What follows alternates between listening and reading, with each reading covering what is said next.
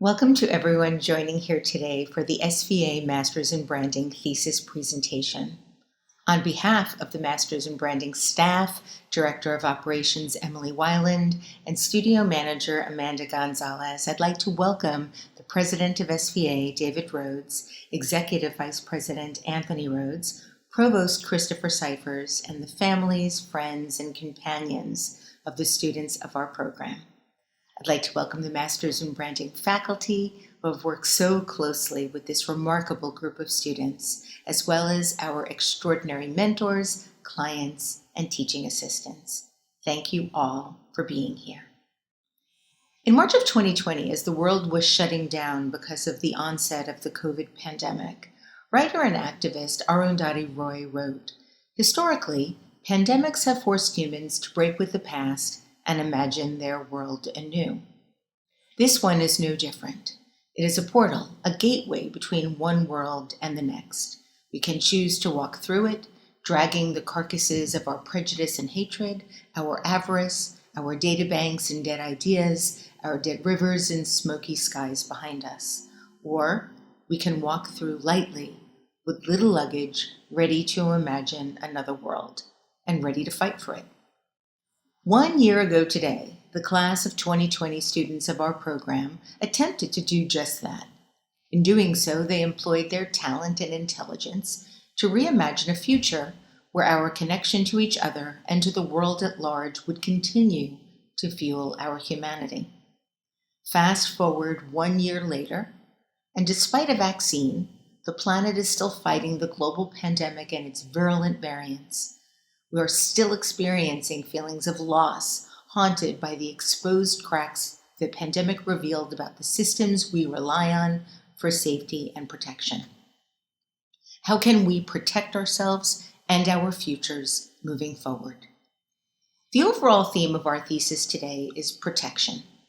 The response to the COVID pandemic continues to affect the social, political, and economic fabric of our society, one where much of humanity are feeling food and housing insecure, are experiencing financial strife, feel unsafe traveling, and are watching in disbelief as the 1% are flying to the outskirts of Earth's atmosphere. Once again, we felt this worthy of academic examination. Today, you are going to see presentations from 5 graduate student groups who have investigated the topic of protection through the strategic repositioning of 5 lenses or brands. They are cryptocurrency, the Metropolitan Transportation Authority, the United States Department of Agriculture, the Department of Housing and Urban Development, and the United States Space Force. I've often said that the condition of brands reflects the condition of our culture. I am hopeful that you will agree with my belief that through this work, you will see optimistic, but also realistic, actionable solutions for some of the biggest challenges humanity faces today. Thank you so much for joining us.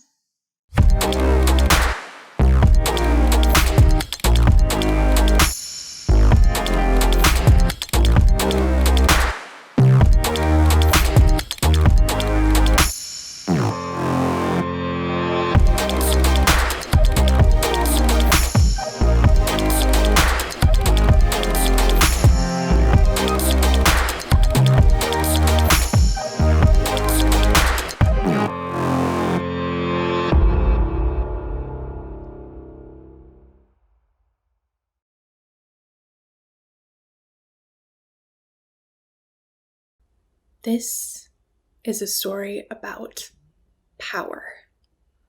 The physics of power, the economy of power, how it acts and how it works.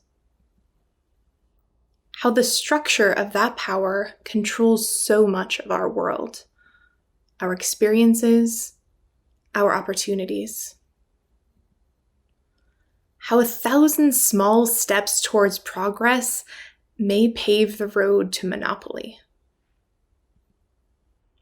The type of power we're examining is expressed through a universal exchange we call money.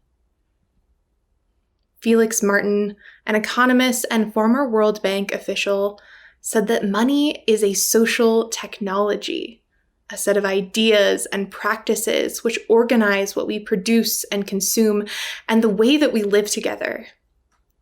It is a powerful, universal fiction that humans share. Money, in fact, is the most successful story ever invented and told by humans because it is the only story everybody believes. Not everybody believes in God. Not everybody believes in human rights. Not everybody believes in nationalism, but everybody believes in money and in the dollar bill. Money is a man-made fiction. There is no inherent value in these pieces of paper we chase. You can't eat them. They won't keep you warm. Their meaning, their value, and their power is manufactured. Cryptocurrency, or money that exists only digitally, is a new chapter in this ancient story. Not just because crypto is a breakthrough technology, but also because cryptocurrency has the potential to fundamentally reimagine and redistribute power, to transform financial access and literacy, and to be an equalizing force akin to the printing press. We have manufactured an exclusionary financial system in which everyone is not welcome. Cryptocurrency, by virtue of its decentralized power model, offers a glimmer of hope, a chance to protect and empower people who have been systematically marginalized by our centralized financial system. In order to understand the story of money, we're going to need to start at the beginning, the very beginning, back to the time before money.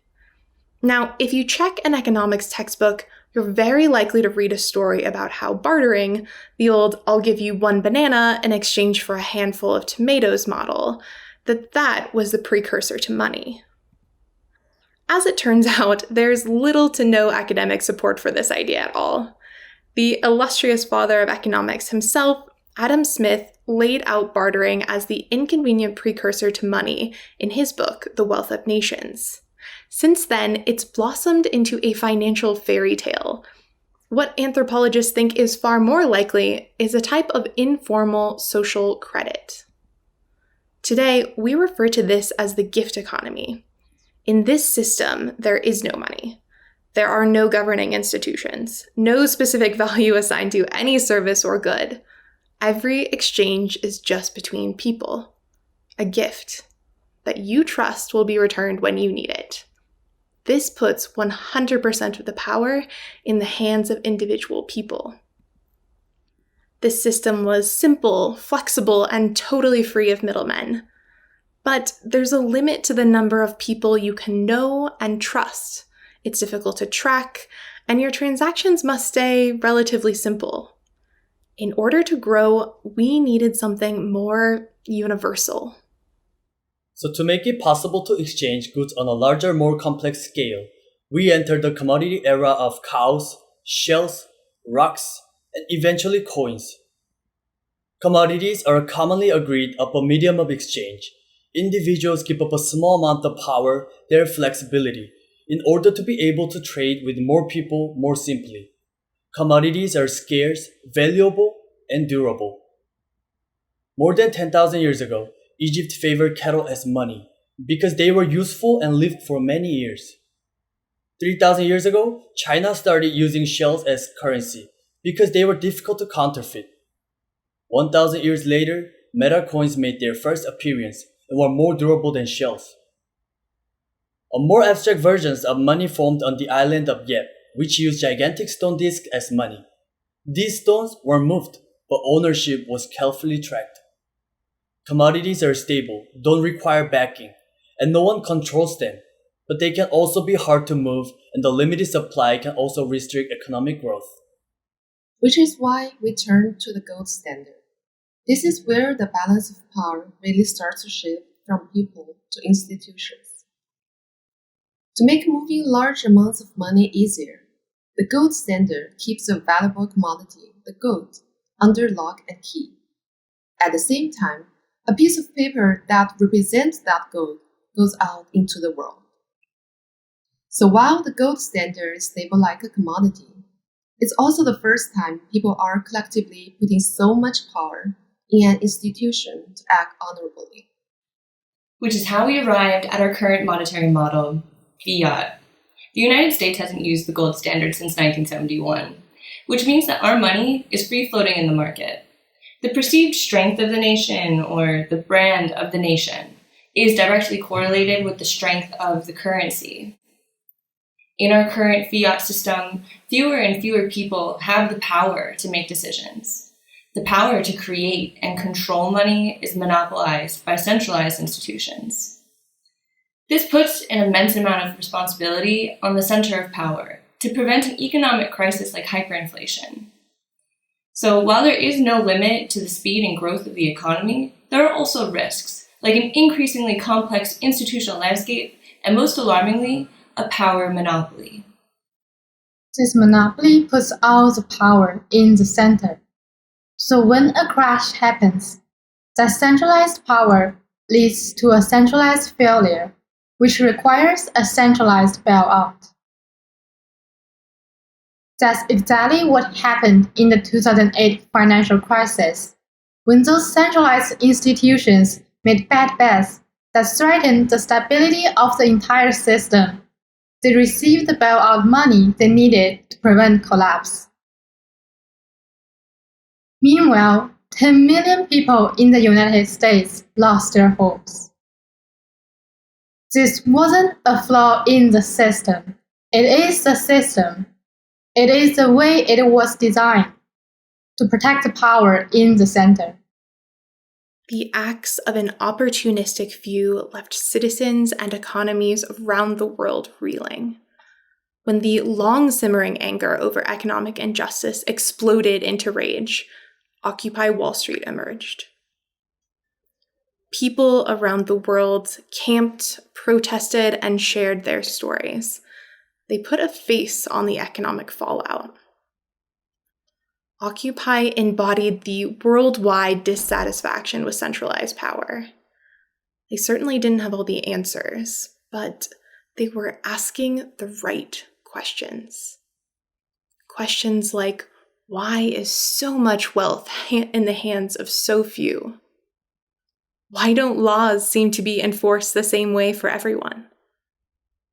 Why should banks be bailed out instead of the people? Why is there a monopoly on power? This is not about hypothetical injustice. These policies have a tremendous human effect. Millions of people, and particularly people of color, lost their homes. They also lost something much more dangerous in our financial society. They lost their credit scores. This is the golden ticket necessary to access so much of our financial system, like banks. Banks deem whole groups of people risky. Millions are left in the dust simply because banks don't need them to make money. And as soon as you are not welcome at a bank, things get very expensive very quickly. If you aren't welcome at banks, you're left to the wolves. Without access to banking, people are forced to turn to the underbelly of our system, like payday loans. With ruined credit scores, you can't get credit with a decent rate or even a credit card at all.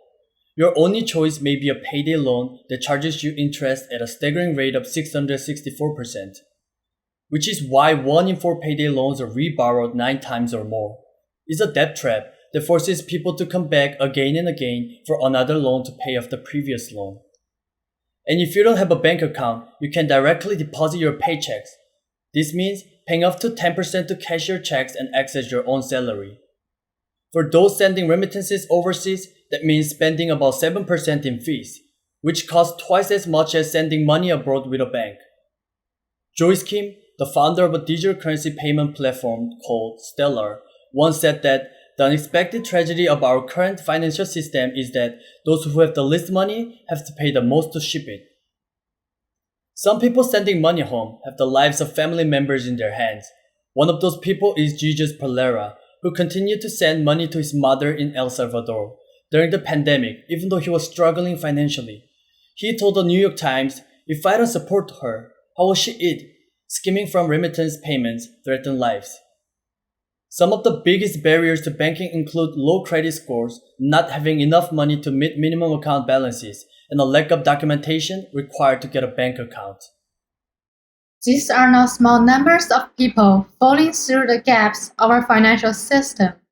When you start to add up the numbers, most people are either already falling through the cracks or one stroke of bad luck away from being left behind. For the 40 million migrant workers in the United States, documentation is often a barrier to entry for banking. Migrant workers sent home more than $500 billion in 2019.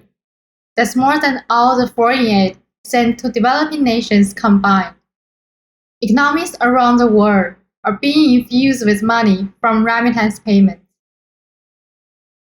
1 in 3 Americans have poor credit scores. Credit scores can be ruined in many ways, not just through late payments, but also from financial abuse and predatory loans.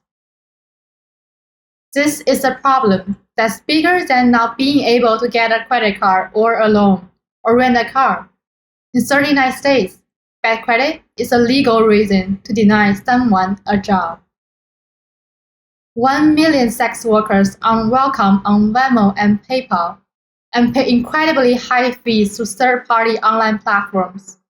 And if the nature of their work is discovered, they may be removed from their bank with no warning. Liala Rue, a human rights organizer and sex worker, faced discrimination when her credit union discovered the nature of her business. She was frozen out of her online account with no warning and eventually received a check in the mail with her balance, but no explanation. She describes the whole experience as incredibly humiliating. Why do financial institutions have the power to act as moral authorities?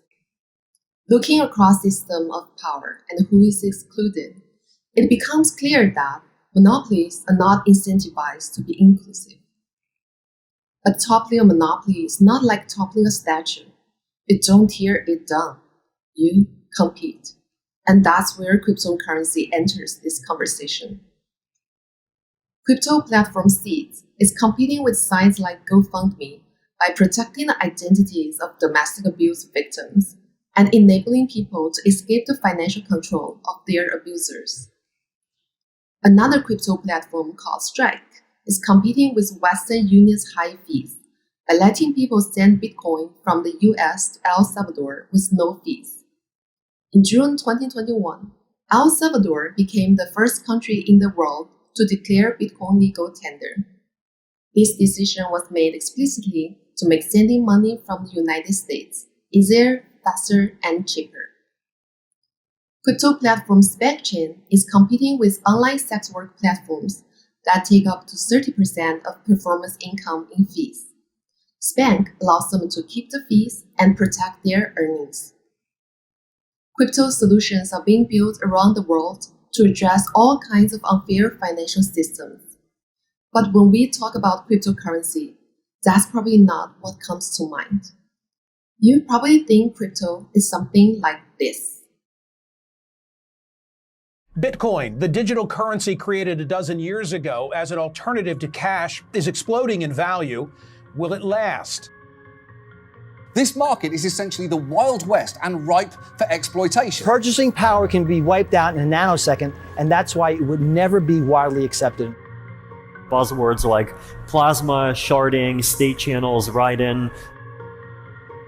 You're literally putting real money onto a system that we don't even know who created it. Cryptocurrencies took a dive recently, with Bitcoin leading in the decline. Bitcoin and all of the crypto space seeing pretty massive swings over the past 24 hours. I can literally put in a trade, wait a few hours, let the exchange rate fluctuate, and I'm actually able to profit from the world's largest financial market in the world. He ended up losing 96% of his initial investment. I mean, how did you deal with that? Not very well.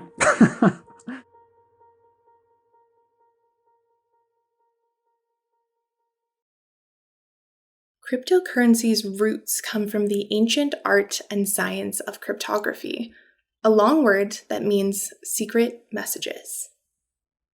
The desire to exchange private messages is nothing new. Ancient Egyptians used non-standard hieroglyphics to encrypt writing in tombs. Throughout the millennia, cryptography has most often been used for war. Spartan generals wrapped messages around batons. Julius Caesar encoded his messages by shifting the alphabet by 3 letters. Each time a code was broken, a more complex system took its place. By the 20th century, cryptography went mechanical. Alan Turing famously shaved years off of World War II by decrypting the Nazis' Enigma machine. In 1945, Claude Shannon wrote a classified paper that laid the groundwork for a new mathematical kind of cryptography. Information that would later be foundational for the existence of cryptocurrency. By the 1980s, computing was becoming more accessible, but only the government had access to cryptography because it was considered a weapon of war. There was a rising fear in technical circles that without intervention, the 21st century would look an awful lot like George Orwell's 1984, a world with no privacy from government. In response, David Choum wrote about a transaction system built on cryptography to fight for privacy in the computer era. Soon, a forward-thinking group of computer programmers emerged.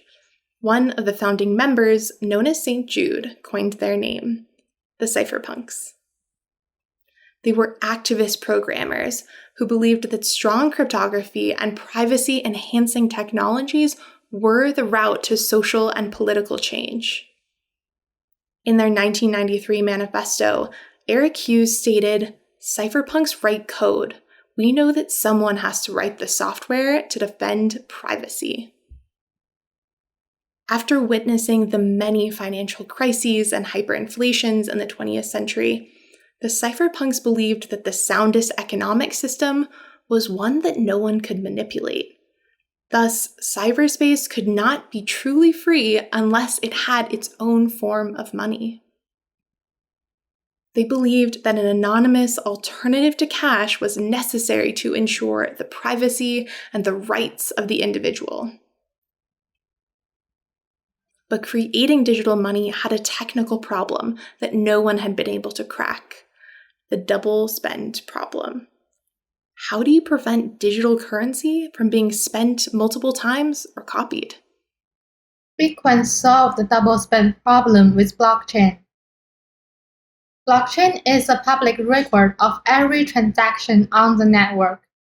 Each transaction is verified by many people on the network, which makes it nearly impossible to hack or game. In order for a transaction to be approved or be added to the chain, the network has to agree those funds really are available. In August 2008, the domain bitcoin.org was registered. By October, a paper explaining the tech of Bitcoin was sent to a cryptography mailing list server. And by January, the Genesis block, or the very first block of Bitcoin blockchain, was mined. Mining is the process by which a Bitcoin is created. A Bitcoin is mined by computers solving a complex puzzle. The reward for solving the puzzle is the Bitcoin. Hidden in the lines of code of first mined Bitcoin was the message, "Chancellor on brink of second bailout for banks." This was a newspaper headline from the day the Genesis block was created, which has been interpreted both as a timestamp and a comment on the instability caused by centralized banking. This headline positioned Bitcoin as a choice, a way to opt out of institutions that are too big to fail. All of this was done by the mysterious Satoshi Nakamoto, the anonymous creator of Bitcoin. No one knows who they are, and they completely left the Bitcoin system shortly after getting it up and running.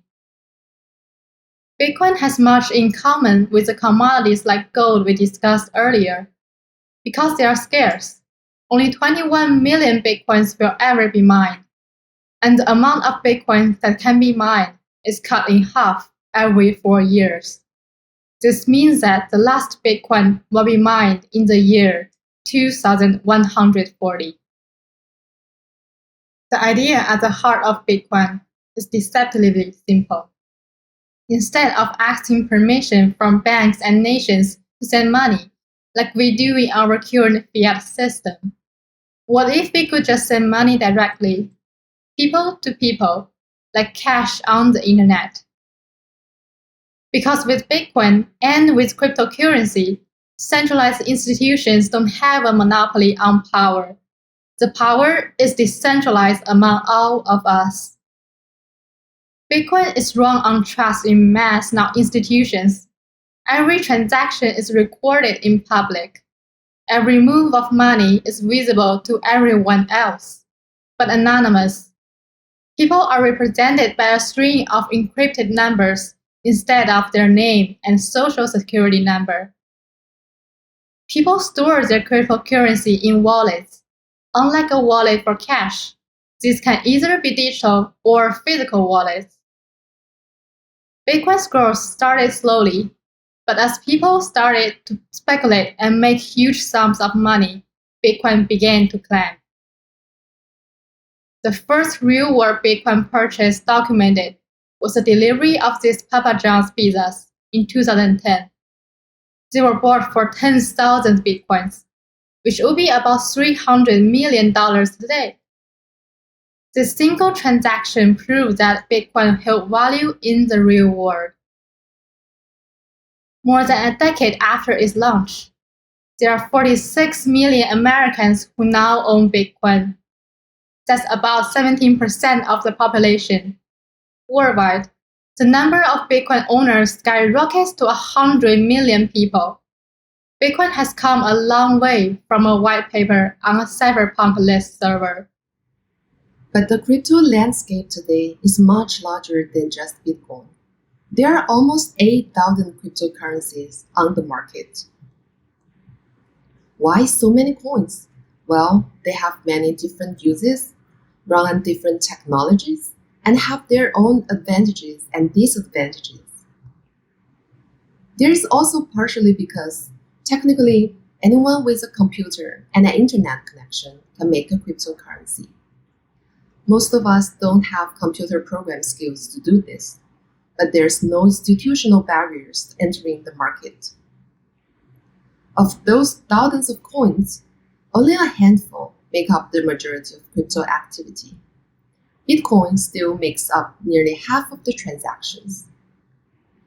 Bitcoin, the original cryptocurrency, is still the #1 traded coin, and it has the largest market cap. Next, we have Ethereum, the younger, hipster little brother of Bitcoin. It is not only a currency, but a decentralized computing platform with smart contracts that can run a variety of applications, such as creating NFTs or non-fungible tokens, and decentralized finance apps. NFTs made headlines in 2021 when the artist Beeple sold an NFT for $69 million. Tether is what's known as a stablecoin. To protect from volatility, stablecoins have a value that matches a fiat currency, like the US dollar. Many people will move their cryptocurrencies into stablecoins when the market is highly volatile. Since coins like Bitcoin and Ethereum can be very energy intensive, coins like Cardano have developed new technology that uses about 1% of energy of Bitcoin. And then there's Dogecoin, the coin first created as a joke, but which rocketed to popularity this year after a series of tweets from Elon Musk. Not all cryptocurrencies are serious, but they can still make serious money.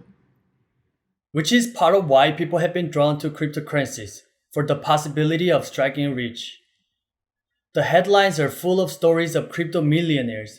People see stories of Ohio teenagers with luxurious sports cars and Dogecoin millionaires. But there are also many reasons people do not want to invest in cryptocurrencies. Crypto has developed quite a reputation for risk. The swings in Dogecoin value this year were largely related to Elon Musk's tweets. The landscape of resources to learn about crypto is a mix of very technical jargon and community that seems to speak another language of crypto-specific slang. Looking at the leading faces of crypto, you might notice a trend. They are overwhelmingly white, male, hetero, and rich. This technology has the potential to be for everyone, but right now, the big winners are the same people who always win. The perception of crypto is that it's risky, complicated, and unrelatable. This very perception of crypto prevents it from gaining traction in communities that could benefit most from this technology. This is not an audience that can afford to take risks. One of the people we spoke to works multiple jobs to support his family abroad, and he told us, "I think that cryptocurrency is a platform for a specific number of people. I'm in a situation where I cannot additionally invest in cryptocurrency or gamble my life." This perception of cryptocurrency overshadows the very real potential of this technology to challenge unfair monopolies. This is a brand problem that we are here to remedy. People need a trusted place to weed out bad actors in crypto, to demystify crypto through approachable education, and discover personalized solutions to the financial struggles they are having in their real life. If cryptocurrency was fundamentally accessible, it could topple the financial monopoly. Here's how we're going to do it. Can you really use crypto to send money? Is it risky? Wait, what even is crypto?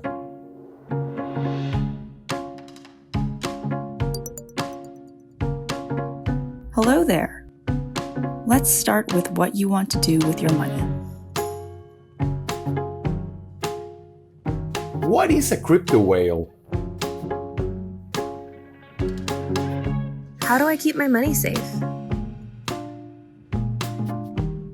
What's the best wallet? Whatever your question is, all you need to do is ask. What will you topple? Introducing Topple, a revolutionary tool that makes cryptocurrency accessible by equipping people with the information they need to feel confident in their financial decisions. We do this in a few ways. First, by rating coins based on a series of metrics, including volatility and eco-friendliness, so that people don't have to dig through Reddit or rely too much on a friend's opinion to get insights and answers for their investment decisions. Next, our smart bot Topple maintains a constant conversation with users, providing protection by always putting the right information right at their fingertips. Our identity relies on the most approachable symbol of money, the good old piggy bank. Topple brings finance back to basics, and the friendliness of the Topple pig nose is highly emotive. It lends our system a range of behaviors and expressions. Topple's potential is twofold. We protect people from being taken advantage of by recommending trusted platforms, and we educate people on the advantages that they may not know that they have, all through crypto. You can find us on any web browser at topple.world. The Topple experience begins with questions that gather basic information to set up your profile. The goal here is to provide an experience that feels immediately like a conversation. The user should not feel overwhelmed by a form, but greeted and understood. Topple wants to optimize the experience for you, so it'll ask you questions like, what languages do you speak? Where are you from? And what do you do? The conversation then moves into a financial needs assessment. This portion is designed to better understand which services could be immediately helpful to you. Like, for example, we might ask, are you interested in sending money abroad? Because we might be able to connect you with a service at the end of the quiz that gets you a little bit closer to your goals before you even sign on to the site for the first time. Because at the end of every first Topple conversation, we make a few trusted recommendations for platforms that meet your needs. For example, if you're new to cryptocurrency, you should probably start by setting up your first wallet. And you may wonder, why are we recommending these specific services? And Topple offers transparent answers that help you understand the landscape better. Once you've chosen a service, Topple sends you off into the world and redirects you to the recommended site. You might have chosen Coinbase. But Topple doesn't leave you here. Our experience includes a browser extension that recognizes when you're in a cryptocurrency-related site. Here, it'll activate a chat session to check in and ask if you have any questions. Maybe you're interested in purchasing Litecoin and want to ask Topple about it to find out if it's the right investment for you. When you return to topple.worlds, you will find two main features. First, on the left, is the Topple chat. This is where you can talk to Topple and connect with your friends to talk about cryptocurrency, news, and other happenings in the cryptocurrency space. On the right, you can check Topple-rated coins and get more information about them. As you can see, the interface is highly adjustable, so you can get what you need when you need it. Swiping up brings you to Topple aggregated news from around the internet that is curated based on your interests. Finally, clicking on the ellipses in the right corner reveals your Topple alerts. This layer of protection is there because it lets you know when certain coins are highly volatile or when there are only small jumps in the market, and it's okay to hold on to your coins. Our signature sliding screen design links back to our brand equity, the Topple pig nose. The experience is uniquely Topple, as it reflects the scaling of each dot to provide an experience that is unique to you. And Topple doesn't just live online. We'll take it to the streets by first directly challenging a global symbol of power, the Wall Street Bull. We'll send Topple pigs around the world to raise awareness that Topple is here to guide people through the next era of decentralized finance. Through our investigation of cryptocurrency and through creating Topple, we've learned that there is more to money than meets the eye. It isn't about cows, coins, or crypto. It's about people, our shared understanding of power and values. By flipping the power and making crypto accessible, we can build a future in which people from all walks of life have fair financial choices. After more than 10,000 years of the evolution of money, now is the time to finally make money fair. Thank you all for that thesis and the delivery. We have some questions, of course, for you to answer and defend your thesis. The first question is about where you started versus where you ended your thesis. You started your thesis hypothesizing about the Hitchhiker's Guide to Crypto. What was the biggest change you made from your starting assumption to your ending solution? Okay, so we started with the idea of Hitchhiker's Guide because we knew from our research that people perceive cryptocurrency to be complicated and techy. We thought that people could use a handy guide to help them navigate and encourage wider adoptions. What surprised us was that the cryptocurrencies wasn't just a new investment option, but it also had the potential to be a viable alternative to so many other financial institutions that exclude people. So that's actually a far bigger idea and far more important idea that can help many more people. When we observed that the people could actually really use their lives improved by crypto, didn't see themselves reflected in crypto, we decided to create a highly practical, customized platform to help connect people to solutions for their daily lives. In this way, crypto is no longer an abstract concept. It is a real alternative that can help people immediately and ultimately working towards our goal of making money fair. So that's our answer to the hypothesis question.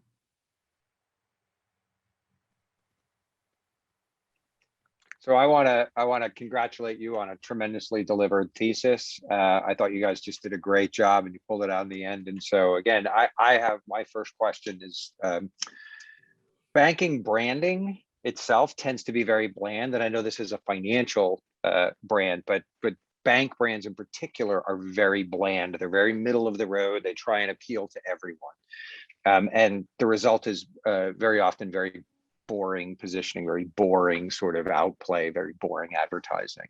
You have a very diverse audience ranging from sex workers and felons to, people with high risk financial profiles to migrants. How are you going to make sure that this brand stays very interesting? It doesn't end up in the same place, which is trying to satisfy such a huge audience. You end up in a very boring place. You're right. Our audiences are very diverse, and that's something we worked with throughout this entire process. And from our research and our interviews, we discovered that these folks are not united by very many life experiences, except that they are all used to having the door slammed in their faces by those bland appeal to the center, middle of the road banks. So to make Topple really relevant and engaging to such a broad swath of people, we focus on creating space for non-judgmental, really personal conversations through our Topple chatbot. So from the very first screen, Topple is not making assumptions, it's just asking questions. And I think this helps make Topple such an engaging brand, not because it's trying to be everything to everyone, but because it's exactly what you need when you need it. And we firmly believe that there is not much that's more engaging and less bland than something that's custom designed for you.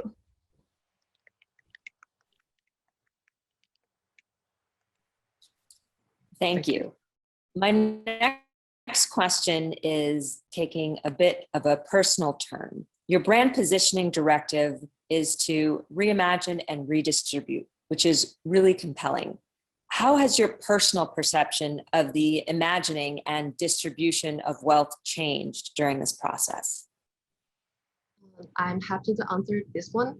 So before I started this project, bank to me is just an institution that allows me to save my money, send money internationally because I'm an international student, and also to use my credit card. I knew that if I didn't put enough money in my account or I didn't pay my credit card on time, the bank will charge me a certain amount of fees. It was annoying sometimes, but it didn't affect me, didn't affect my life a lot. And I've never thought that all this could be done in another way because this system already exists a long time ago before I was born. However, as I spend more and more time doing research, I realized that there are many people who are excluded from the financial system and being punished simply because they are poor. As we mentioned in the thesis, unbanked people have almost no access to financial services. Migrant workers pay huge fees to transfer money back home, and sex workers are banned from online payment system. So for those people, cryptocurrency is not just some techie risky investment game played by white rich guys, but it is an option that offers a new way to overcome many of the challenges they face in our current financial systems. So cryptocurrency allows these untainted people to gain financial autonomy. So they don't have to pay high fees to cash out checks or send money back home internationally. And they can save and protect their own money and put it to good use for their families and themselves. And also, because of the existence of cryptocurrency, the centralized financial system now have competitors that they can no longer hold the monopoly power, and then they may be forced to change.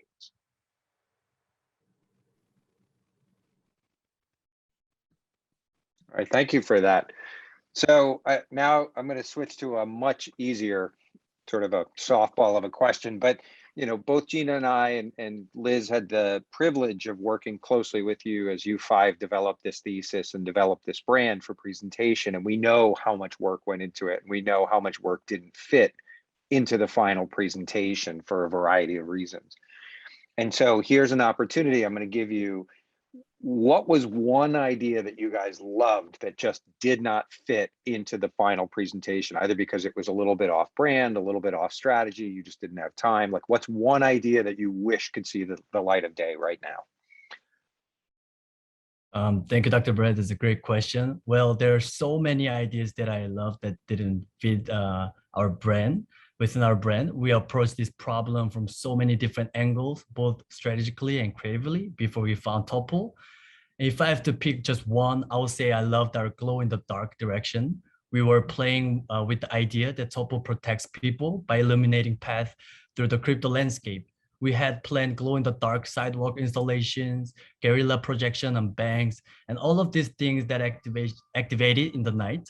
I thought that it was a truly emotional and empathetic approach to telling this story, but ultimately it was a little bit limiting. And the very dark aesthetic wasn't helping us make cryptocurrency more approachable to more people than ever before. So we had so much fun working on that creative, but ultimately it wasn't right fit for our audience. Yeah, and I think that was a wise choice. I think it was a little foreboding. So thank you for that answer. So I'm echoing everyone's congratulations on a thesis that was wonderfully designed and well told. My question has to do with the future of Topple. Where do you see Topple in 5 years? And specifically, how can you expand and extend your goal of protection and education into crypto-adjacent areas like non-fungible tokens? Thank you, Liz. Topple provides protection through rating and recommending platforms for people who are not appropriately cared for by the centralized financial system. So looking down the line in 5 years, Topple will continue to play a role in facilitating the growth of new decentralized financial technologies, maybe even potentially as a think tank, by connecting the right talent and the right minds to areas of need. Because cryptocurrency and adjacent areas like non-fungible tokens are new frontiers, and they're new frontiers of possibility. So Topple can play a role in expertly identifying how these technologies can best provide competitive options to traditional services. Well, congratulations again to all. It was wonderful to work with you, and we can't wait to see what you do next. Give yourselves a round of applause. You did a really tremendous job.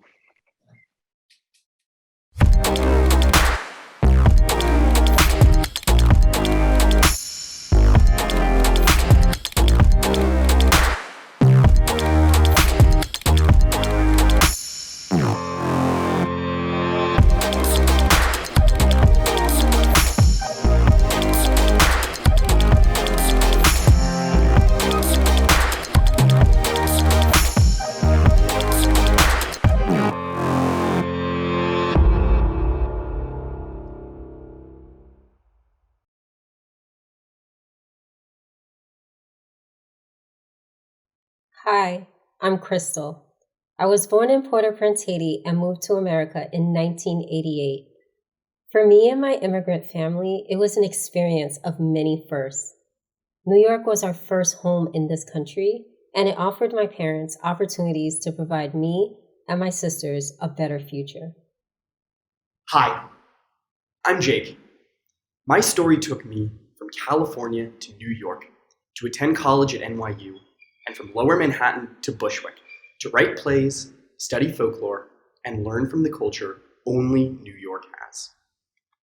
Hi, I'm Davis. I served close to a decade in the U.S. Navy stationed around the world. I left the uniform seeking a more creative life, and what better place to go than New York? My experiences here have helped shape the next chapter of my story. Hi, I'm Celine. I moved to New York from South Korea last year to study for my master's in branding. For many years, I have been dreaming of exploring the world and coming to the city that never sleeps. Since being here, I can't imagine being any place else. And our stories are not unique.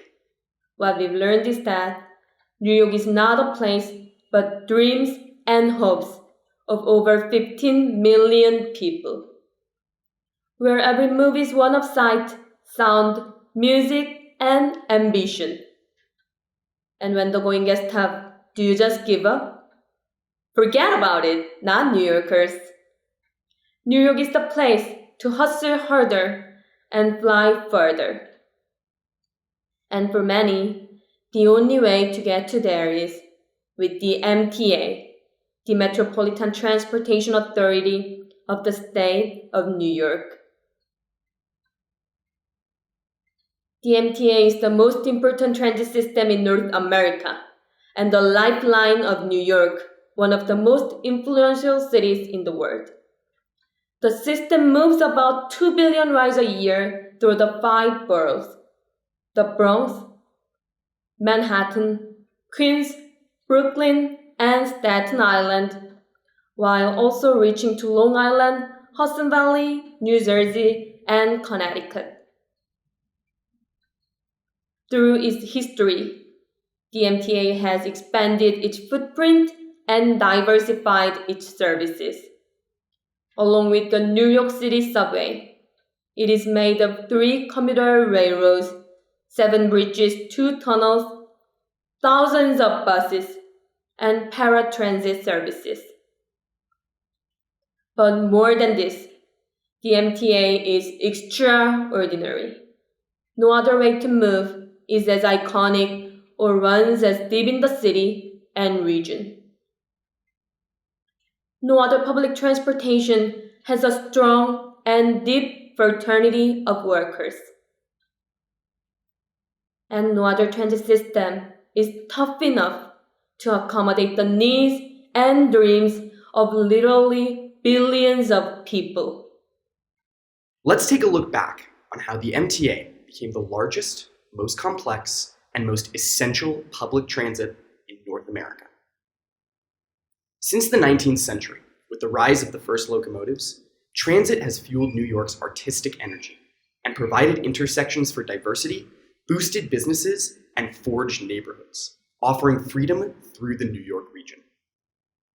Even in the past, new inventions like underground trains, automobiles, and bicycles led New York to become a champion of choice, energy, movement, and progress.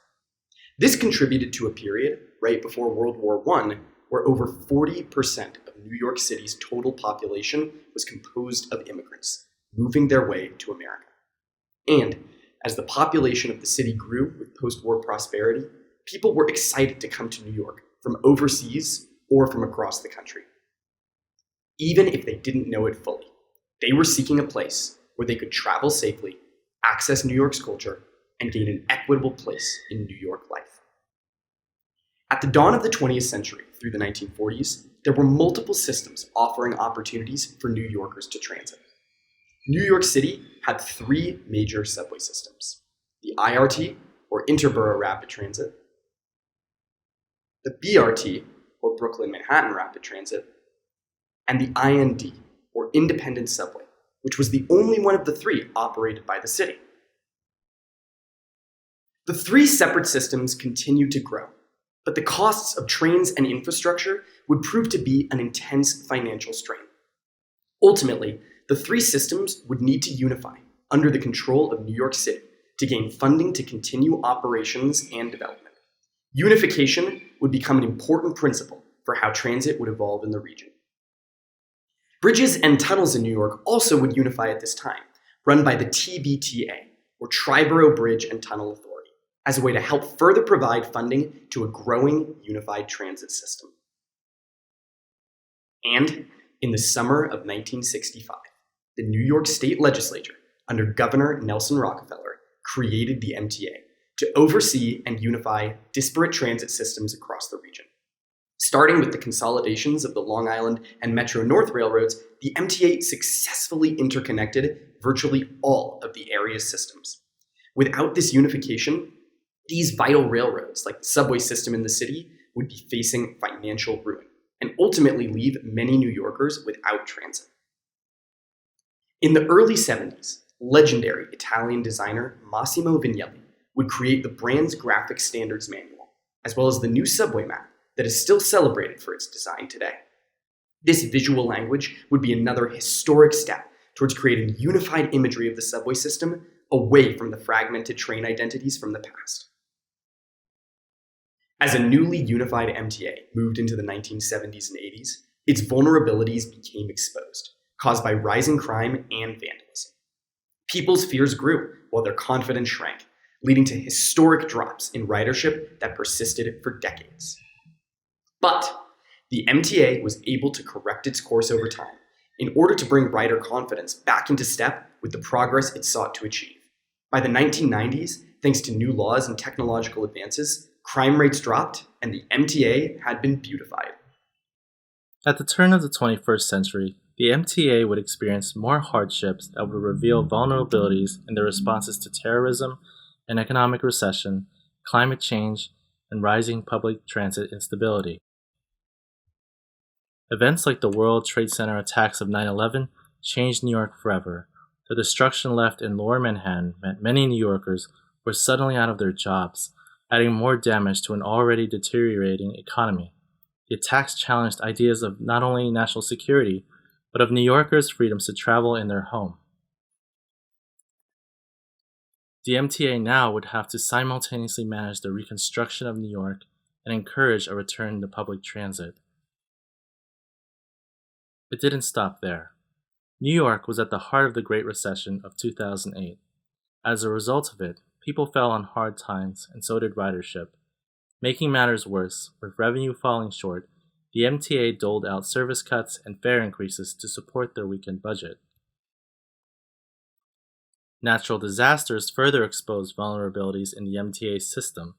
The flooding of the region from Hurricane Sandy in 2012 revealed how ill-prepared the system was in responding to the imminent threats of climate change. In 2017, Governor Cuomo declared a state of emergency for the MTA in response to outdated tech and infrastructure causing costly and frustrating delays for both the system and its riders. Its reputation had become one of unreliableness. Riders had reached a boiling point with their frustration with the system and were looking for feasible opportunities. This period would become advantageous for rideshare apps like Uber and Lyft, which grew their businesses, seducing riders away from the MTA by offering subsidized rides and a more personal experience. Through the brand's initiatives to address their state of emergency, the MTA by this time released several apps in an attempt to make their riders' experiences better. The releases were spread across different networks, making cross-system trips confusing to plan. During this period, both the state and city would work together to help the MTA with unprecedented and ambitious initiatives to modernize and enhance the transit system with the announcement of the MTA Capital Program 2020 through 2024. Over $50 billion of funding would make this the most significant investment in MTA history, 70% larger than the brand's last program. One of its most significant initiatives is integrating MTA's new digital touchless fare pay system that has been in the works for the last 5 years to move us away from the now outdated Metro fare card system. One Metro New York, or Omni, would take on a new visual identity created by the distinguished international design consultancy Pentagram under their partner Michael Beirut. Omni brings the MTA one step closer to superseding the need for other third-party apps by unifying payments. To address the frustrating reliability issues of service, upgrades to signal technology for trains were added as a major initiative of the Capital Program to help ensure they run more effectively in the future. The Capital Program is investing in building new stations, connecting underserved neighborhoods, and adding critical accessibility features such as elevators. It is also addressing climate change by electrifying their bus fleet. This will propel the brand towards a zero emissions goal, contributing to New York becoming the nation's most carbon-efficient state. While the MTA continued to launch these great initiatives to improve the rider experience, our interviews with riders revealed that many New Yorkers are unaware of these efforts. 88% of New Yorkers we interviewed could not identify the MTA Capital Program or any of its initiatives. In 2020, COVID-19 shook the world. The pandemic exposed even more vulnerabilities in the MTA. While New York became the global epicenter for the pandemic, the MTA's ridership, which was already in decline, dropped by 90% across trains, subways, and buses. and its daily riders faced extreme anxieties about the system. And this ridership has still yet to return back to pre-pandemic numbers. As New Yorkers begin their economic recovery with the release of the vaccine, the pandemic will continue to prove to be one of the MTA's many challenges. In speaking to riders during our research, we learned the MTA is not perceived to be a good experience, to say the least, resulting in increasingly low confidence in the system. The MTA has the opportunity today to jumpstart another serious course correction. But to do that, it's going to need to address some substantial problems. And riders share the same feedback on social media, speaking to the challenges that they face to do everyday things like going to work and school on an unreliable system. For the majority of New Yorkers, public transit is their only option. Breakdowns have also become a part of the New York routine, with an alarming increase in the frequency of stalled and late journeys, like the beach-bound commuters who were stuck for hours on a Long Island bridge this summer. But the system has not only failed riders who rely on it to get to work, but also those who have moved away from the city and have the option to work from home. These changing work trends and rider demographic shifts are causing many New Yorkers to feel disconnected and underserved from the MTA system. Before the pandemic, David says, I took the subway every single day. Now, I rarely take it.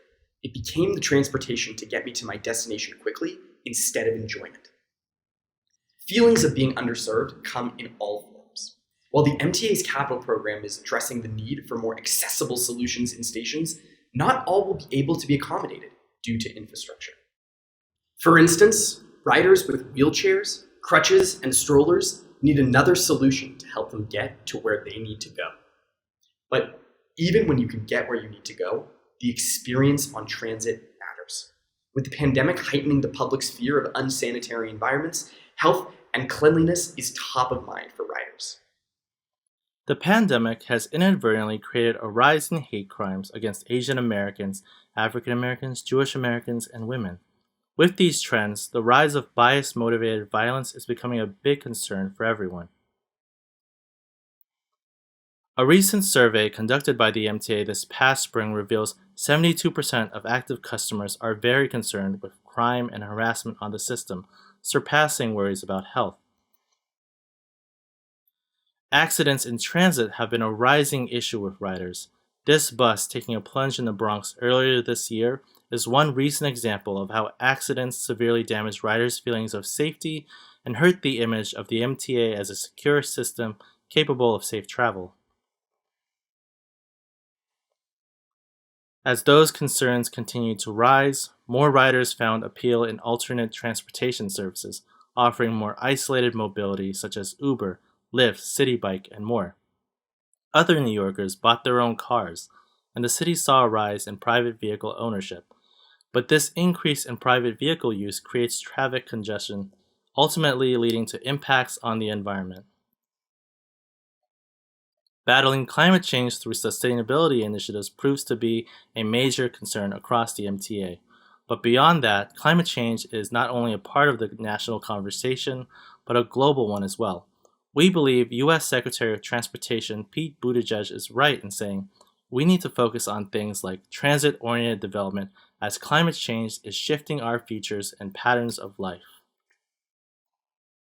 The recent floods in the system from Tropical Storm Elsa are evidence that our initiatives toward climate change impact the imminent threats we face today and will determine our survival. Riders do their best to deal with adverse environments in hopes that things can only get better.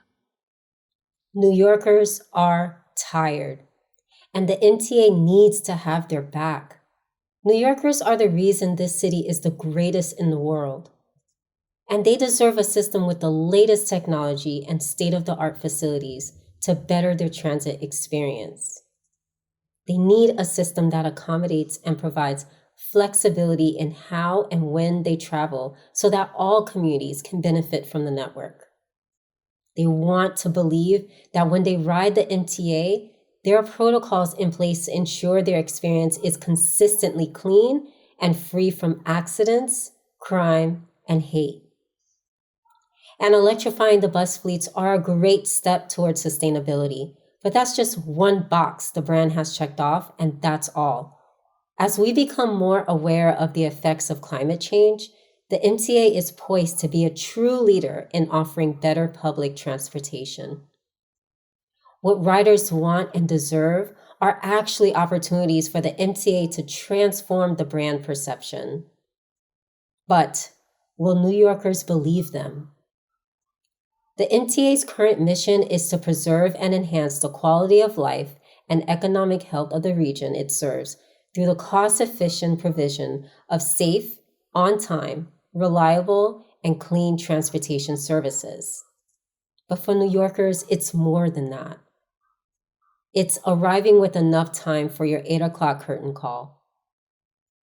It's celebrating culture with Boricuas on Graham Avenue. It's feeling safe enough to share your voice with anyone who will listen. And it's enjoying the scenic route to Coney Island. The brand needs to evolve from making rides transactional to a more personal experience with New Yorkers. Because transportation is more than hauling people from point A to point B. It's about the journey. And we believe every rider deserves to have confidence in their journey to work, learn, connect, and explore. New Yorkers should be able to expect that every experience with the MTA can be optimal, equitable, safe, and sustainable. With this new positioning, the MTA will proudly communicate to New Yorkers, it's your journey. And to bring this idea to life, we introduce MTA My Way, a new transit experience where you and your journey are at the center. In order to activate this positioning, we would roll out the following initiatives. The MTA will optimize New Yorkers' journeys with a personalized MTA My Way app, providing ease of use and relevance to riders' needs at every touchpoint. The MTA experience should be equitable by connecting to more communities easily. It will offer equity with the MTA Rewards, which is the loyalty program with all New Yorkers sharing in the benefits of the system while accommodating their many ways of traveling. And the MTA will ensure safety with the MTA service to provide clean and secure systems 24/7 for riders. And the MTA will be more sustainable with the MTA Moves ecosystem, which will be a part of a commitment to resilience against the imminent threats of climate change for long-term viability. First, we introduced the MTA My Way app, which will consolidate all of the current MTA apps that riders currently use into one platform. We know New Yorkers have many ways to get to where they need to be. MTA My Way app will serve as the ultimate centralized transit platform with all the mobility needs in one place 24/7. More than that, it will not only provide solutions in-app, but will connect riders in-person activations and expand on new services that MTA offers. Optimizing My Way will include features to be more personalized and customized. When the riders download the app and create an account, they can add their image, pronouns, language, and location, and even their preferences related to all the activities with the MTA in the New York region. This information will be used to personalize the app experience at every rider's journey. After customizing the profile, they will get real-time notifications to track their own journey whenever and wherever they go. and it will be with an ecosystem of diverse transit methods of the MTA My Way. And even when they miss the transit, MTA My Way will provide the rerouting alerts and the stop recommendations in partnership with local food and entertainment businesses based on their preference. The personalized feature will make the riders to be more enjoyable for MTA transit and connect with local businesses in the region. After receiving the information about how to get to the destinations, what if riders lost their way in the crowded station? With MTA My Way, riders don't need to worry at all. To further optimize this experience, riders will have AR wayfinding with accessible multilingual features and auditorial assistance. Beyond optimizing My Way, we want New Yorkers to feel equity when using the MTA system. Riders will earn rewards, and the rewards will range from free rides, discounts to curated New York restaurants and cultural landmarks. And going beyond that, the loyalty program will allow riders to donate their rewards to a cause they believe in. Through this partnership between the MTA and local organizations, riders can support the causes they value the most. Riders can donate in the app or attend in-person events. The loyalty program is a long-term initiative that rewards New Yorkers to motivate them to use the system more often. We heard from MTA riders, safety is a huge concern for them. If a rider is ever in need of help during their transit experience, they can access the MTA service at any time, chat with MTA members, and get in-person help. The MTA will be beyond the app. New Yorkers will have access to schedule a service in advance while planning a journey and ask for assistance at a nearby station booth. This program aims to give riders a sense of comfort and confidence while using the MTA system. MTA is making great strides in going green by updating its fleet to clean energy vehicles.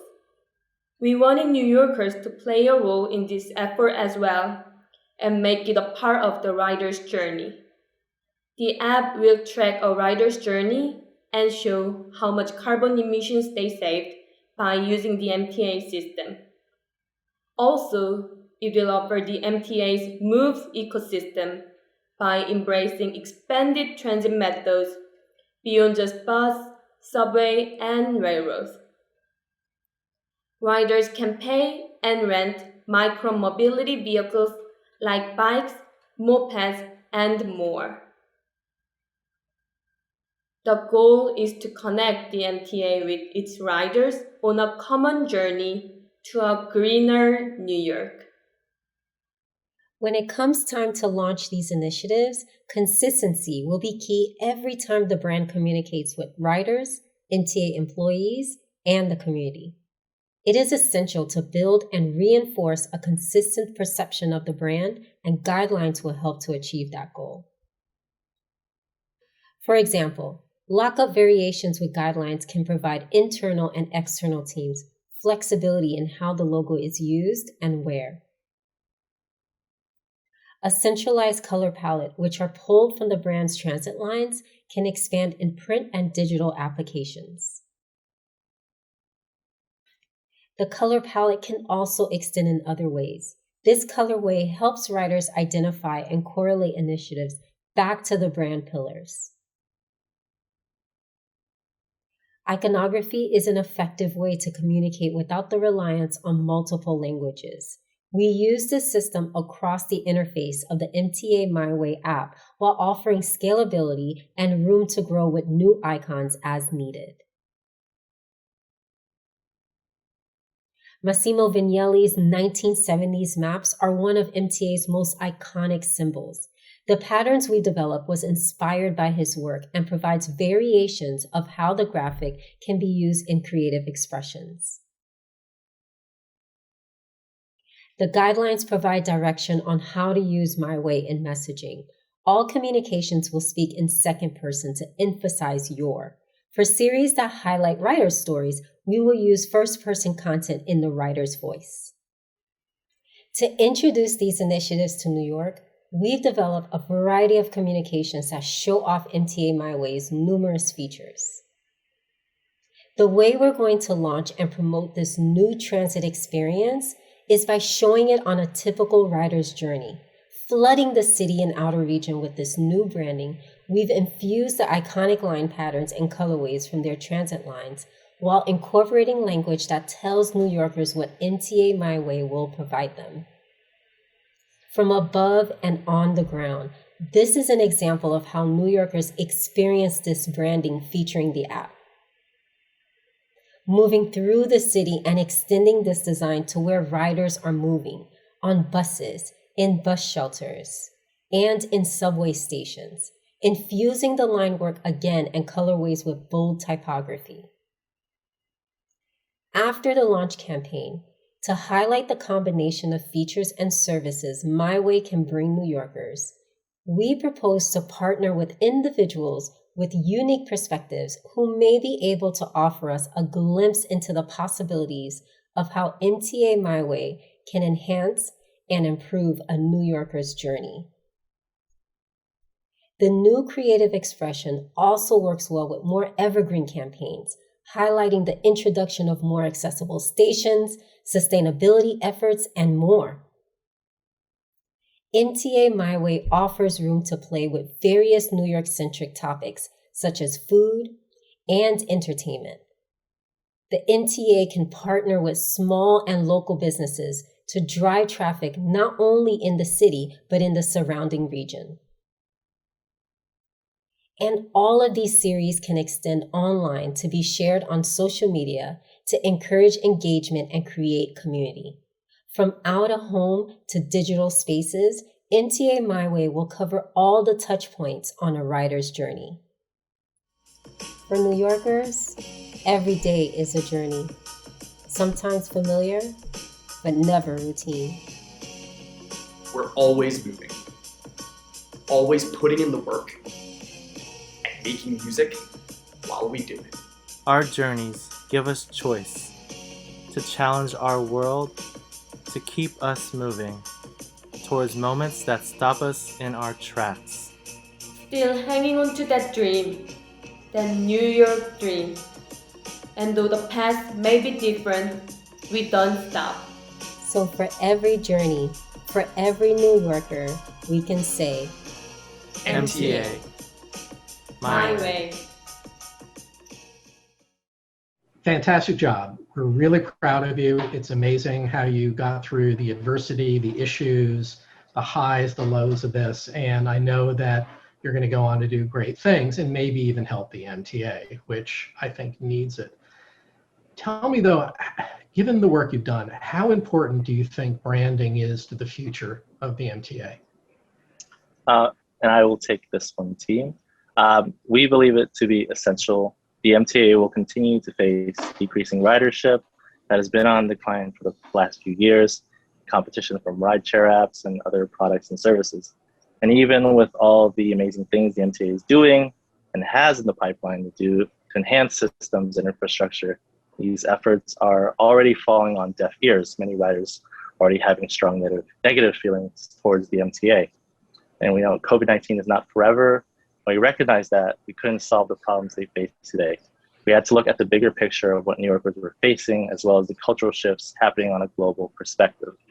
We infused social injustice issues as part of the problem the brand faces and will continue to face in the future.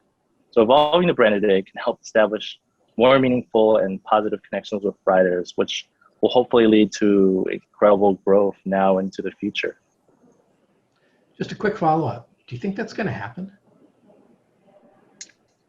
The decrease in ridership, or the?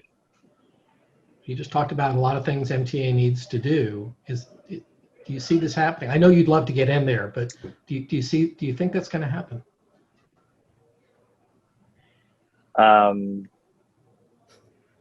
Do I think the FTA will evolve? Yes, I do think it will happen.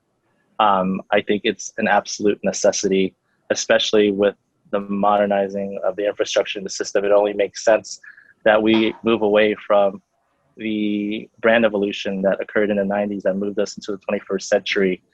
It's almost the perfect opportunity now that we have this new initiative where we are making big changes to now create a brand new, not create a brand new, like evolve once again.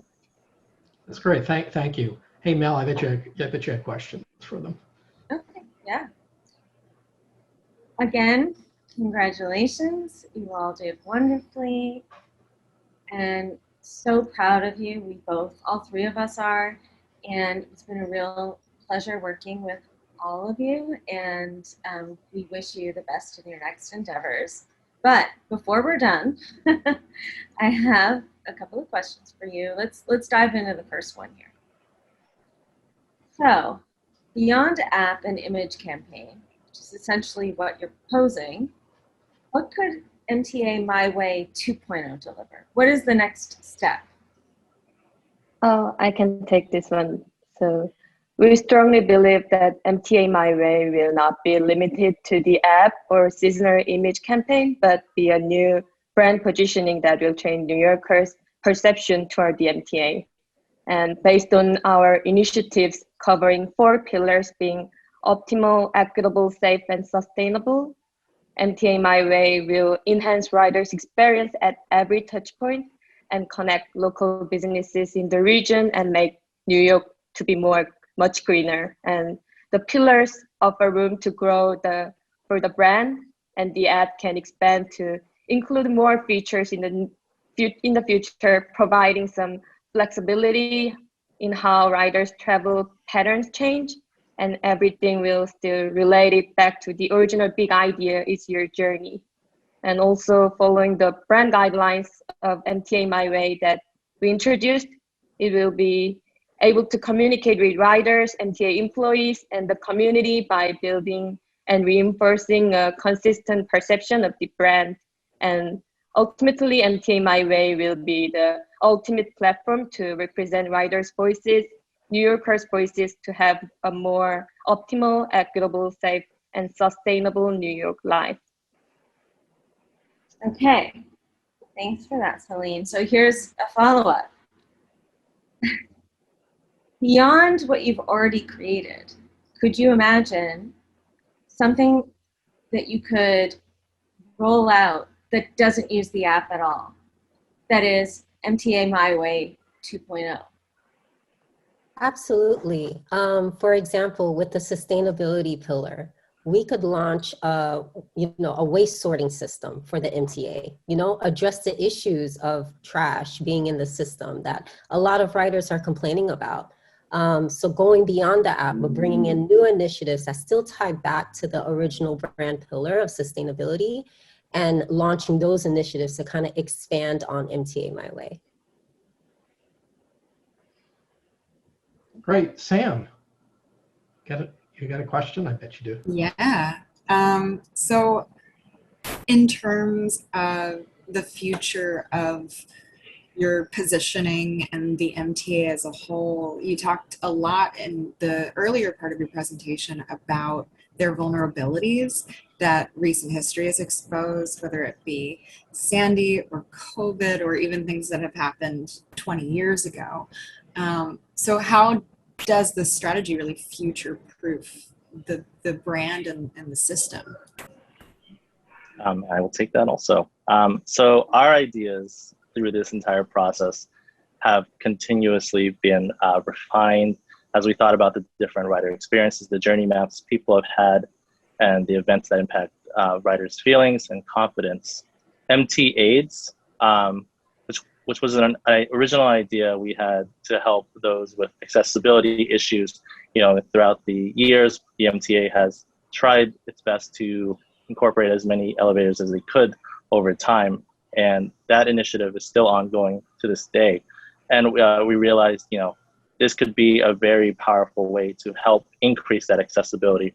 But as we continued along the process of like refining this idea, we realized it could also be useful for those who may feel less safe these days. More recent events with rising crime. So it became this, we were able to tackle two problems we had with one of our proposals.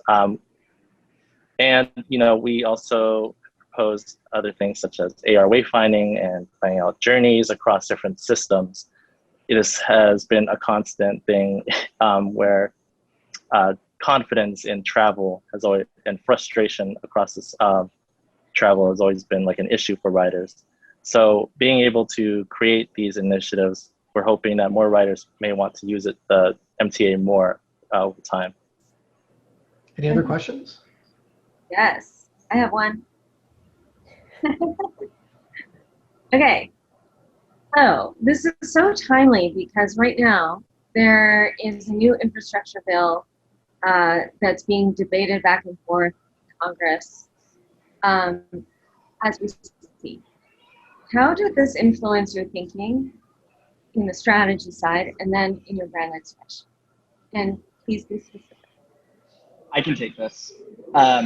So even though we know that more work needs to go into the specifics of the bill to get everyone to agree before it's made into law, we know from our research that the focus of this new infrastructure bill lies very heavily on transportation, which is the arena of the MTA. And it's also really focused on providing opportunities to update, fix, and introduce new technology to all of these systems, especially New York systems. We also know from our research, another major focus of that infrastructure bill, which is to come, is to ready current infrastructure for the effects of climate change. So in turn, one of the ways that we anticipated this was the MTA Moves ecosystem, offering new ways of getting to where one person needs to be. This can provide new job opportunities for workers. It can also provide other ways that the city can safeguard itself against the effects of climate change, which is a focus of the bill. We also created MTA My Way, and in that creation, we sought to echo the attitudes of the current Biden administration and create systems that granted new opportunities to the MTA. For example, MTA aid positions, a way to bring in a new workforce to a new position that is still vital to protecting riders and their journeys. And we also know that these programs invest in initiatives that offer opportunities to build sustainability into the system for riders, but also for these new positions for workers that can also be involved in modes of transportation and operating those modes of transportation or repair. So ideally, all of the things that we were created find different ways to address the dual focuses of this new infrastructure bill.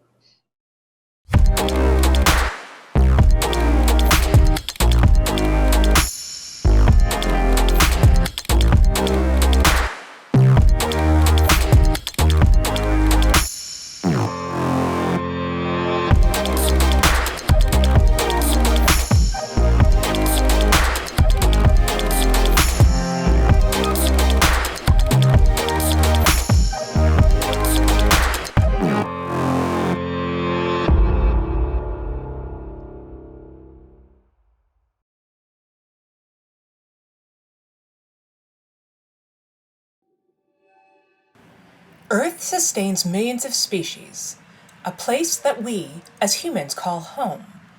But what lies beyond is a source of infinite wonder to all that look up and ask what is and what if. Our understanding of the universe is tied to our understanding of ourselves. Our very existence comes into question. Across billions of stars in our Milky Way, we have found the very building blocks of life, confirming that stars are our life source, but this knowledge has developed over centuries. We once thought the Earth was flat until Plato showed us that the Earth is round. We once thought the Earth was the center of the universe until Copernicus developed a radical theory that was condemned as heresy at the time, that showed us that the sun was the center of our solar system. The universe opened up to us and became our mythic quest. The quest has revealed billions of galaxies, the basic building blocks of the cosmos. And the possibility of a multiverse is very real, challenging the nature of our reality. Earth is nearly atom-sized compared to the universe. In the vast emptiness of space, Earth is the sole option that we currently know of for supporting life, sustaining all of us. Earth must be protected. Today, we are at a critical point. Space, the domain that gave us life, has become part of us in new ways, shaping our behavior from simple phone calls to complex financial transactions, all dependent on the satellite network we built above, orbiting the Earth. Our ability to explore the Earth, to connect with each other, to predict future events, all rely on space. We are reaching a new golden age of space exploration, where the seemingly impossible is becoming reality.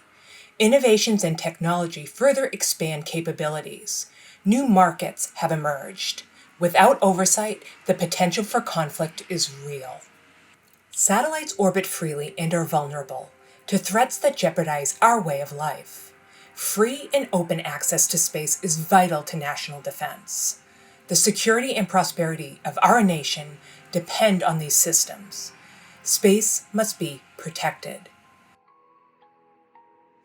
But who is responsible for that protection? And what will that protection look like? This protection is the mission of the newly formed 2019 U.S. Space Force, the sixth official branch of the military formed under then President Trump. It marks the first new branch of the military since the Air Force was added in 1947. When the Space Force debuted, it was constantly heckled by the media. From late-night hosts... Space Force! Space Force! Are you at all jealous that you didn't think of the Space Force? From the White House... Wow, Space Force. Space Force. Just the name sounds funny. Whenever I see it, I think, Space Force! To various media outlets, the branch has had a rough start, to say the very least. Despite the public's perception of the Space Force, the branch is charged with deadly, serious business. How do we convey the extent of the protection that the Space Force provides? How can we bridge the gap between public perception and what the military branch actually does? Before we can chart a new path, we need to discover the storied history of this military service. For the general public, Space Force seemed to show up overnight. But in reality, Space Force was part of a long 60-year legacy of the US military in space. Long before NASA was created, and way before we sent humans to the moon, the American military had set its eyes on space. The US Space Force can trace its roots back to the beginning of the Cold War, with the first Air Force space programs starting in 1945. Fears of nuclear threats loomed large, and gathering intelligence about Soviet military activities became urgent. Then, in 1957, the USSR launched Sputnik, the world's first man-made object to be placed into Earth's orbit. This inspired a military-led space race, forever centering space as a potential domain for conflict. The US needed a better vantage point, and surveillance satellites became the answer. With the creation of NASA, we set our sights on the moon, and through the 60s and 70s, the American public's attention was captivated by space exploration. Astronauts became the ultimate American heroes. In 1962, NASA launched the Telstar satellite. It was the first satellite to beam satellite communications, sending the first television pictures, telephone calls, and telegraph images to Earth. Then, in 1969, Neil Armstrong and Buzz Aldrin became the first humans to walk on the moon. In the 1980s, satellite services sent television programs into people's homes. Satellites discovered an ozone hole over Antarctica. They pinpointed forest fires. They gave us photographs of the nuclear disaster at Chernobyl. And satellites gave us a view of the center of our galaxy. In 1982, the US military formalized its space presence under the Air Force Space Command. In the decades that followed, U.S. dependence on satellites would exponentially increase, without most of the public ever realizing it. In 2000, the International Space Station was established, a partnership of 15 nations which has been continually occupied since it opened. It's a model for global collaboration. The idea of separating out a Space Force from the Air Force started in 2007, but the proposal was ultimately set aside. Fast forward, an offhand remark from then-President Trump put the creation of Space Force back on the table. Then, on December 20th, 2019, with bipartisan majorities, Congress signed Space Force into existence. The total meaning of space cannot be overestimated. Access to space underpins our national security, our intelligence efforts, and our economy. Because of the critical nature of the service, Space Force became the newest branch of the military in over 75 years. It joins the Army, Navy, Coast Guard, Marine Corps, and Air Force. The branch is led by 4-star General John Raymond, who serves as its Chief of Space Operations. Compared to other branches, Space Force is a very lean branch, with a budget of only $15.4 billion, and a small fraction of the total military personnel. At its full size, Space Force is expected to have 16,000 personnel. The service is composed of both active duty members called Guardians and civilian personnel. The Space Force mission is to organize, train, and equip members of Space Force, develop Guardians, acquire space systems, and mature military space doctrine. Their responsibilities also include protecting satellites, operating the GPS system, monitoring space traffic, and the missile defense system. Space systems are woven into the fabric of our way of life, and Space Force protects those systems by monitoring the thousands of satellites orbiting above us. Satellites allow us to surf the internet, connect with our friends, and even use our credit cards. They enable first responders to communicate with each other in times of crisis, timestamp financial transactions, and provide weather and climate surveillance. Space Force is also in charge of operating the Global Positioning System satellites, also known as GPS. GPS systems allow us to get from point A to point B. It is a service freely available to all worldwide. Space may appear endless, but opportunities to place an object in Earth's orbit are not. The number of satellites are increasing dramatically. 6,000 satellites circle our planet today, but in 2019, there were only 2,000. Space Force monitors space traffic and space debris, which is essential because even one collision could cripple the space capabilities we depend on. Beyond protecting our way of life, Space Force defends American lives from the threats of adversaries by operating satellites equipped to warn the military if an adversary fires a missile. To better understand Space Force and the cultural context it was born into, we interviewed prominent individuals from military and policy backgrounds. We've removed their names to respect their anonymity. A member of the U.S. Space Force, a former Secretary of the Air Force, a policy advisor to Space Force from the think tank RAND Corporation, a former NASA astronaut, 4 active duty members of the military, 3 veterans, and 20 civilians. From inside of Space Force, we heard about an organization with its eyes set not on the next 10 years, but on the next 100. An organization looking to be highly collaborative with the commercial space sector, with an internal culture like a melting pot of scientists, military members, and highly skilled coders and engineers. Excited to be part of a very different type of military branch. But outside of Space Force, we heard a very different story. that the public doesn't take Space Force seriously, and that the White House thinks it's a joke. We heard the creation of the branch called into question, but all agreed that how Space Force is perceived is really important. Then how is Space Force perceived? Well, after it launched in 2019, Space Force was met with an onslaught of negative media attention. Then, a year later, when Space Force debuted their logo, identity, and uniforms, the public piled on, drawing comparisons between Space Force and Star Wars. And audiences were quick to point out the similarities between the Space Force logo and Star Trek's Starfleet Command logo. Then Netflix released a comedy by the same name, and the show depicts a completely inept organization that's more focused on wargaming than on protecting the space domain.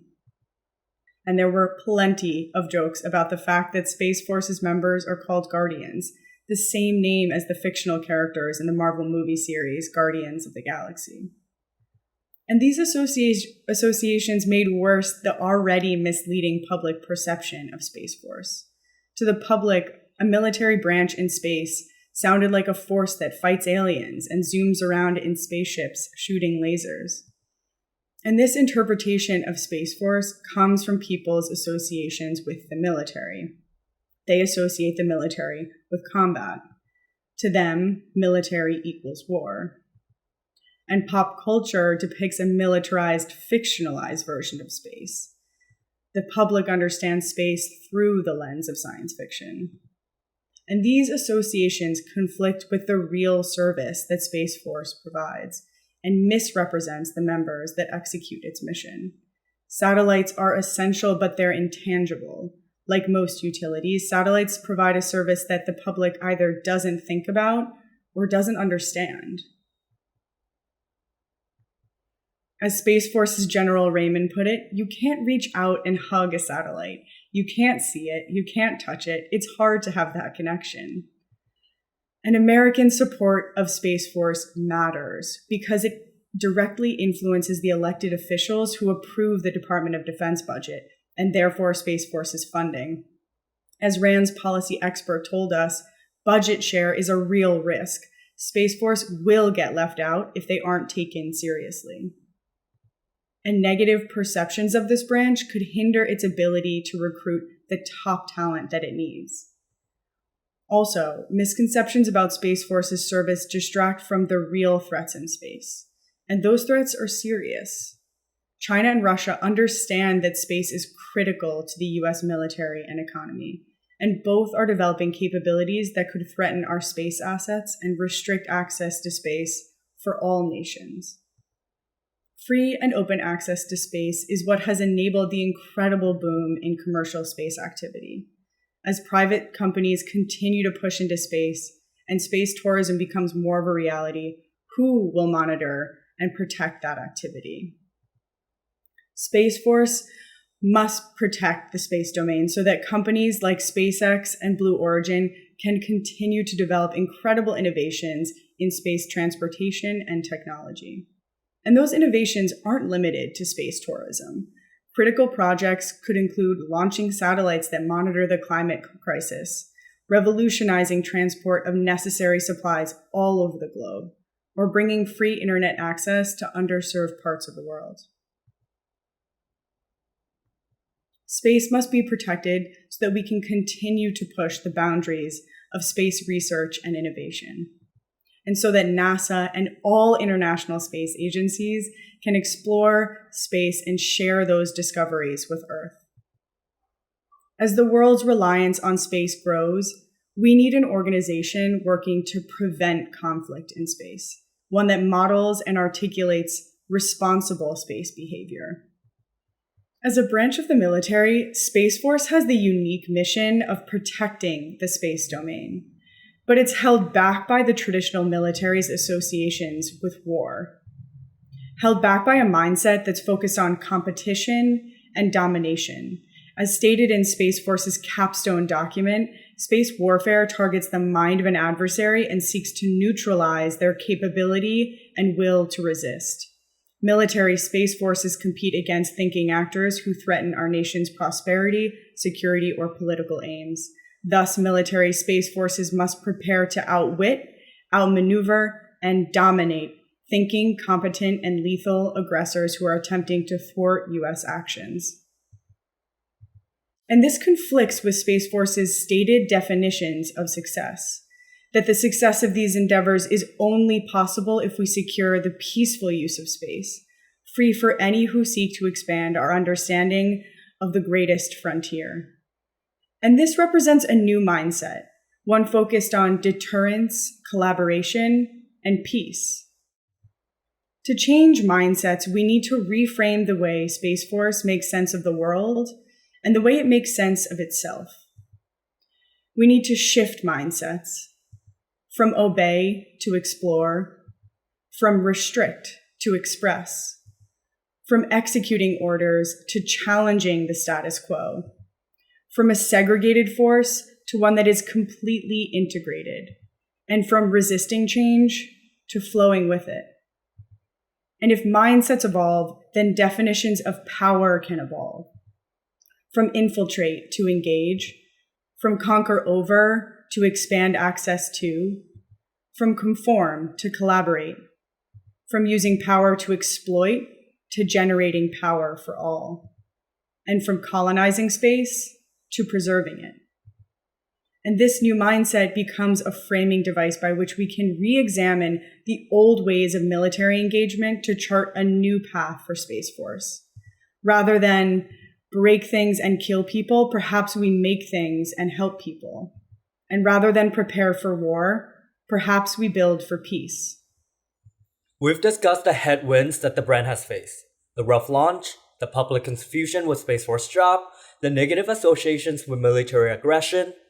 We set out to refine Space Force trajectory, to provide a course correction, a way to navigate to where Space Force has said it wants to go.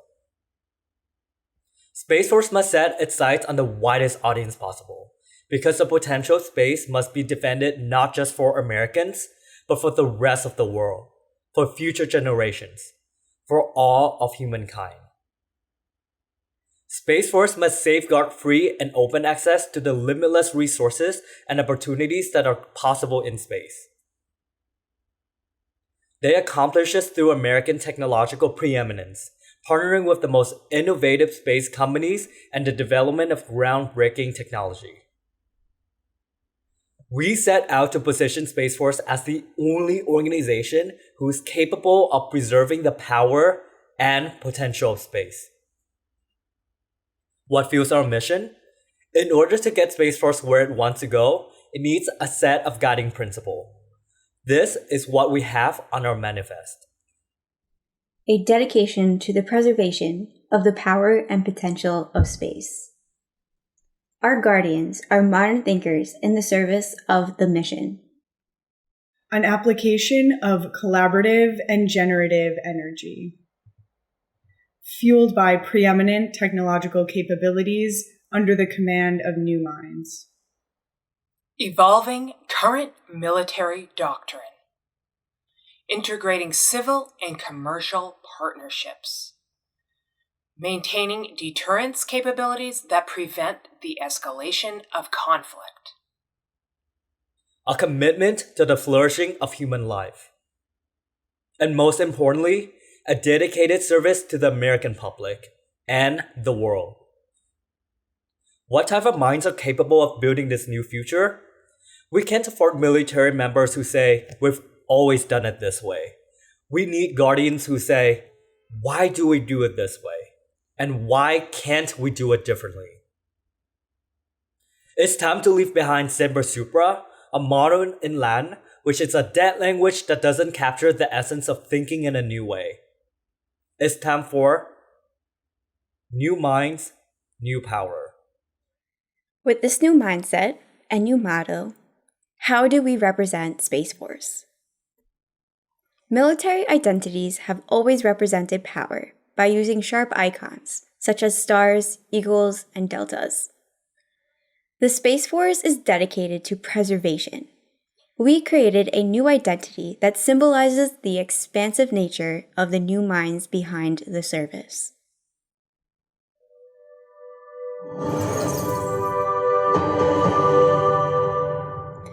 We transitioned the Space Force's identity from sharp to fluid.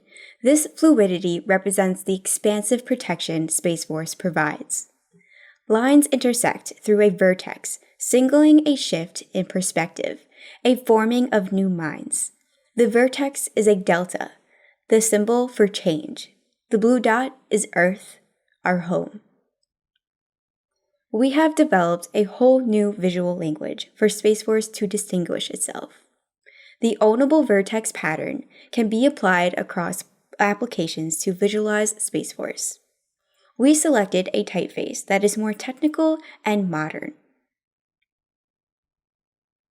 A visual identity that is striking and elegant, flexing across in-person events to modern spaces, on satellites, and in action. Salutes, uniforms, and the recognition of achievement build culture within a military branch and signal its identity and values to the public. We want to present a new vision of these elements for the Space Force. Traditional military salutes are gestures of respect among military service personnel, an exchange restricted to active duty members. But placed aboard Pioneer 10, our first mission to outer planets, was a golden plaque. On that plaque was a message from humankind. It showed a man and a woman presenting an open palm. It's how we greet other life forms and how we greet each other. This is the Space Force salutation, an exchange between the Space Force personnel and the public. The current military uniforms are restrictive. Space Force needs fluid uniforms that allow for freedom of movement and freedom of thought. We developed new uniforms that speak to the openness of new minds, new power. We recommend uniforms which complement all body shapes, that remove gendered signifiers such as ties and belts, that are physically and culturally fluid. Everyday service uniforms are professional wear. This design is inspired by the comfort and simplicity of a tunic and pant combination. Dress uniforms are for formal occasions and are more stylized and elegant. The fitted jacket is angular and dynamic. For Brigadier General and above ranks, a black jacket is reserved for this esteemed honor.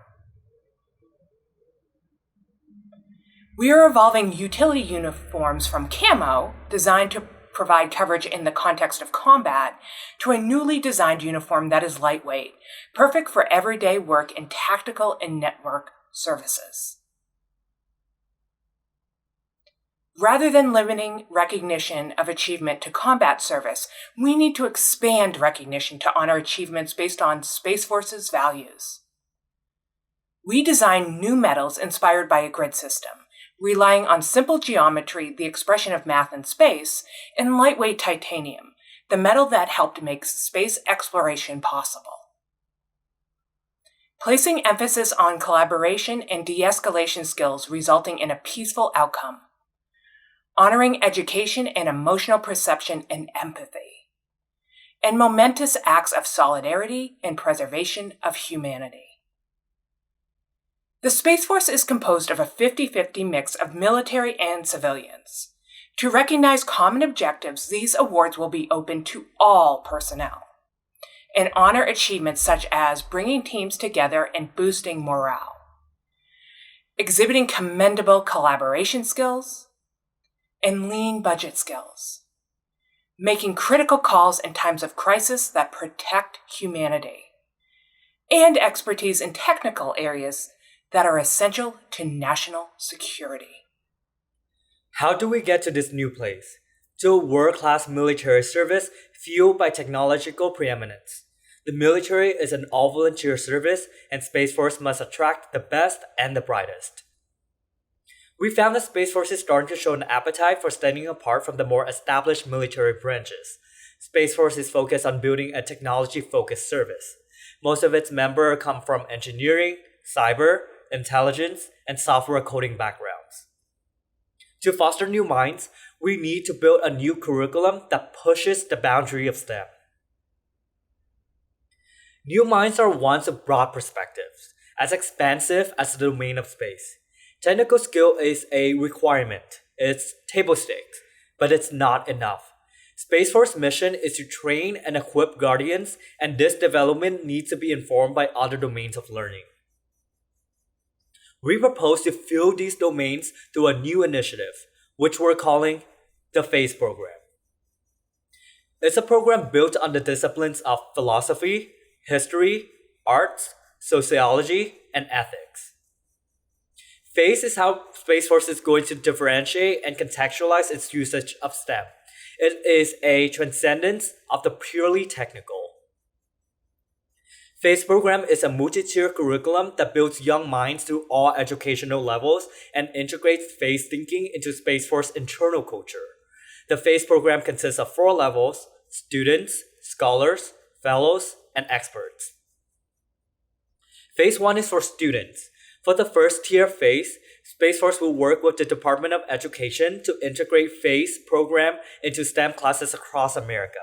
This way, FACE can be used as a humanistic lens for young people to understand science and technology from the very beginning of their education. The FACE scholars are undergraduate students who express deep interest in the power and potential of space.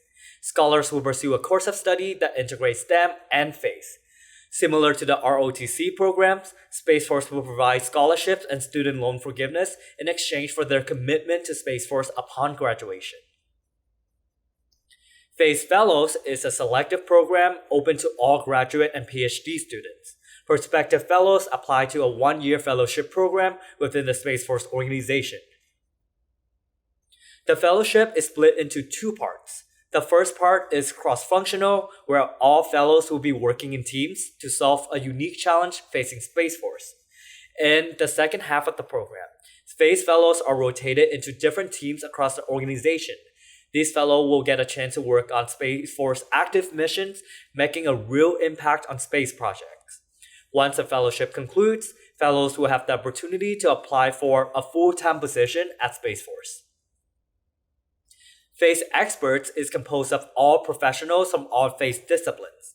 Experts will form an internal team within Space Force and rotate onto various active missions, acting as operators for high-level STEM FACE thinking into Space Force internal culture.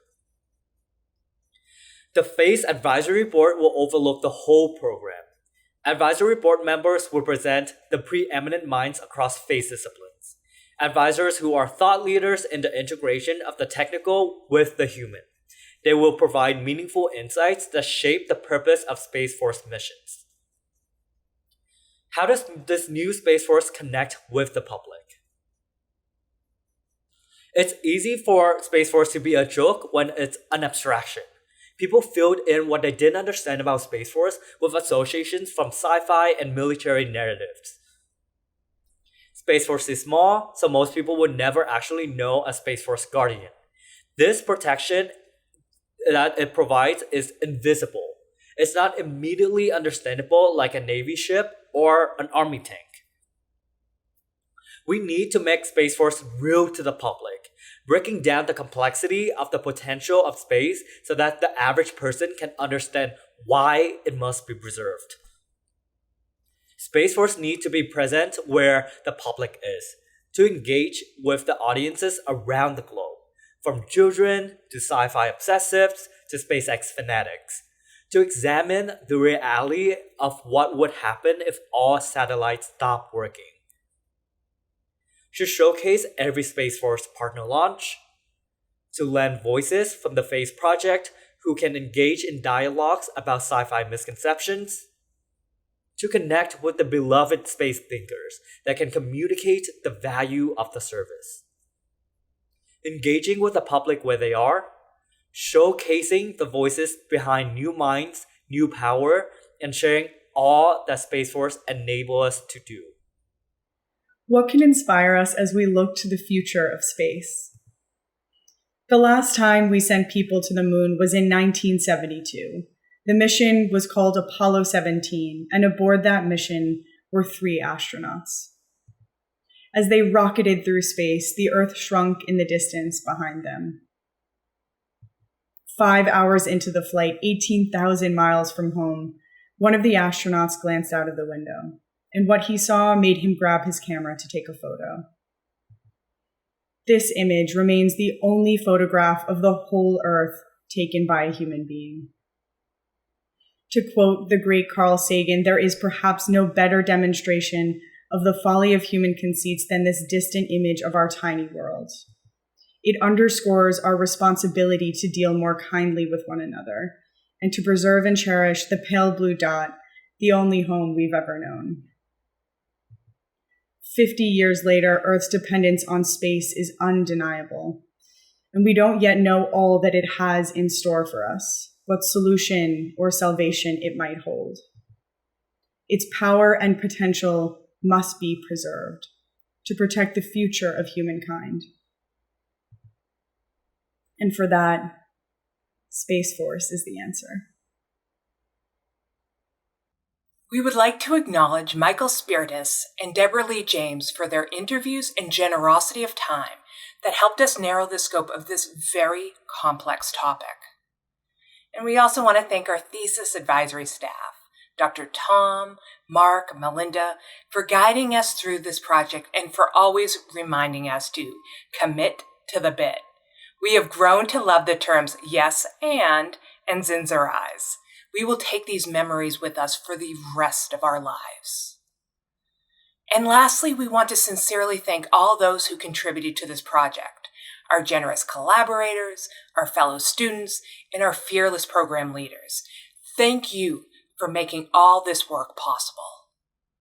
Well, this is the part of the thesis process where we get to ask you questions about your work. But before we ask you questions, we wanted to point out that yours was a unique thesis in that the topic of rethinking Space Force and rebranding its concepts was one that you offered to us as a faculty, which is something that has happened in the past, but we have a pretty high bar for the kinds of topics that we accept students proposing, and your what we call pitch video really cleared that bar by a good distance. So you impressed us with your motivation to want to approach Space Force. And so my first question is, how has working on the Space Force thesis influenced your thinking on how the military is perceived in American society? Great question, Dr. Tom. Team, I could take this question. So as a team, it was very important for us to be respectful of the current military. So to not undermine or undertake away from the real sacrifices military personnel make for our country. But we also saw that many Americans associate traditional military with combat or war, which is what does not reflect the Space Force's service. And there's a growing intolerance for conflict and violence in our country. We wanted to reposition Space Force away from those associations. From recent American wars to BLM, and culture is calling for better ways of engagement with these conflicts. If I could just piggyback off of that question, did you and the team have to navigate any particularly special considerations in repositioning a military brand that you might not have had to if it was a consumer good type of brand? Yes, there were a lot of considerations we needed to be mindful of. So some were that, so the military is a government organization. So it's a brand that is directly affected by the administration and the perceptions of that administration. So it's uncontrollable and ever changing due to like the 2 to 4 year cycle of the government that our government operates on. So in comparison to consumer brands, they don't see that type of cyclical change. With consumer brands as well, consumers, they have the option to purchase or not to purchase that item. So for Space Force, it's a government service that's funded by taxpayer dollars. So consumers don't necessarily have the choice to fund it or not. So therefore, the potential of the audience for the military is the entire population of America. And so we also have to consider the perceptions of other countries and their populations as well. Great. Thank you, Courtney. You did a lot of work and you came up with a lot of ideas. And if you were to think about the single most important takeaway from your thesis that you would like to see Space Force Command actually adopt, what would that be? It would have to be our positioning. The idea that space needs to be preserved through a proactive approach, a deterrence model of prevention. Space Force could redefine power to be generative, collaborative, expansive through evolving military doctrine and through evolving space policy. Right now, there is only the archaic 1967 Outer Space Treaty that bars nuclear weapons from space. The landscape of space has changed so much since then. Culture and technology has evolved, so policies need to be updated. The Space Force has just a real opportunity to become a thought leader in space policy right now. And I also want to add too that I would love it if the Space Force would adopt our inclusive uniform designs, and we think they're pretty cool. So yeah, I hope they find inspiration with them. I'm glad you got a chance to talk about those wonderful uniforms that you guys created. Absolutely. My first of two questions. Every conflict that the American military has been involved in over the last 70 years has turned into a stagnant morass where our technologically preeminent forces are held at bay by what is considered to be technologically inferior adversaries. So how do you see your reconception of the U.S. Space Force as addressing the continual potential for this asymmetrical engagement? Okay, so to your point, yes, the last decades have shown us that asymmetrical conflict, that's shown us that technological preeminence is not enough, it's not sufficient, which is why we developed PHASE. We wanted to develop guardians, the engineers, the coders, the specialists that are part of Space Force.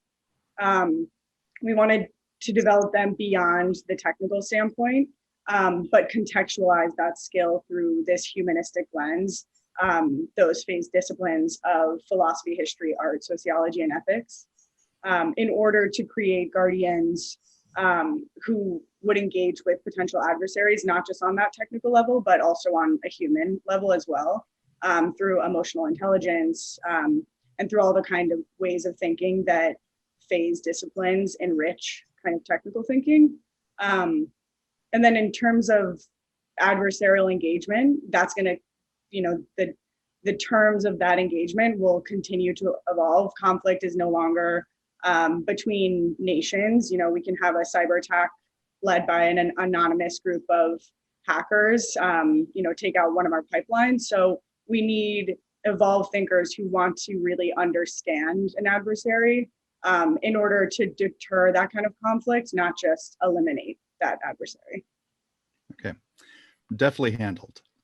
My second question, which also stems from this kind of general line of inquiry, but it's more of a moral question, I guess. It seems that you have collectively envisioned a branch of the military which is prepared for potential conflict, one which also polices space, which is could be considered an updated version of Virgilio's notion of the empires of the sea, and also which acts as caretakers. So my question then is, what gives the U.S. Space Force permission to act as that caretaker? Since there's currently no regulation, no one actually owns the permission to police space, which sort of underscores the need for a responsible entity to take charge over this final frontier. And because the Outer Space Treaty, as mentioned by Kristen earlier, grants access to the exploration and usage of space to all nations, it's inevitable that there would be bad actors that would want to use the power and potential of space to attack other states. And since it's such a fragile domain, leading with deterrence is going to be crucial to protect the peaceful use of space.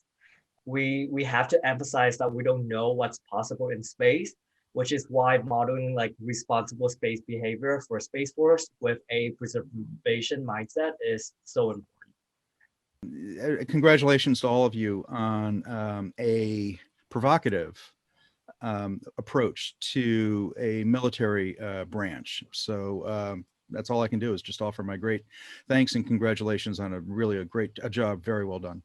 Yes, congratulations to you all. It's been great working with you on this. Well done, team. And we'll see you in the profession. Thank you all. Thank you. Thank you.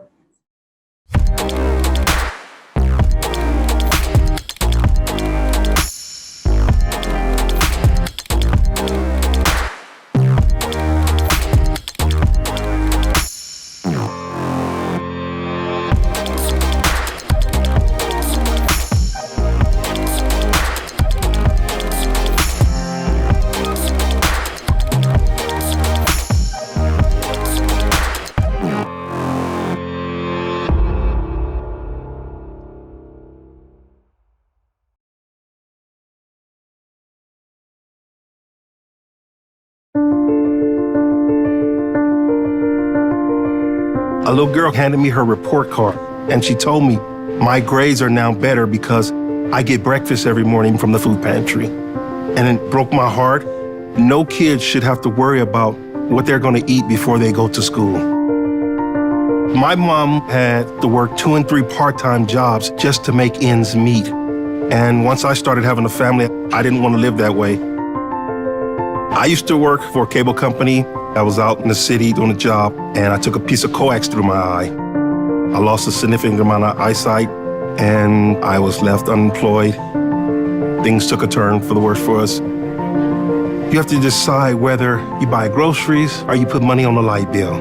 Do you power your house? Do you heat your house? Or do you put food in your kid's stomach? Some days, me and my wife went without eating just to make sure the kids had enough. One thing you want to never do is be able to not provide for your family. And my wife was just insistent on, yes, you have provided for us for years, but we need help right now. So I used to receive assistance here at the food pantry, and I am now actually a director here. The best thing that happened for me was getting hurt on my job and getting me back to the things that I love to do, and that's helping families. Seeing that light come back on once a family has been broken down, it is an amazing feeling, and there's no paycheck that can compensate for that. Families do fall on hard times. We all could be one paycheck away from being in their situation as well.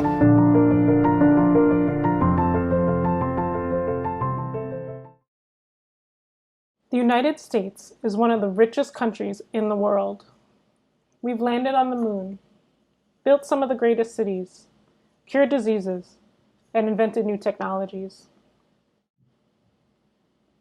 The technological advancement that arguably changed us more than anything else was the transition to automated farming because it affected the way we eat. Farming no longer requires a tremendous workforce. As a result, the United States is producing more food than ever before. There is not only a surplus of food in the United States, there's enough food in the world to feed 1.5 times the population. Despite this abundance, 1 in 4 households in the United States is experiencing food insecurity. The pandemic has exacerbated the problem, tripling the number of food insecure families with children than before COVID-19. 40 million people in the United States have to make tough decisions similar to Lamont, as you saw in the video. Do I buy a pair of shoes for my child, or do I provide them dinner? No one should have to live without food. The first efforts to resolve food insecurity in the United States began during the Great Depression, and to this day, communities, charities, and the federal government have not been able to solve it. How is it possible that one of the wealthiest countries in the world, with more than enough food at its disposal, has not been able to solve hunger in nearly 100 years? Food has driven nearly everything we've ever done as a species. Our hunger drove us to hunt. Then it led us to plant and settle, resulting in civilization. More than 2 million years ago, hunting and gathering was how civilizations fed people. Mobility was the survival strategy, and a diet of various grasses, seeds, and nuts was common. The creation of the spear allowed hunter-gatherers to track larger prey that was able to feed groups of people. During the New Stone Age, agriculture was developed. Wheat, barley, flax, chickpeas, and the like were grown. Then, in the early scientific age of the 16th century, advances in the understanding of the science of agriculture helped to save people from hunger and improved food security. And when the agricultural revolution happened in the 17th century, areas where the land was productive and fertile were able to support growing populations, and this led to cities being able to grow and become hubs of commerce. In the fabric of America, food insecurity has been woven in since the Pilgrims came over on the Mayflower. Squanto, a native man, taught the English how to farm the land in the New World, saving them after the seeds they brought had failed. This would not be the last time someone in what would become the United States would need assistance ensuring that they were fed. By the 19th century, the U.S. economy was primarily agricultural. A majority of the farms were subsistence, which means they produced enough to feed themselves, with some left over for trade and taxes. The Industrial Revolution in the United States helped farmers as they would be able to utilize new inventions to have their goods harvested more efficiently and create profit. Things like the McCormick Reaper, the cotton gin, and barbed wire were all invented. In the 1850s, the commercial corn and wheat belts began to develop in the Midwest. As the corn and wheat belts were developing, railroads were connecting the U.S. and making trade more accessible. The oversight and protection of farmers was necessary so that fair pricing could be enacted, problems like diseased crop or livestock could be monitored and dealt with, and regulations could be enforced. The government needed to step in to oversee agriculture as new technologies and the scientific understandings of agriculture were developing rapidly alongside changing economics of feeding citizens in the U.S. In 1862, President Abraham Lincoln, who grew up on a farm, signed legislation that established the Department of Agriculture and said it was the People's Department. This department was charged with oversight of the culmination of new technologies and more efficient forms of transportation and distribution.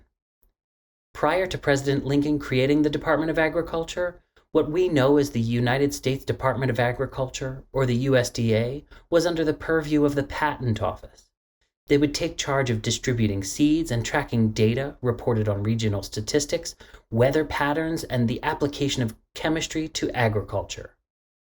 In the early 20th century, during World War I, victory gardens were encouraged, and the campaign of "Food will win the war" was spread throughout the country and the world. The importance of food as part of the security of the nation was more clear than ever. Ensuring citizens have access to sufficient, healthy food can help ensure their safety and survival. This would also happen more than 20 years later during World War II.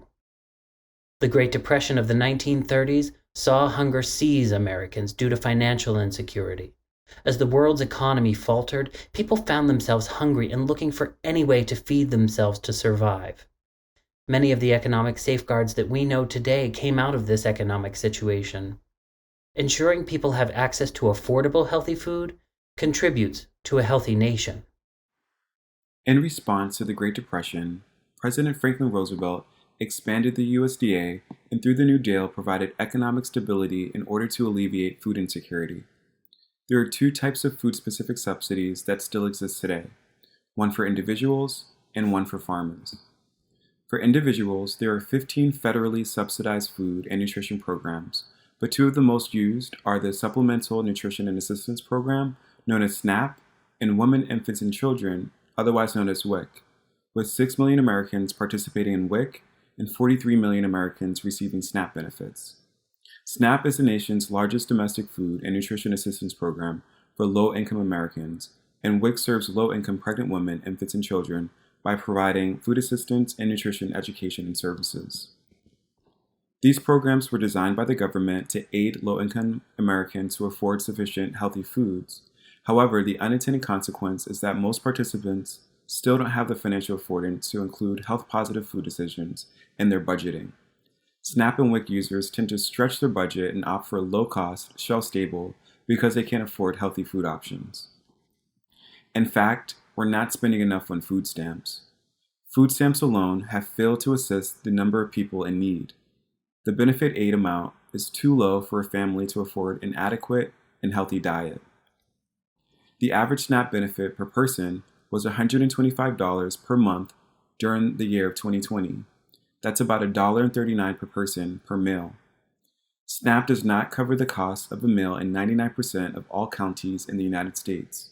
Only 55% of food insecure individuals are income eligible for food stamps.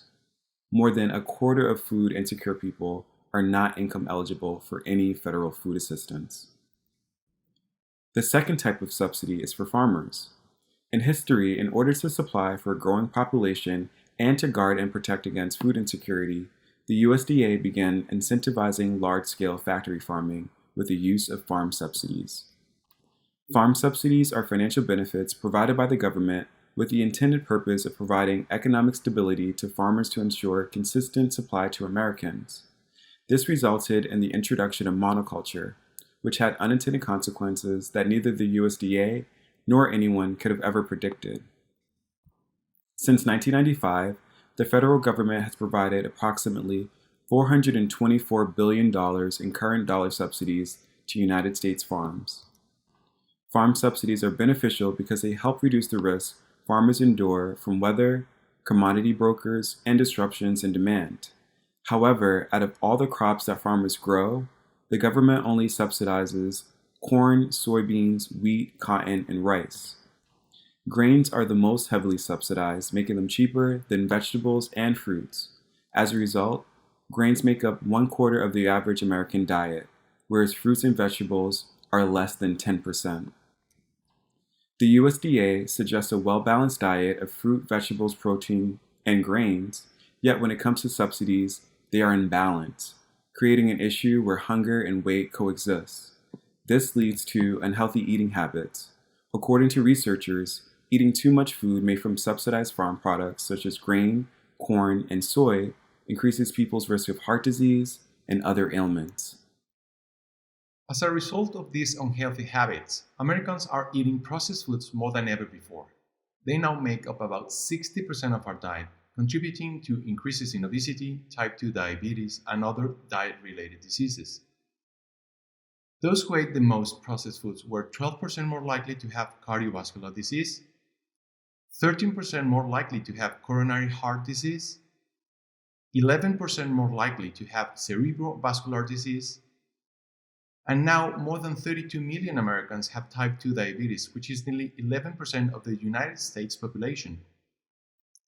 We found there is a lack of knowledge around healthy eating, which is crucial for a healthy lifestyle. Take type 2 diabetes as an example. It is preventable, can be kept at bay, and potentially reversible through a well-balanced diet because it is not genetic. But 1 in 3 Americans say they were never taught about healthy food options, and 20% do not feel they know enough about nutrition to ensure they maintain a healthy diet. And on top of that, supermarkets are designed to sell products at a profit. They are actually carefully arranged to sell more at a certain product by where it is located, as many manufacturers pay a high price for their product to be positioned in prominent locations. Some food manufacturers use misleading tricks to convince people to buy highly processed and unhealthy foods. As far back as 1921, brands have been making people believe the product is healthier than it actually is. One of the first brands in doing so was Wonder Bread. They are selling the problem and the solution in one package. The shift from whole grain to white bread has taken a toll on people's health because the germ, the nutritional part of the grain which can easily spoil, has been removed so the bread is fluffier and lasts longer. To compensate for the lack of nutrients, vitamins have been added back in, and packaging now contains labels like enriched with vitamins. Meanwhile, if the whole grain was left alone in the first place, this problem wouldn't exist. Brands are still supplementing vitamins and nutrients and selling them as healthy to this day. People are misled when it comes to making food choices, as brands influence consumers' decisions by making health claims on the package. But actually, the information listed is difficult to understand. Take sugar as an example. Many of us don't know sugar can go by about 40 different names. Food manufacturers often use unusual sugar names on the packaging label making it difficult for consumers to identify sugar ingredients.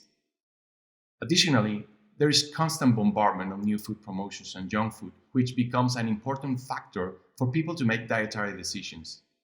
As home and work dynamics have changed, and often there's no time to make good, healthy choices, people grab something easy and convenient to meet their busy lives. Like the fast food combo shown in this image, where someone can end up eating 1,600 calories in one sitting. Generally, the recommended daily calorie intake is 2,000 calories a day for women and 2,500 for men. Intensive marketing and price manipulation of high-calorie, nutrient-poor food in restaurants, on screens, and on billboards has misled consumers in making food choices. Adding to the unhealthy habits and misleading information, we also have a lack of sufficient healthy food at what we know now as food deserts. And food deserts have been a persistent problem in America for many years. Food deserts can be in different geographic areas, but they share many common factors. Food deserts have a high concentration of Black and Hispanic communities who experience low income and lack of transportation, and also there is an overabundance of fast food chains in these areas. People in food deserts tend to choose affordability over health when making food choices, and as a result, they have statistically higher rates of diet-related diseases. And food deserts are also areas that most grocery retailers avoid. Since the issue of food deserts has heavily affected people of color, a new phrase was coined in recent years: food apartheid, which better reflects the systemic inequity in the food system. One of the biggest problems of food insecurity is that it is hidden. Throughout our interviews, we detected a very important fact, that people don't know about the real situation of hunger in this country. There is a misperception about hunger in the United States, as Americans think of hunger as a third world problem. There are over 40 million people struggling with food insecurity in this country. This misconception is compounded by the fact that it is not easy to identify when someone's struggling with hunger, making the issue feel all the more distant. These individuals are not the usual suspects, like people from low income or no income at all. It could be anyone. What we define as middle-class lifestyle might cost 30% more to Americans than it did a decade ago, and missing food regularly is part of a trade-off that growing numbers of Americans must decide in order to meet their mortgage payment and utilities bill. Because hunger can be invisible or not always obvious and apparent, your neighbor could be food insecure and not even know it. Some of the insights collected point to the fact that we don't see ourselves clearly and that hunger or food insecurity will remain hidden. Understanding the problem is only part of the solution. We need to understand who it affects as well. With all of the attempt that the USDA has made to solve hunger, the rate of people in food insecurity in this nation is almost exactly the same as it was 20 years ago. Since 2000, the USDA has spent more than $100 billion a year, but this has only had 0.02% impact on food security in the last 2 decades. If the USDA was created to help protect all Americans from food insecurity, what went wrong? The problem is not a lack of food. The problem is access. Access to sufficient healthy food, access to affordable food, and access to reliable information. We discovered this phrase from a group of people dedicated to solving issues of food insecurity. Food can't solve hunger. This is a complicated statement. Why can't food solve hunger?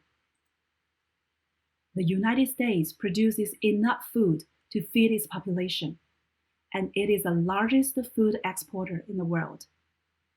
About 25% of its farm products are exported every year.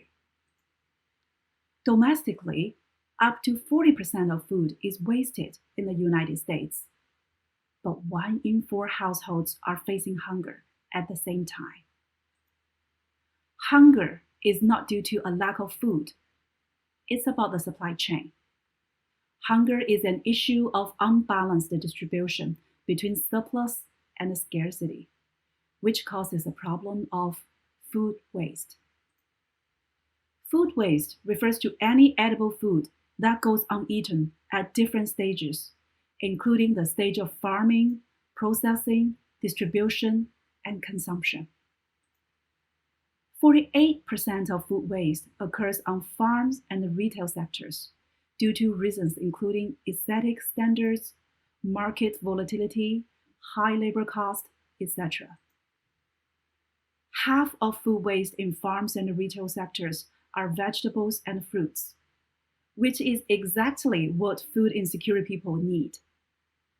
We want to build a system to redistribute this part of food resources to people who are experiencing hunger. Many organizations are already working on this, including food banks and food pantries. But they also have some limitations. What food banks distribute are mostly non-perishable food items with longer shelf life, and 25% of their distribution is considered unhealthy. Food pantries only serve at certain times in certain geographic areas, which means they don't cover the last mile. Many food insecure people don't have transportation or time to access food pantries. The last mile is the last step of the delivery process from a distribution center to consumers. The last mile is critical to consumer experience, but it can also be easily overlooked. The pandemic makes the problem of the last mile even more challenging. For a single mom with 3 kids and 2 jobs, going to the nearest pantry when it's open is difficult. There are gaps in access along the supply chain, within production, distribution, and consumption. The USDA is currently positioned as a leader in food, agriculture, natural resources, rural development, nutrition, and related issues. They have been relying on sound science in their decision-making on food monitoring, research, education, and outreach from their inception in 1862. The USDA can eradicate the issue of food insecurity if they focus their efforts on rebalancing America's resources for a more equitable and healthy future. As we investigated this topic, there were 2 seeds of hope that we found, neither of which on their own can do the job, but when combined, they can truly transform things. We've uncovered a successful food rescue effort in Pittsburgh, Pennsylvania. 412 Food Rescue is an app and program that launched in 2016, using technology to mobilize volunteer drivers to transport donated, surplus food to nonprofits for distribution. Since launching, it has rescued 48 million pounds of food and gotten that to people who are hungry. However, they have geographic limitations, as they only have a small reach at a regional level, and the technology is underdeveloped, relying on manual labor for back-end work. The 412 Food Rescue model can be leveraged to bring a more efficient food distribution system to life. We also discovered that the USDA has an existing infrastructure, a database mapping tool known as Atlas, that provides data about food insecure communities across the country. Atlas uses 280 indicators for food access and census tract level data for food and agriculture in the US. It maps out locations for all food insecure areas based on proximity to the nearest supermarket. It provides an overview of the severity of food insecurity in the country, highlighting something that is not otherwise apparent. For example, Westchester County is an area in the Hudson Valley just north of New York City. It's known for being one of the richest counties in America. Scarsdale in Westchester ranks the 2nd richest town in the US, with an average annual household income of over $450,000. However, when you check Westchester on Atlas, you will see the small green highlighted area reveals that a significant number of people living in North Westchester are struggling with hunger. This food insecure area is only an 11-minute drive from Scarsdale. Food insecurity can be everywhere, even when you have a billionaire for a neighbor. Atlas shows us what food insecurity looks like relative to the entirety of the United States. The map contains different criteria of food access within a 1 to 20 mile radius. When the criteria is chosen, The food insecure areas will show up in different colors on the map depending on the parameters set in the top right corner. Users can also choose to check specific areas by zooming in or entering a specific zip code. For instance, this is the area we just discussed, Westchester County in New York State. Based on the powerful atlas that is already housed within the USDA and the methodology we found in Pittsburgh, we believe that new technology can be scaled. USDA can create a national network that covers all nodes in food insecure communities to provide Americans access to healthy, sufficient food. By linking Atlas with 412 Rescue's program, we can create a more efficient system that will play a bigger role in eradicating hunger in the United States. Introducing First to Last Mile, a national network and digital platform built from USDA's Atlas that will provide access to sufficient, healthy food by reaching people where they are. Accessible online and through a mobile app, First to Last Mile creates a system-wide foundation to cover every community in the entire national distribution system, from the first mile to the last mile. We believe it has the ability to radically change the way we think about food insecurity. The network will be built within the context of an interconnected, interdependent supply chain where production, distribution, and consumption all fit together strategically, utilizing existing programs, building, connecting, and adding to what already exists to make the systems work better and continue to grow. First Last Mile is a branded program, and these are the guiding principles that will serve as a lens to judge the success of this effort. The guiding principles are: value, represents new systemic ways of looking at incentive versus subsidy. Balance, stands to create equity in the distribution of food. Dignity, empowering people to become self-sufficient.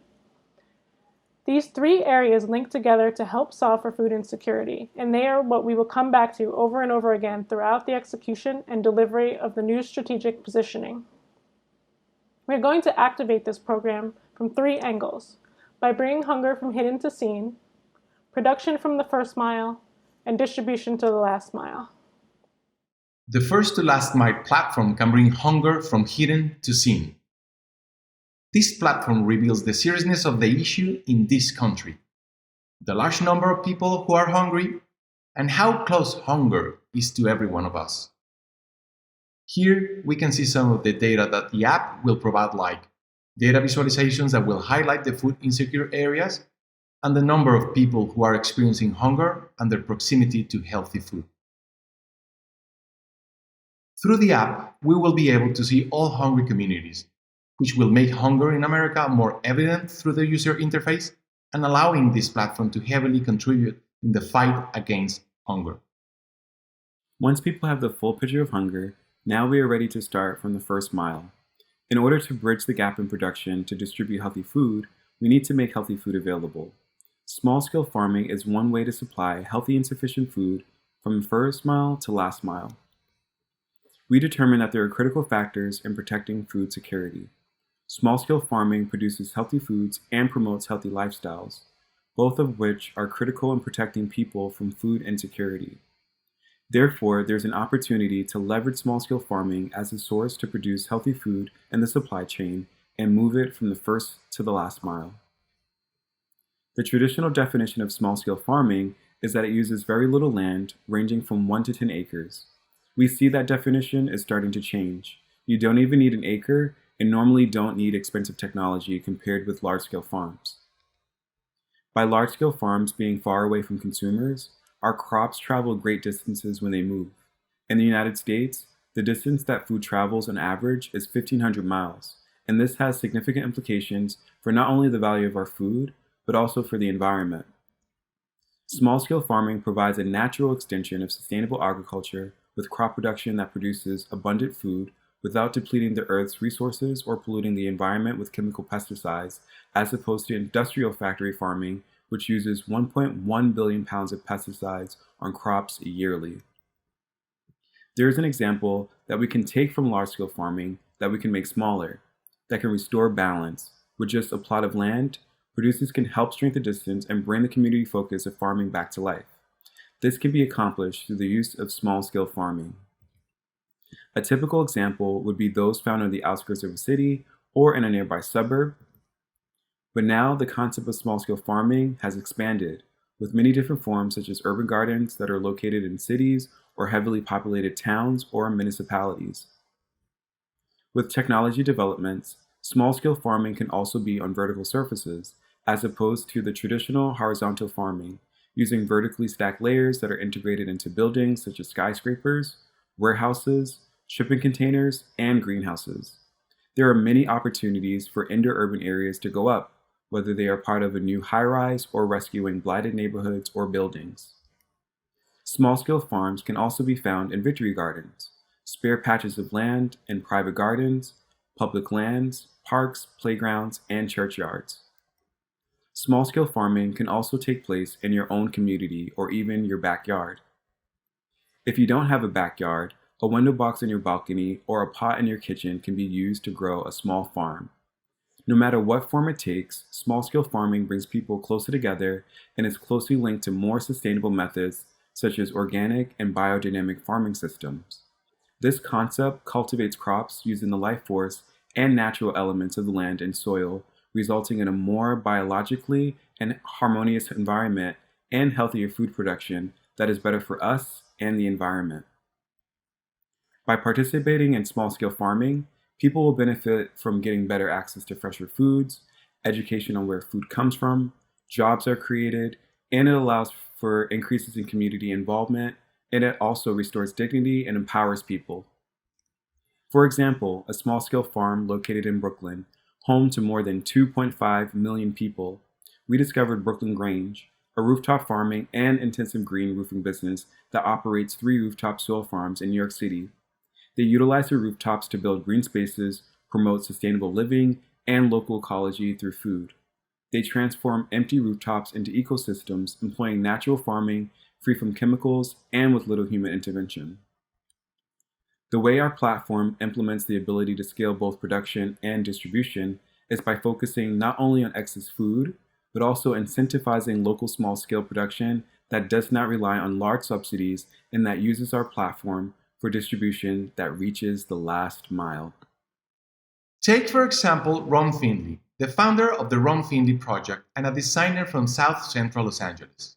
He teaches communities how to turn food deserts into food sanctuaries, as well as individuals how to regenerate their lands and garden in any space, nurture their plants, and grow their food by repositioning and repurposing household items to give them a new life cycle.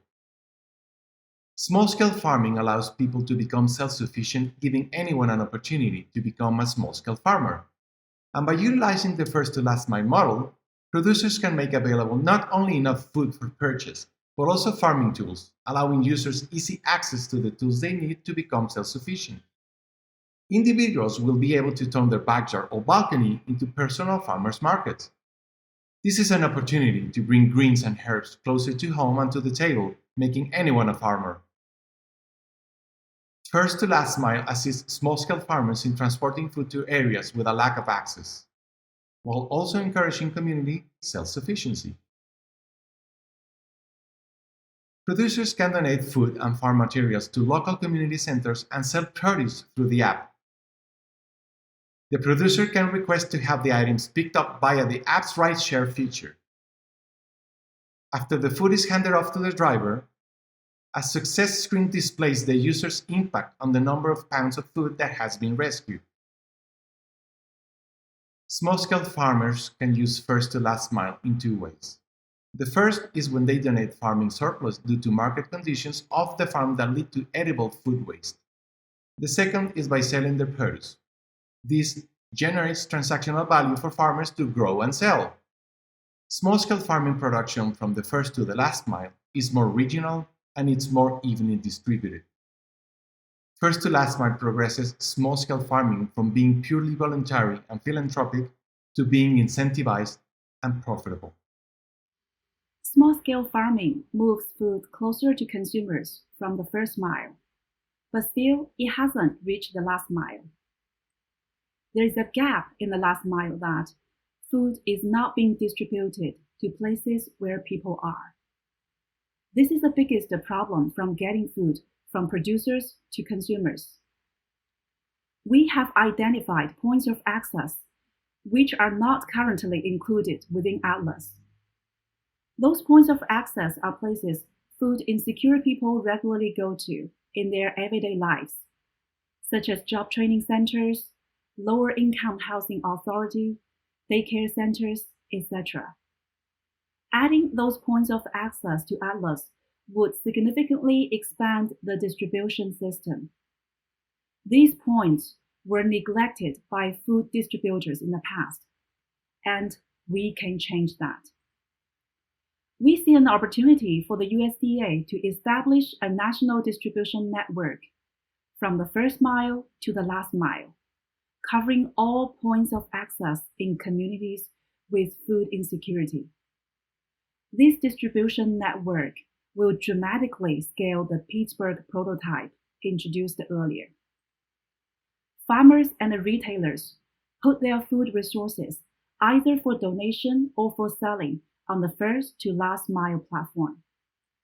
Those could be fruits and vegetables farmers grow or perfectly good surplus fresh produce retailers want to donate. Then we will deliver food with our own first to last mile rideshare. By 2023, gig workers will make up over 50% of the United States workforce, which will provide a sufficient labor force for rideshare. Distribution through the rideshare model will create job opportunities for drivers, provide flexibility to business, and reduce environmental impact. We recommend the USDA set up delivery funding underneath SNAP and WIC. Drivers on the first to last mile will be able to receive payment directly for the platform after every single journey. SNAP and WIC users will be able to use a card to purchase food, and drivers will be incentivized to move food closer to them. After a distributor registers with their zip code, delivery tasks around their location will appear on screen. When the user claims a task, the journey begins. They pick up the food from a farmer or donor and drop it off in the designated location.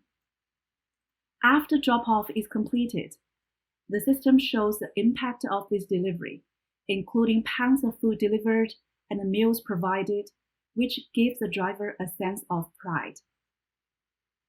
One feature of this platform is that the system allows for push notifications of the nearest delivery task based on proximity in real time.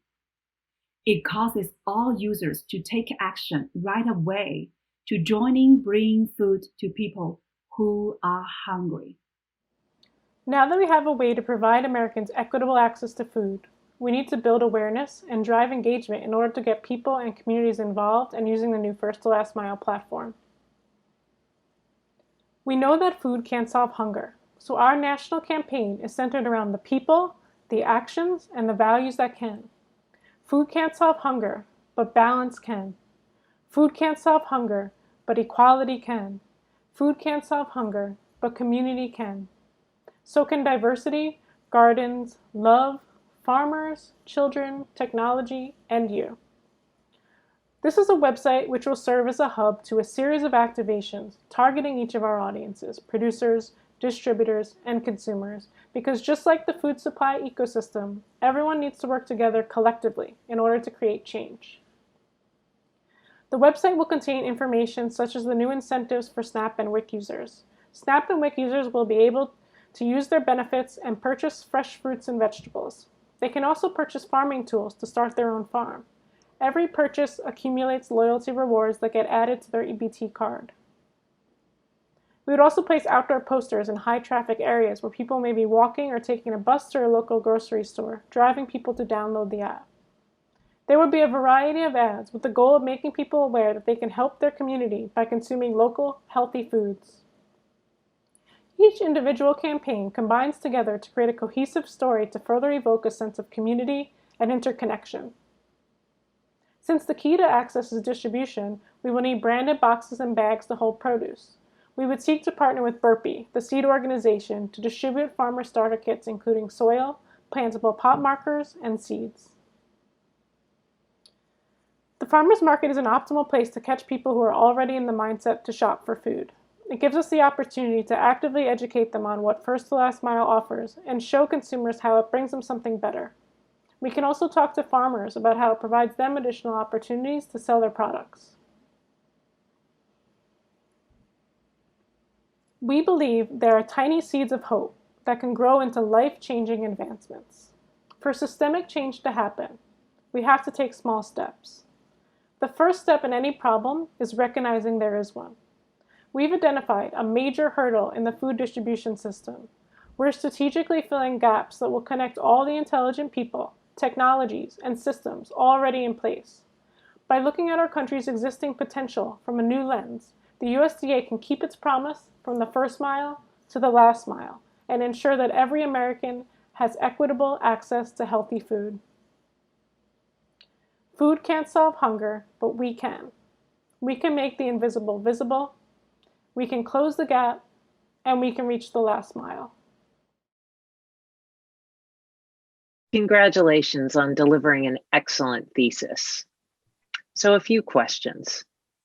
How has your work on this pressing issue informed your perspective on the role of branding and the way in which you'll develop your own practice? So Elizabeth, truly identifying the problem is the key that unlocks the rest of whatever a branding professional is looking for. So whatever the problem that a person, a corporation, or a brand is looking to explore, when you really know what the actual problem is, your world is opened up and the research can go whatever direction it's going to go. It takes a little bit more work up front. So in my personal practice, it'll be letting people know that it takes time to find what the problem is, but that does make for a strong foundation. I could just add to that. So I agree with Tom. Like taking the time to conduct thorough research up front is very helpful, but also like taking a human-centered approach to solving the problem is something we'll definitely use in our practices we'll definitely use that moving forward. It helps to eliminate the temptation to try to solve too quickly.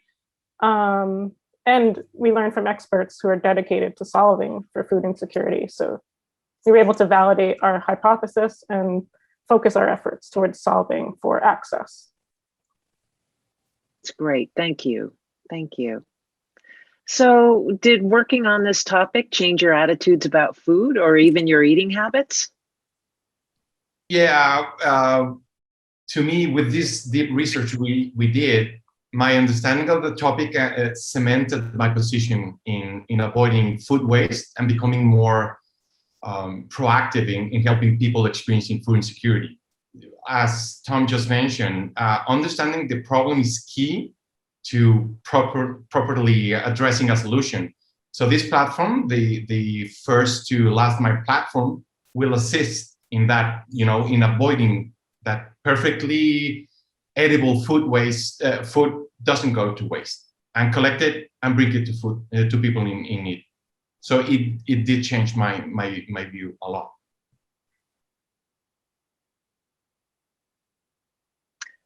My last question.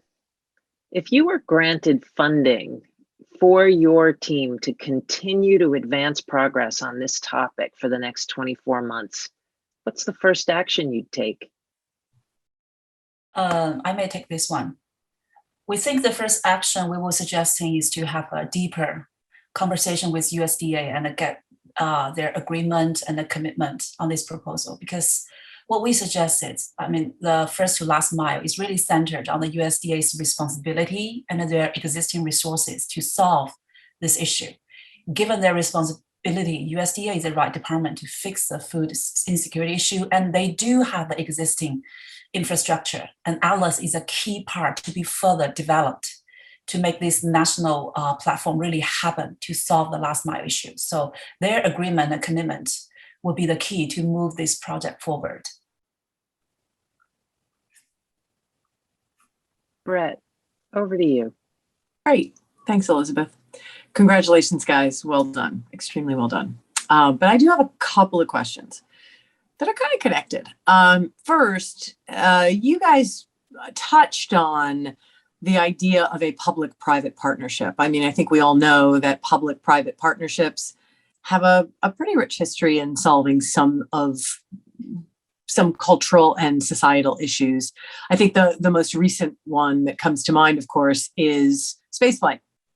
We've seen a couple of billionaires go up into space in the last couple of weeks. And while it seems silly and there's a lot of going on around that, it will in fact impact our government's ability to go into space, and that will help. So that idea of public-private partnership, how would you think, if you got that funding that Elizabeth was just talking about, how would you look to deepen the public-private partnership aspect of your programs?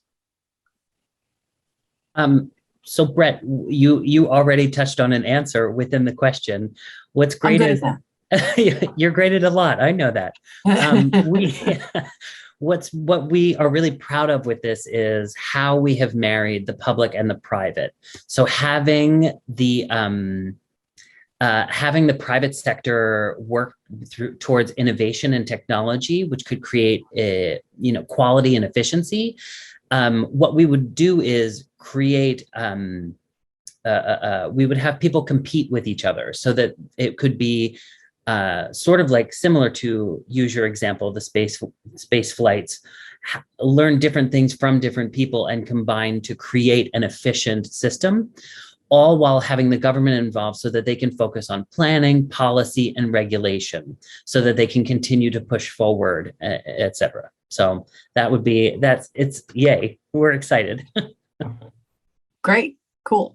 And then the second question is sort of a knock-on question to that, which is, as you're looking at your public-private partnerships, one of the aspects that those partnerships have tried to help is the idea of neighborhoods that were historically food deserts, underfed, all of these things in cities across the United States are increasingly being gentrified.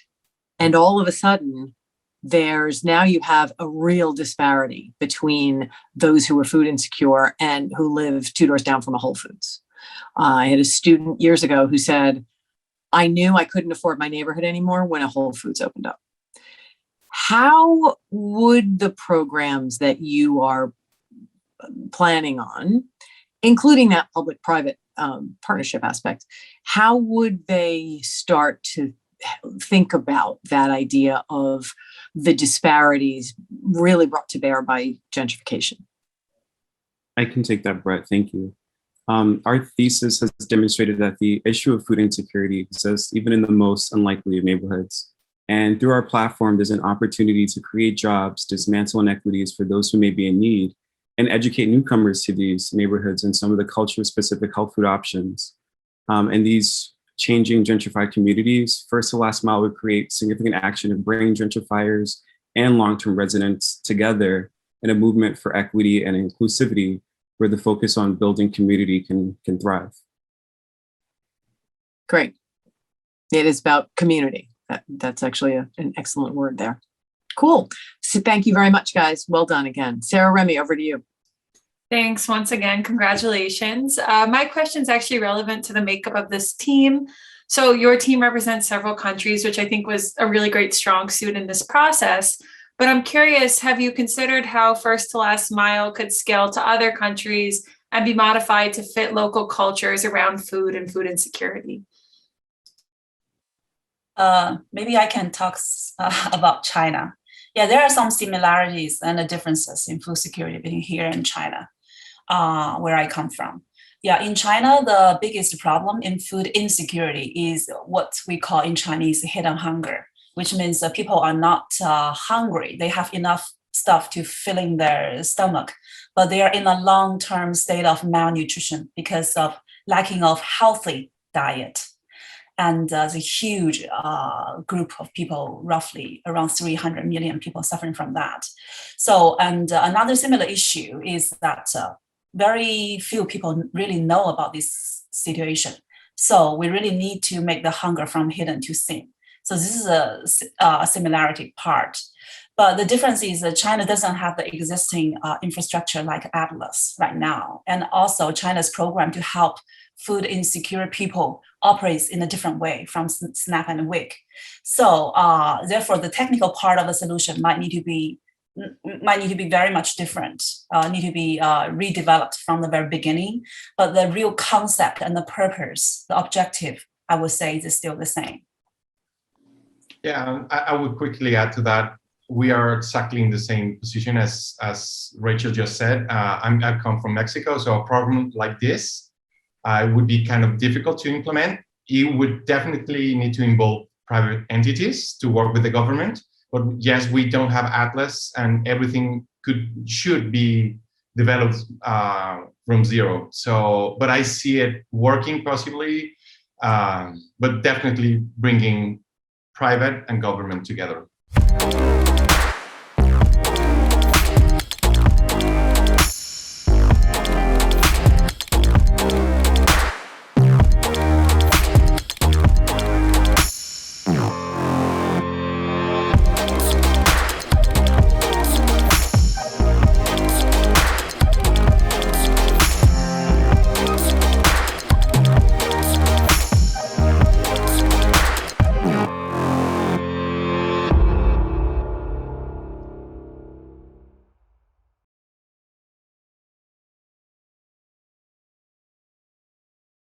As the final thesis presentation, it is an honor and privilege to bring the Masters in Branding class of 2021 home. I'd like to start off by asking, where do you go to dream? To find safety? To rest? Where do you go to just be? My name is Sophia, and as a child, my favorite place to dream was in bed. I'd lay down, close my eyes, and explore all the possibilities of what I could be when I grew up. A horse riding instructor, a psychiatrist, or a fine artist. My mind swirled with dreams. My name is Edward, and I've always found safety in the women of my family, in their resilient tenderness, in their comedic advice, in the safe spaces they've created and held for me. My name is Jamie, and I like to rest when I'm able to just turn it off, when I don't have to be accountable for anyone or anything but myself. It's what helps my soul refill and recharge, and it's usually with a pen in hand, doing something creative. My name is Les, and one of the places I feel the most me is on dance floors, surrounded by like-minded individuals all gathered together with one positive, uplifting purpose. There's this kindness on dance floors, it's like church. And at some point in the transition to Donna Summer's I Feel Love or Sylvester's You Make Me Feel, you realize that you're no longer just an individual, but part of a collective. Being able to dream, to find safety, rest, and somewhere where we can just be. This is what we call home. If we're fortunate enough, some of us have someone or something to call home. It's the many people and resources around us that help us weather the storms. And weathering storms is more important than ever. The last 4 years of American history have been filled with national turbulence and instability. The pandemic brought the world to its knees, interrupting many national and global systems. In the US, it exacerbated housing instability, bringing to light the failing of US systems, particularly how it disproportionately affects Black, Brown, and Indigenous communities. The lack of social safety net has left millions struggling to meet basic needs. As of March of this year, 20 million adults did not get enough to eat. The country's also witnessed issues of poor infrastructure, like the collapse of the Champlain Towers in Florida, or how one night of rain in New York City floods subway stations, residential neighborhoods, basements, and highways. And it goes beyond the social safety nets and infrastructure. It's cultural attitudes, a culture of silence that protects and values men over victims of sexual assault and rape. It's exposed the nuances of gender in spaces like work, exemplifying how it affects our professional and personal growth. Issues of safety and protection are at the forefront. Communities are questioning the government's effectiveness in ensuring the proper safety and resource allocation for growth, especially for Black, Brown, and communities of people of color. And as we reflect on the last 2 years, we've learned that though citizens are not responsible for the pandemic, U.S. systems will judge individuals on how they've weathered those storms. In 2020, the unemployment rate was 15%, the highest rate ever recorded. And while regular American citizens lost their jobs and stability, billionaires got 54% richer, showing how U.S. structures protect and benefit a select few. This loss of income has a direct effect on housing stability. Over 11 million families are behind on their rent or mortgage payments. The last time this many families were behind on their payments was the Great Depression. And while all of this highlights the urgent need for systemic reform in areas like housing, we need to take a step back and understand how we got here. Understand what constitutes home. And home starts with shelter. Human bodies require shelter as protection from harm. It is a physiological need at the base of American psychologist Abraham Maslow's hierarchy of needs, alongside food and water. It's important to note that one must achieve the needs of one tier in order to move up to the next tier of needs. 100,000 years ago, our ancestors sought shelter in caves. But as human cultures shifted from hunting and gathering to industrialized civilizations, human needs grew beyond just the physiological. Shelters evolved into houses because new social structures such as religion, the economy, and property all shifted human needs. We weren't just seeking survival in the wild, but survival in these large and complex societies. As humankind continued to advance, the needs of a house has evolved into what we understand as a home today. And home is a complex physical entity and mental state. It's the foundation from which to develop higher human motivations. Home enables humans to heal and to grow, to ground themselves, to evolve, to rest, and to aspire. Home goes just beyond the four walls of a structure or a house. It encompasses access and safety, opportunity, and nourishment.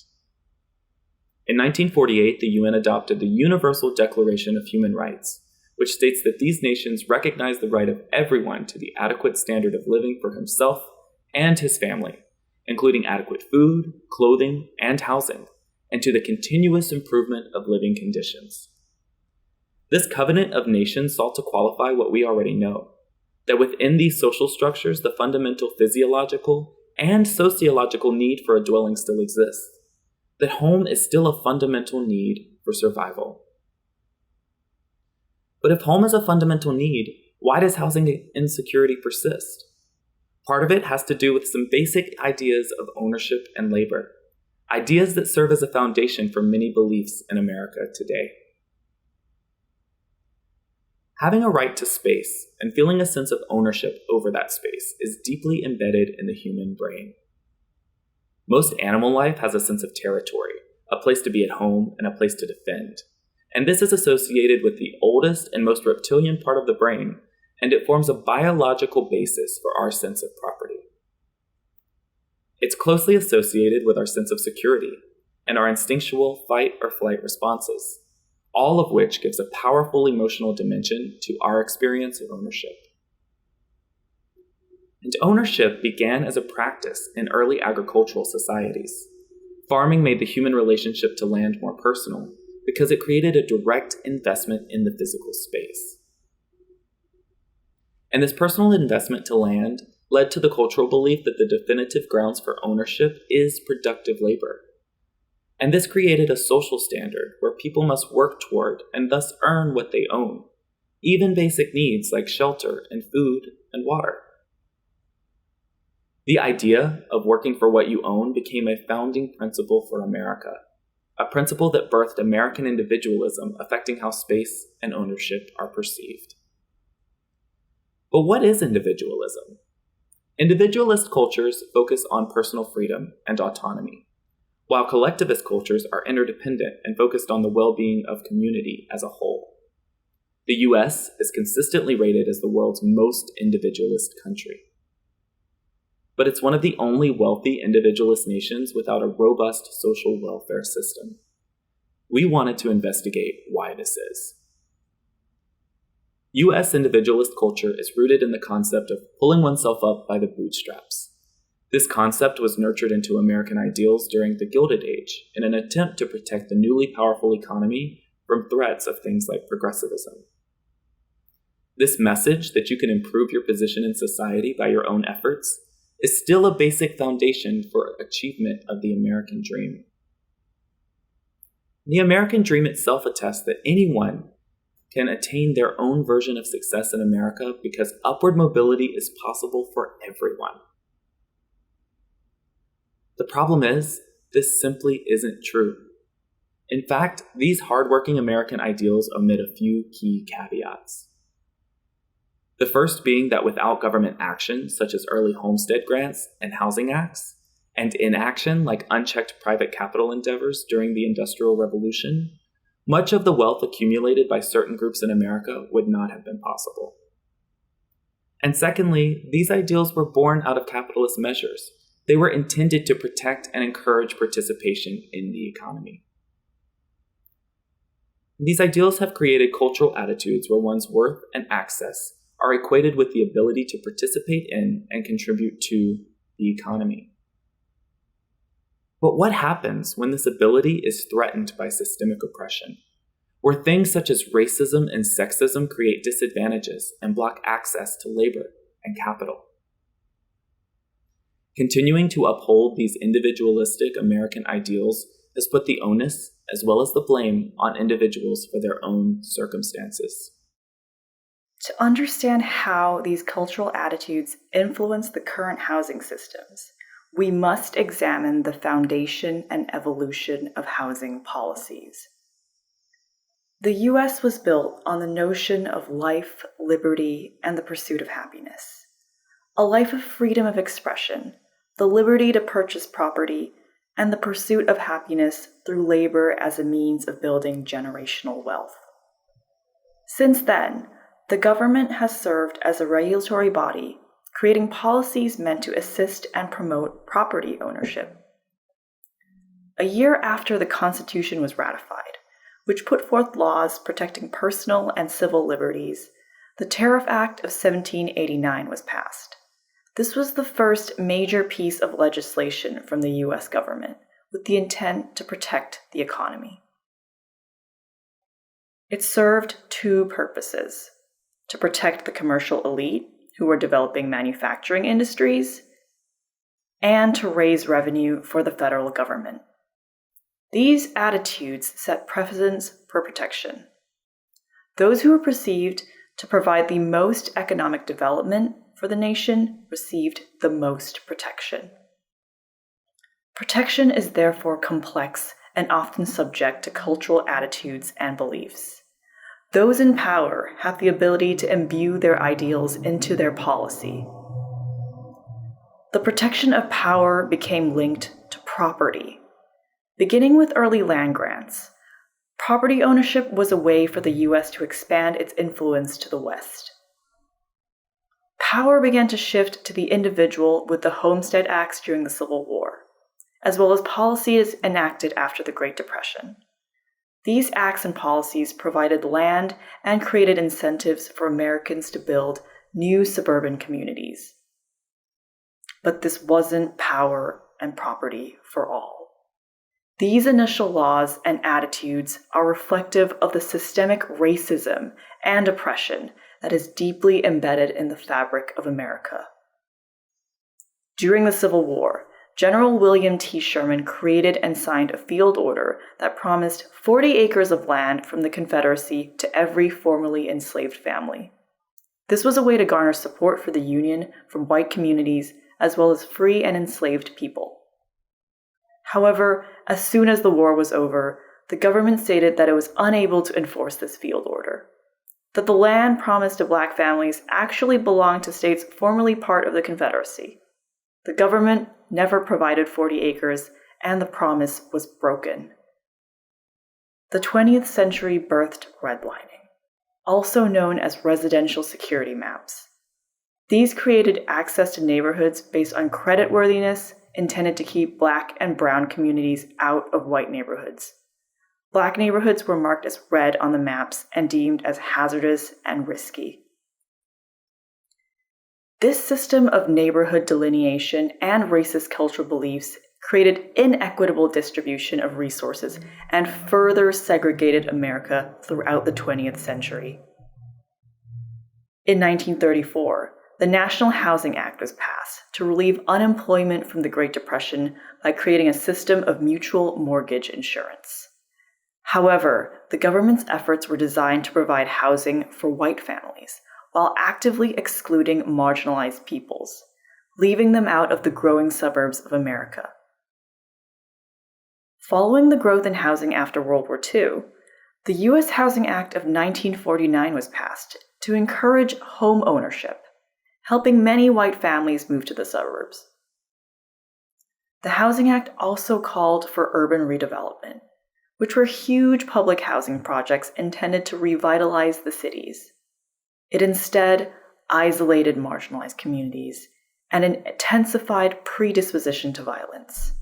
The developments began to be referred to as the projects or the ghettos.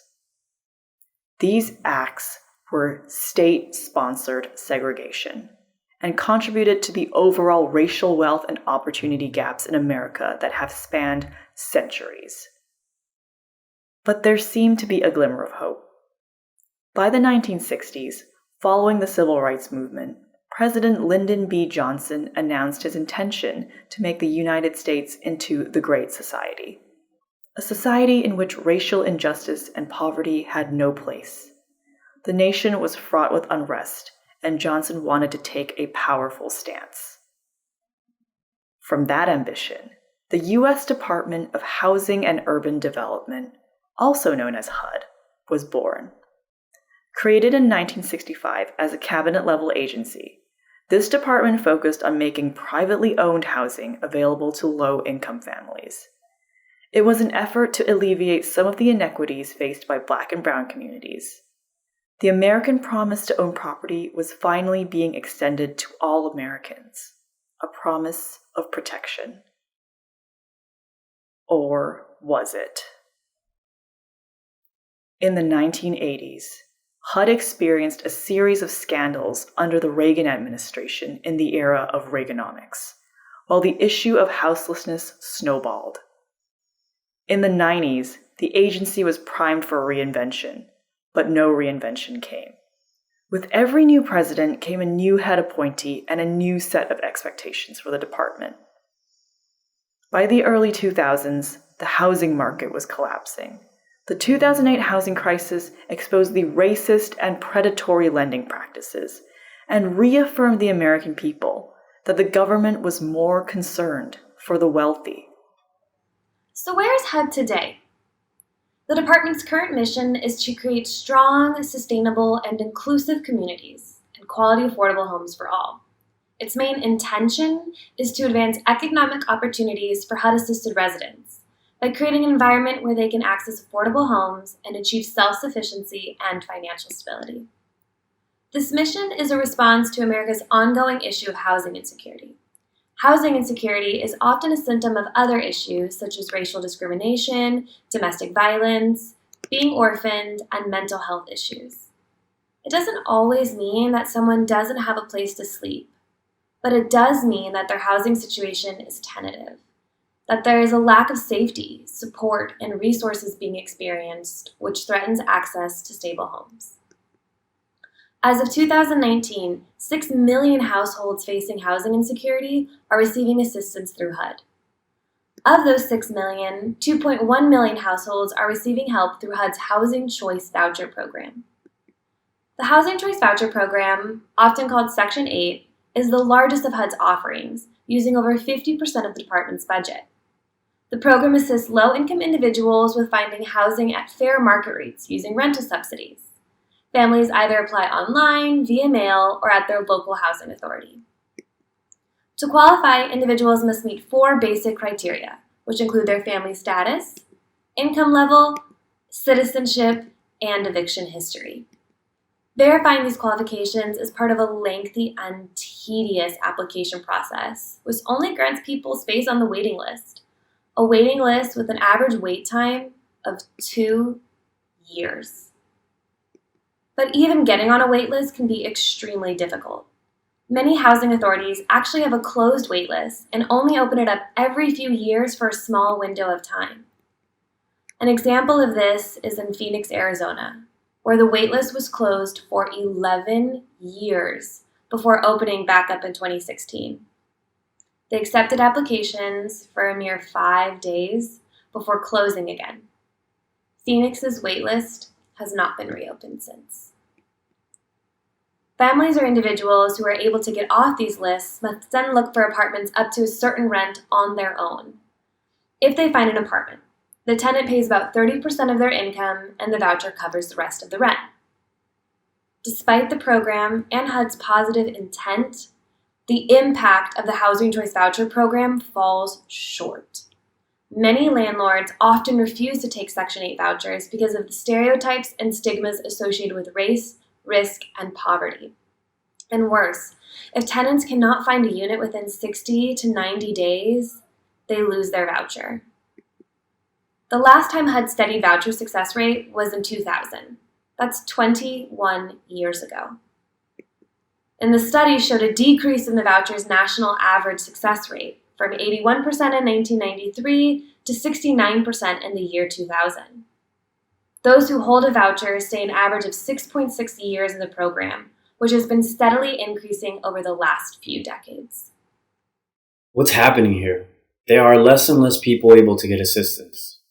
Those able to get assistance are depending on it for longer periods of time.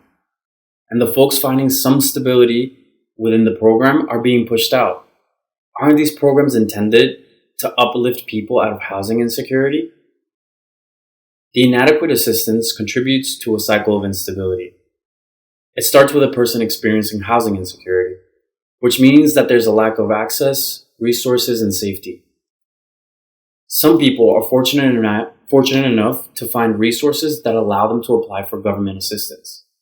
If they meet all the requirements, the government provides a housing choice voucher. The person or family then finds a place where they can begin to find some stability and consistency. For some, this small support allows people to put their energy into accessing other resources like better paying jobs, some form of healthcare, and schooling, just to name a few. But if a person does too well, like get a marginally higher paying job, it disqualifies them from the assistance, and the assistance gets taken away. The access to one resource means the denial of another. This brings the person back to experiencing instability. And so the cycle repeats. In this case, a housing choice voucher program is a short-term welfare approach, a bandage.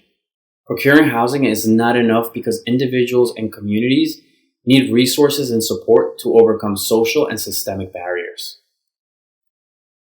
The agency must dismantle its self-sufficiency model by transforming its welfare approach into one of civic duty in order to break cycles of instability. The Department of Housing and Urban Development needs to shift from providing housing to providing homes. To do this, we must foster civic kinship by building trusting relationships that enrich communities, allowing for people to influence decisions in political, economic, and social institutions. We must create social equity by fostering just and fair policies that champion inclusion and promote prosperous societies. And we must facilitate self-empowerment by creating supportive structures that uplift and protect the agency of every member in the community. This is an opportunity for a new beginning, for a new start, and the new HUD begins here. Home is a space that provides safety, resources, and love. A place that nurtures commitment, trust, and prosperity. Home is the promise of America. But for far too many people, the promise of home is unfulfilled. Instead, people battle for stability, trapped by housing insecurity in a pattern of standstills and regression, forced to decide between meals or rent, between rest and dreams, trapped in a cycle of instability that threatens their possibilities and future. Home breaks this cycle. Home is not just a house or an apartment. It reaches beyond four walls, beyond shelter. Home is built on civic kinship, providing collective purpose and assurance. It's uplifting, affirming, re-energizing. It ensures stability and protects the future. Home is where humans thrive. Home is a human right.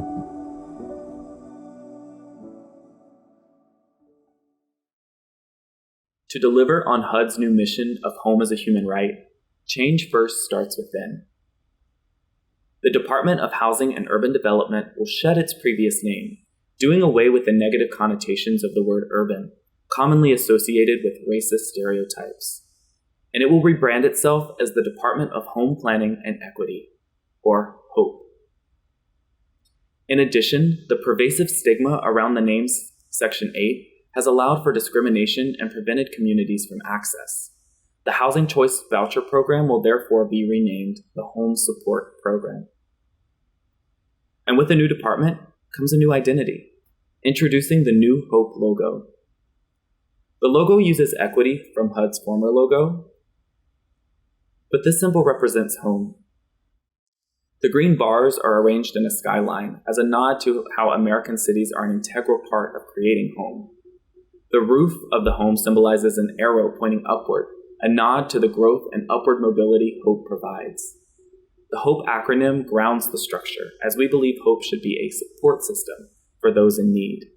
And though we changed the shades, we kept the green and blue of the former logo, because the green represents open space, land, and prosperity, and the blue represents quality of life and environment in America's cities.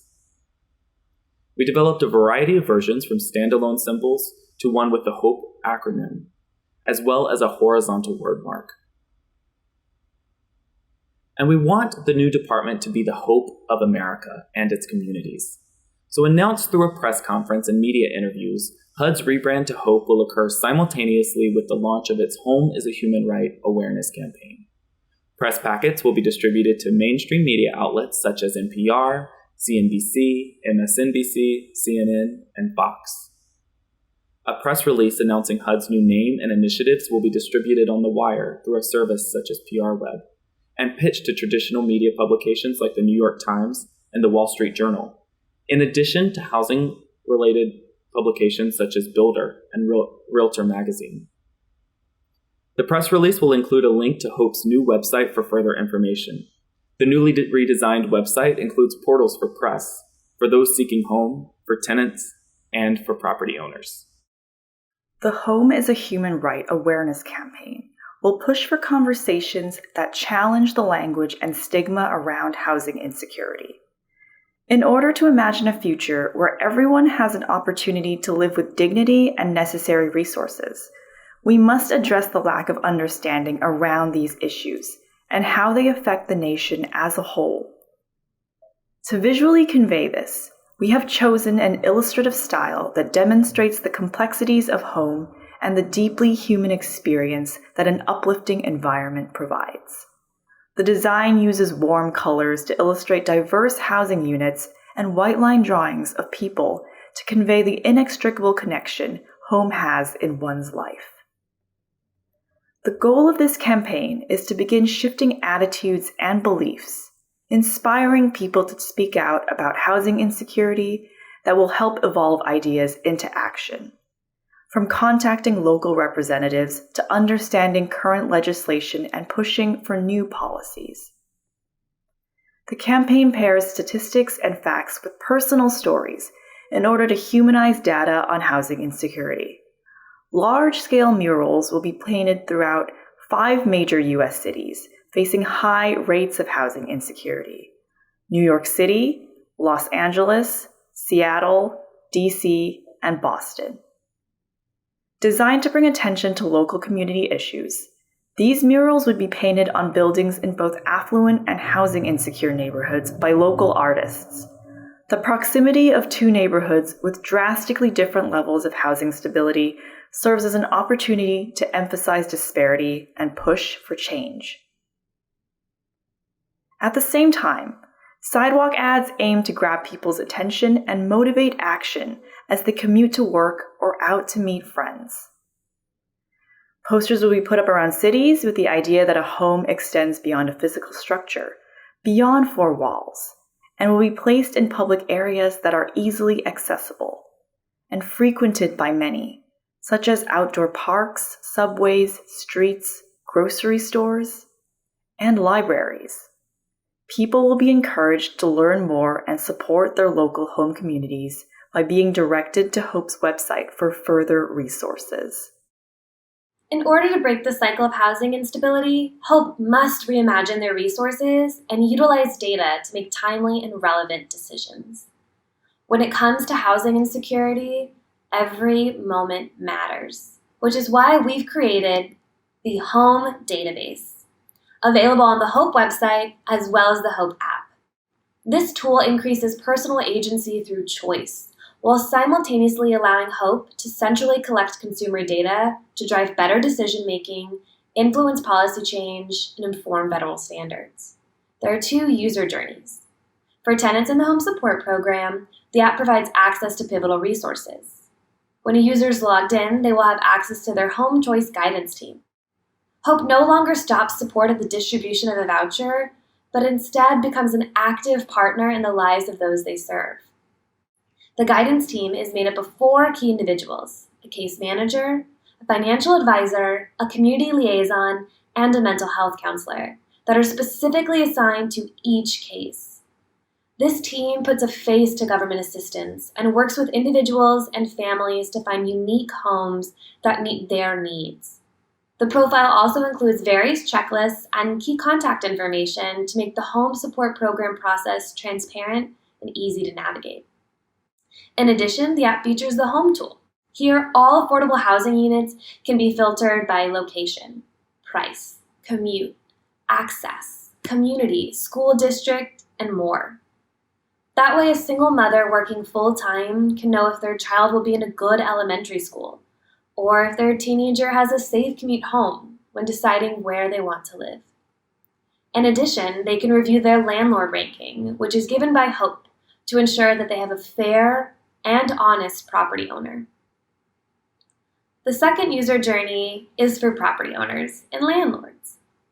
Their personal profile contains a centralized hub of their properties, their payment distribution, and their HOPE network. The HOPE network is the property owner's contacts within the Home Advisory Committee that aid and assist them as they build uplifting environments. So many of the shortcomings of federal resources revolve around poor communication. But this app changes that. As HOPE continues to evolve the guidelines and standards of home, it is important to support the providers at every step, which is why each resource is provided, whether that's a local community food pantry or a defensible space recommendation, as a clear and navigable point of contact. All of these pieces of information paint an important picture for HOPE. Each data point helps showcase what's working, what problems are prevailing, and what needs are not being met through current programs and resources. Through the Home Database, HOPE no longer has to wait 20 years to evaluate the effectiveness of its programs. We are talking real-time results here. The Home Database would have a data dashboard for HOPE employees, which would house all of the various information in an easy-to-understand platform. This makes the data tangible, and it makes it human, allowing all decisions at HOPE to be made around what people need and want, thus ensuring that HOPE makes home possible for all. Part of making home possible is making safe environments. Not just physical safety, but emotional safety as well. Safety to heal through the trauma of housing insecurity, and safety that fosters connection and belonging through trust. To do this, HOPE needs to be the expert and the go-to advisor on how to create healthy and uplifting homes. When a home generates safety, it provides a necessary foundation to thrive. This is why we have created the Home Advisory Committee. The goal of this committee is to create just and stable growth through uplifting spaces. Comprised of experts from various fields, they'll equitably examine the physiological and psychological needs of an individual and a community. They're responsible for creating guidelines that inform policies, designing and advising programs that shift housing to home and transform welfare to civic responsibility. The Home Advisory Committee would consist of trauma and substance specialists, architects, environmental activists, nutritionists, clinical psychologists, community organizers, and people experiencing housing insecurity. The committee page on the HOPE website provides resources to property owners and community organizers to begin making shift towards uplifting environments through 3 areas of focus: structural, appliance, and aesthetics.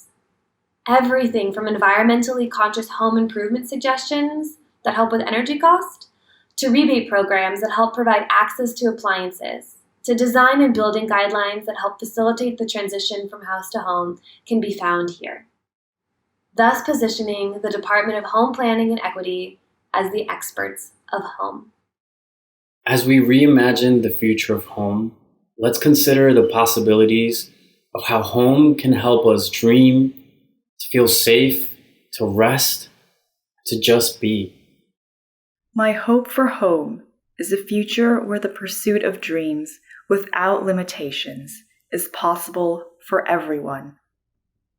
So aspiring artists, doctors, and athletes, no matter their background, have supportive and stable environments they need to imagine, to innovate, and to succeed. My hope for home is a future of reciprocal safety, where we extend tenderness and compassion as a community. So our younger, femme, black, brown, queer, and marginalized communities can find and create safe homes wherever they may go. My hope for home is solace. That home becomes a place of acceptance and comfort that allows one's soul to rest in addition to their bodies. A place where communities can find healing through catharsis so they can continue to thrive as people, friends, partners, activists, and professionals. My hope for home is about creating more inclusive sanctuaries. Sacred, uplifting spaces where people feel they can express themselves, where people can simply be themselves. We have the responsibility and possibility to create uplifting environments, to support communities from the ground up, to help build the future of America, to help more of us dream, feel safe, rest, and just be ourselves, to be filled with hope. Because home is a human right. Thank you. Hello, I'm Shazita Bola. I am a co-teacher for the brand physics course that takes place in the spring, and I'm a proud alum from 2016. And it has been my pleasure to work with you all, Dan and David.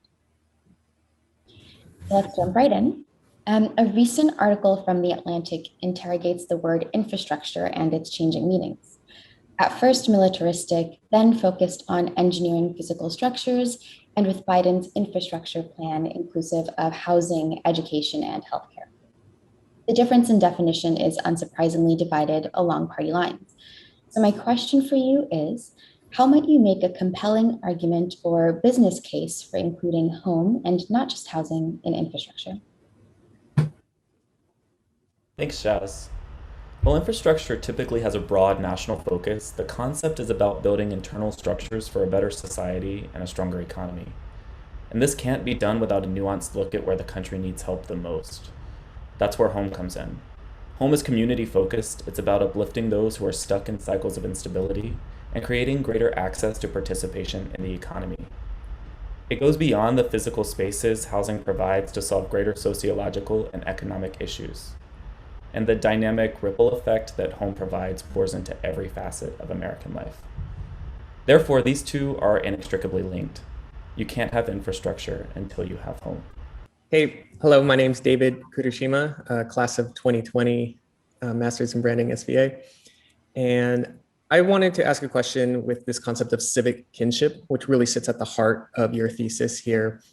HUD really sits at the center of a lot of conversations around social welfare and has long been an embattled agency, ever since the 80s and 90s. And a lot of those political debates have really devolved into, almost questions about the legitimacy of our democratic system as a whole. And so I guess I just wanted to ask you if you can elaborate a little bit more about this concept of civic kinship that you put at the center of this thesis. Thank you, David, for that question, layered question. So civic kinship manifests itself in a lot of different ways. The main driving force behind it really is an interconnectedness, and it's about investing in everyone's potential future. So it's really about uplifting each other. And so it's really seeing how someone else's well-being is also your well-being, and how progress for you can also be progress across and not progress up a ladder of power. All right, another question from me. So you identified that ownership is the outcome of productive labor. And at this moment, an eviction tsunami looms. Context includes joblessness as a result of the ongoing pandemic, minimum wage that does not guarantee affordable rent anywhere in this country, and Wall Street pouring billions into entire blocks of homes. So we simultaneously lack labor, can't afford homes with labor, and watch as the ultra-rich companies snap up homes without labor. So what needs to happen next, and how does that perhaps change the definition of home ownership in America? Thanks for your question, Chaz. I'll take this one. So the definitive grounds of ownership is productive labor. In other words, you must work and earn what you belong. But we found in a capitalist society that's drastically influenced by racism, sexism, and ableism, to name a few, that this definition is flawed. There cannot be a set standard of home ownership rooted in labor without it being significantly inequitable, let alone uplifting. So what needs to happen next is that ownership and labor kind of need to be culturally divorced when it comes to basic needs like water, food, and home, because they do not and should not be something one must earn. This is something that the privileged already experience if we look at inheritance or generational wealth. So what needs to happen next is a reframing of ownership within culture that examines privilege and systemic failings to make sure that this is an experience available to all. Thank you, Jamie. I'm up next. I'm Dr. Dan Formosa. I'm one of the founding faculty members of the program. The course I conduct is Design and Market Research, where we talk about all forms of research throughout the semester. So my question is, your entire hypothesis, your entire thesis is based on the idea that by providing homes instead of just housing, Section 8 recipients will be able to uplift themselves and become more successful and much less likely to need assistance or much less likely to face eviction in the future. So what evidence do you have that that would actually be the case, that an uplifting environment would lead to success? And given those recommendations, would you need to do extensive follow-up for months or years to really collect enough information to understand what is creating that success and what are some of the causes of failure? I'll take this one. So thanks, Dr. Dan. We do have evidence from the Robert Wood Johnson Foundation that shows that healthy home environments play a key role in promoting a person's physical and mental health. So poor housing contributes to issues like chronic diseases and can have harmful effects on childhood development. And that's really linked to the future ability for someone to achieve later success in life. So this is especially important since there's around 2 million children currently in the Section 8 program. So placing them in uplifting environments is crucial. And yes, hope would have to maintain extended contact and assistance. So this is where our choice guidance team comes in. So the team would consist of individuals sourced from local organizations that would work closely with each family for however long they need support. And this might seem a bit expensive at first, but we do know that there are benefits showing that investing in people pays off both economically and socially. This would, of course, take time for HOPE to gather the data and figure out what is and is not working. But after a few years, if the average duration a family spends in Section 8 housing decreases from the current 6.6 years, then that would be an indicator and measurement of success.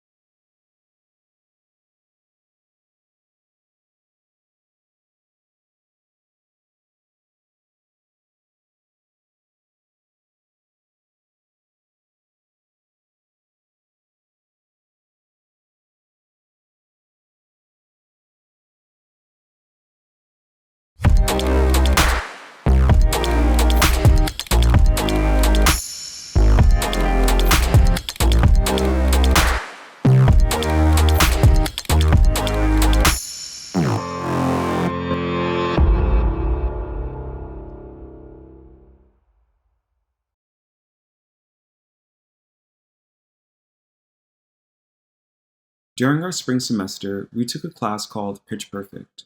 This course is centered around developing powerful pitches for real-world clients. We were guided by our fantastic professors, Andrew and Andrea, and by our two TAs, Kaylin and Kelly. In the process of creating our pitches, we developed and presented new business opportunities to our client, which this year was St. Jude Children's Research Hospital. What is it exactly that we are solving for? Our brief from St. Jude was to personalize and unify the brand with a Gen Z and multicultural audience in mind. This overarching concept can be used for fundraising, social messaging, advertising, virtual events, and other digital channels, all in the name to help continue funding the work of St. Jude.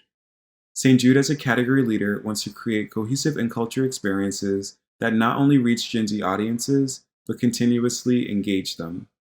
St. Jude aims to ensure that its mission is meaningful and personal and goes beyond initial interest to inspire long-term support of the hospital. And this discussion is extremely important today amid a turbulent time in our country, during which COVID-19 has reshaped the country's social, political, and economic landscape.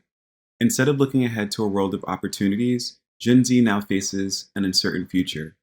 74% of Gen Zers say that the future of work after education is uncertain, causing them anxiety. Whether they just graduated from college or early in their career, members of Gen Z may have to rethink their path. Many recent graduates have seen their job offers rescinded or put on hold, or may not receive any offers at all. Workers under the age of 25 experienced a 93% higher rate of layoffs during the pandemic. But one of the positive side effects of this feeling of insecurity is that Gen Zers have cultivated a strong entrepreneurial spirit. 72% of them say that they want to start a business. They are obsessed with turning passion projects into legitimate business ventures. And as digital natives, Gen Zers are natural marketers who can easily share their projects with their communities. This generation has been exposed to many issues from an early age, including terrorism, school violence, and global conflict. All of this has taught them to be more adaptable, more resilient, and more interested in philanthropy and social change. St. Jude's mission, which revolves around hope, the future, and equality of care, has inspired us to set out and make a difference. Our teams have discovered unique and powerful opportunities to have a bright future. Seldom seeing each other's work, we all developed different core audiences, insights, and strategies that led to our final pitch. Our solutions included a sub-brand, an influencer strategy, a spirit of defiant hope, and a creative wellness campaign that builds awareness and increases engagement. Let's start with St. Jude Invest, a new sub-brand of St. Jude that aims to build long-term strategic partnership initiatives with Gen Z that are engaging, culture-driven, and digital-first. During the research process, the St. Jude Invest team discovered Gen Zers are hungry for a successful future, but they do not feel that they have the tools to be ready, the same tools that were often afforded by the generations preceding them. They are looking for new ways to invest in themselves, new opportunities to follow their passions. The St. Jude Invest team learned to connect with Gen Z. It is important to meet them where they are, with what they have, and equip them with what they need to succeed in their own ways. This led to their development of a strategy to connect with Gen Z by becoming a committed partner in their future growth. St. Jude Invest connects with Gen Z in various ways, including the Red Check. The Red Check is a fundraising program with a social media component aimed at celebrating and encouraging authentic entrepreneurial action. Next is the St. Jude credit card called St. Jude Invest, for entrepreneurs who want to build a financial safety net for their families and for their future business pursuits. And lastly, the St. Jude Invest auction, an annual non-traditional art auction fundraiser tapping into budding artists for their agency and creativity while giving them a platform they need to garner exposure. Our second team was Hustle for Hope, which created an influencer strategy that builds brand awareness. This team found that high-achieving Gen Zers harness their entrepreneurial spirit through side hustles, but can feel limited on how to use that spirit to benefit social causes. With this in mind, their primary audience were motivated Gen Zers that are future-oriented with a desire to get involved and take action. Hustle for Hope realized that by focusing on Gen Z's passion will allow them to connect and align with St. Jude's purpose. Hustle for Hope introduces Hustle for Hope Live, a week-long lineup of influencers hustling live to fundraise for St. Jude. This would take place on each influencer's individual TikTok in order to capture their specific audience.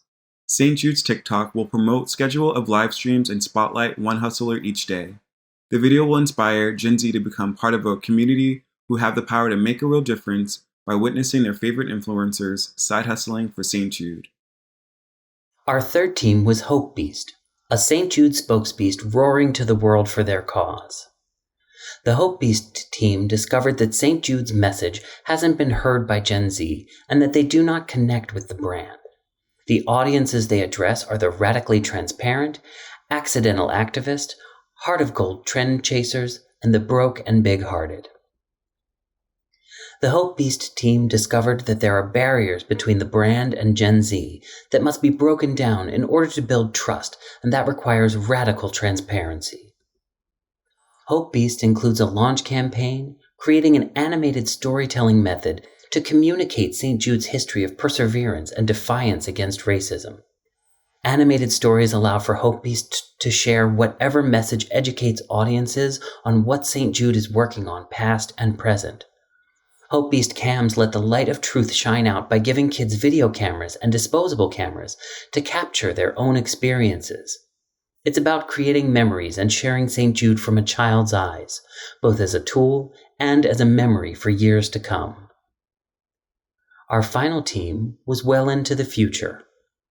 This team uncovered that Gen Z has a lot of social pressure to succeed and is anxious about their future, so they create ways to cope through wellness. With an audience of wellness warriors, super creators, and digital storytellers.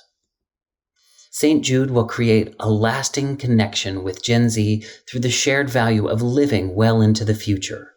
Healing, inclusivity, and creativity drive communication, streamline the tone and voice, and shape the overall execution. This strategy will generate community activity through nutrition, fitness, meditation, and other wellness topics. This campaign meets Gen Z where they are and encourages them to be active in causes that St. Jude already addresses on top of pediatric cancer.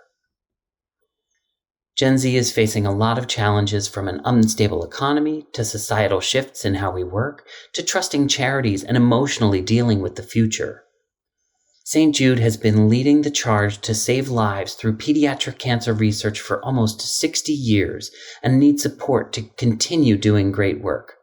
This younger generation rallies around causes rather than charities. St. Jude has the opportunity to meet this younger generation as a cause and continue to bring people together to help save lives. Through branding, we hope to have aided in this process with our strategies. Connecting Gen Z with a brand like St. Jude, which has done so much positive work and continues to make strides in cancer research, was a great challenge and certainly helped us explore pitching to clients. Thank you.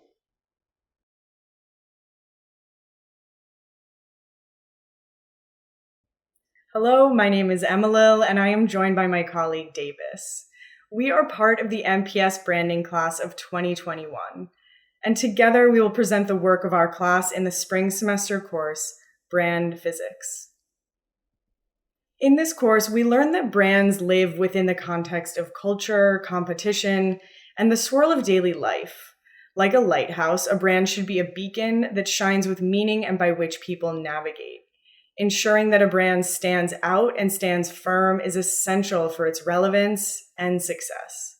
This becomes possible when a brand is anchored by a brief, a set of tools, guidelines, and instructions that provide all those that will steward it with a unified understanding. Together, we applied the brand physics methodology to solve a brand challenge through 4 phases: investigate, distill, create, and facilitate.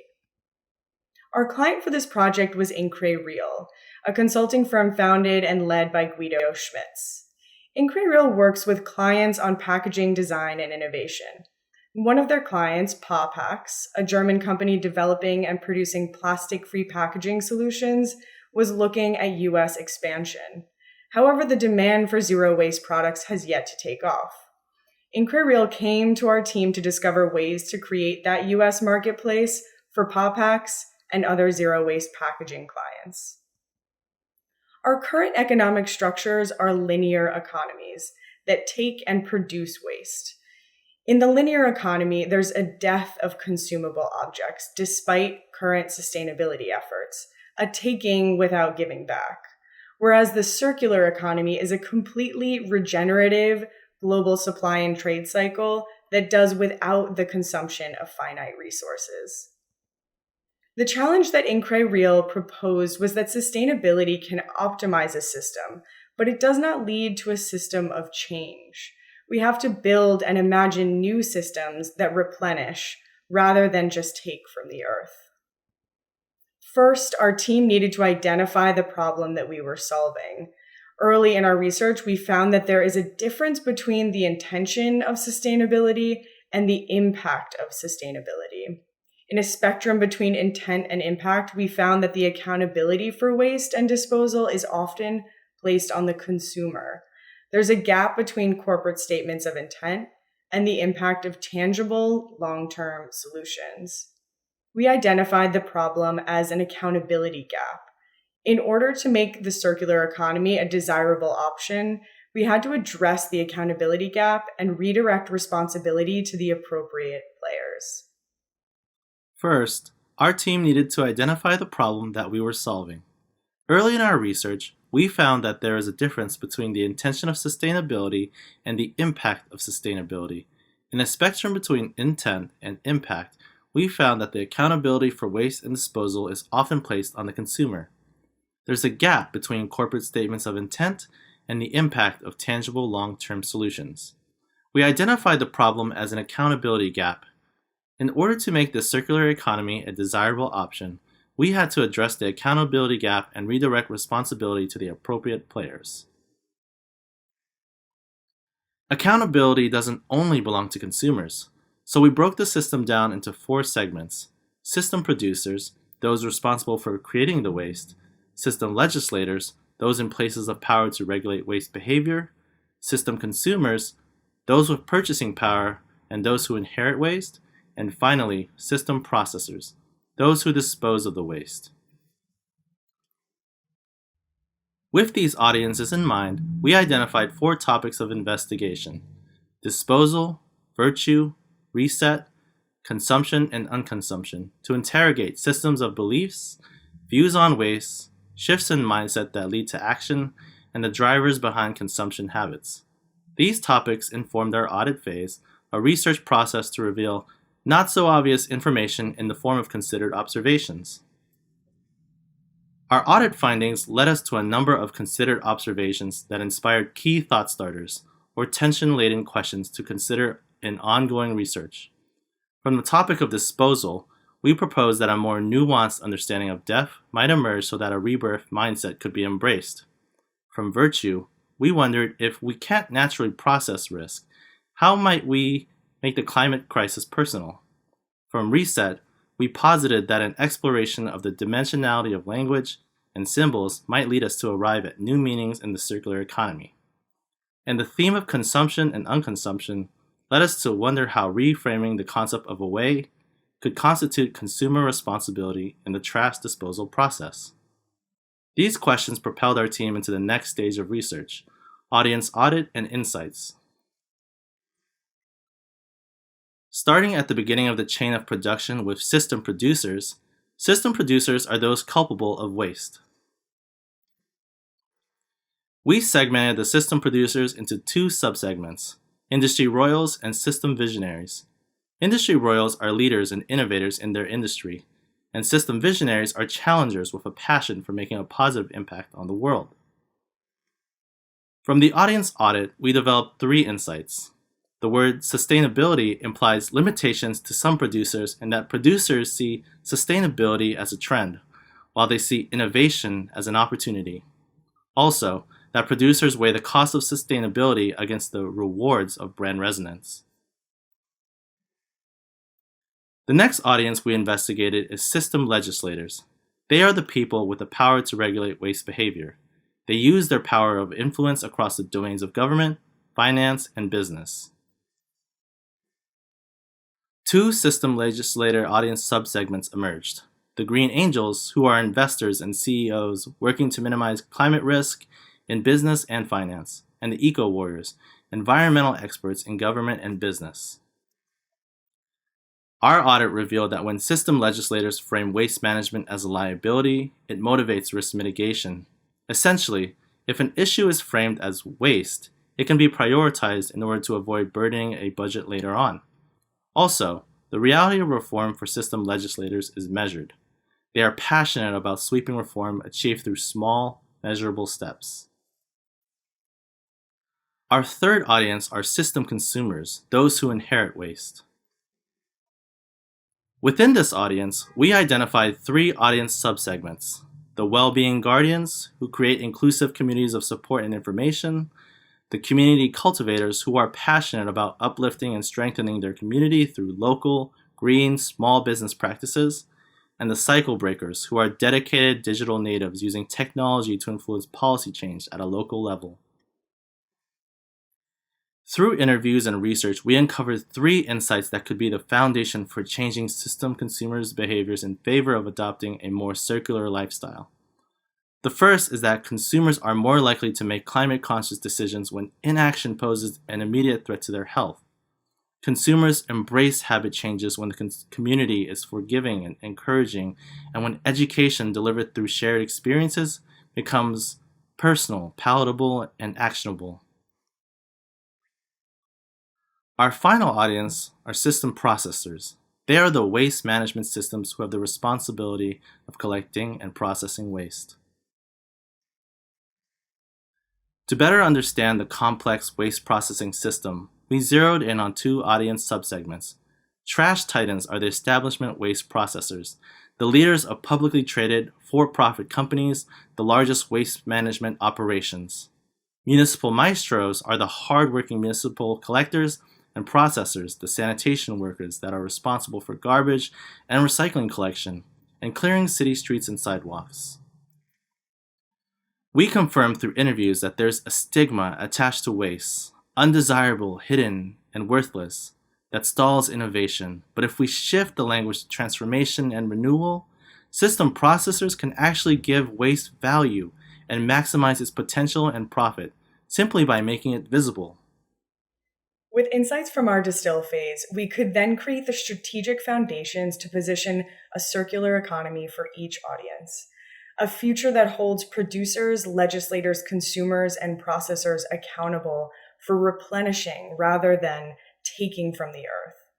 We presented the brand strategy by unfolding elements of a classic brand ladder, a tool that summarizes key strategic concepts in a concise manner, using a circular rather than linear style. This starts with embracing new roles or purposes per audience. When system producers act as challengers, system legislators as change agents, consumers as role models, and system processors as guardians, then we can transform our relationship with waste and get closer to closing the accountability gap in this system. To understand needed shifts in behavior, we came back to our original challenge to name the enemy of genuine progress. Sustainability is merely the capacity to maintain our present way of life. It is a status quo ambition that prioritizes newness instead of renewal, that limits our ability to pursue radical systemic change. It stands in the way of real progress, and with sustainability positioned as the enemy of a circular economy, we could replace the re's of sustainability, reduce, reuse, recycle, and make way for more empathetic, less wasteful ways to shift our collective behavior.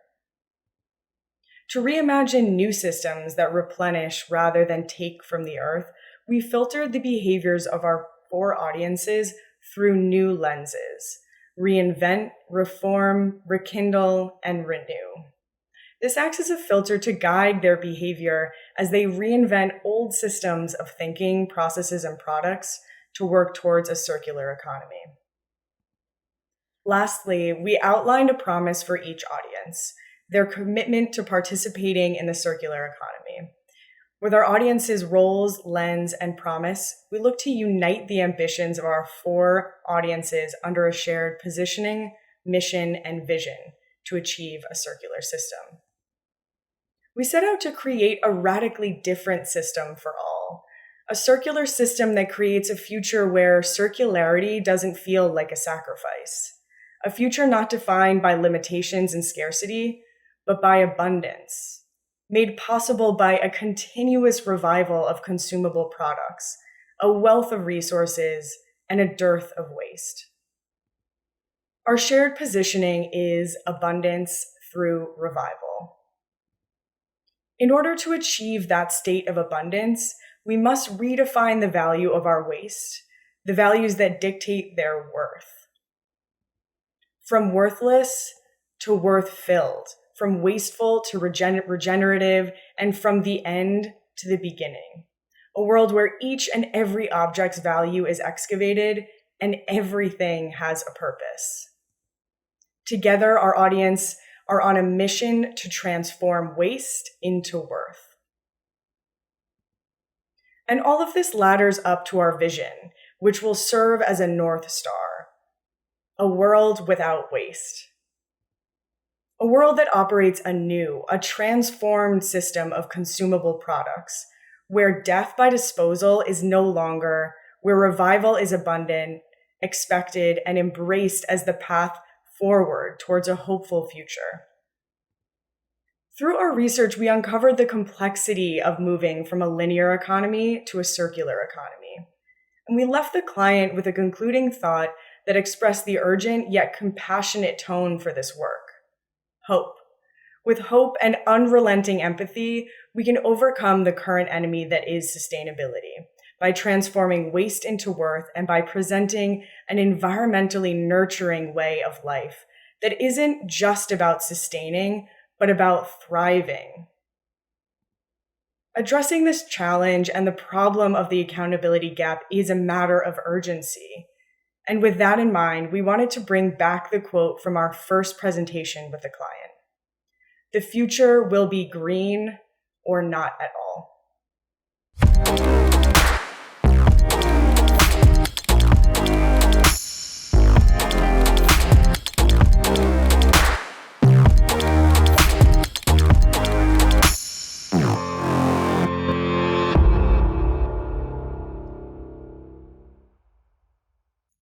There was a girl who has dreamed of visiting New York someday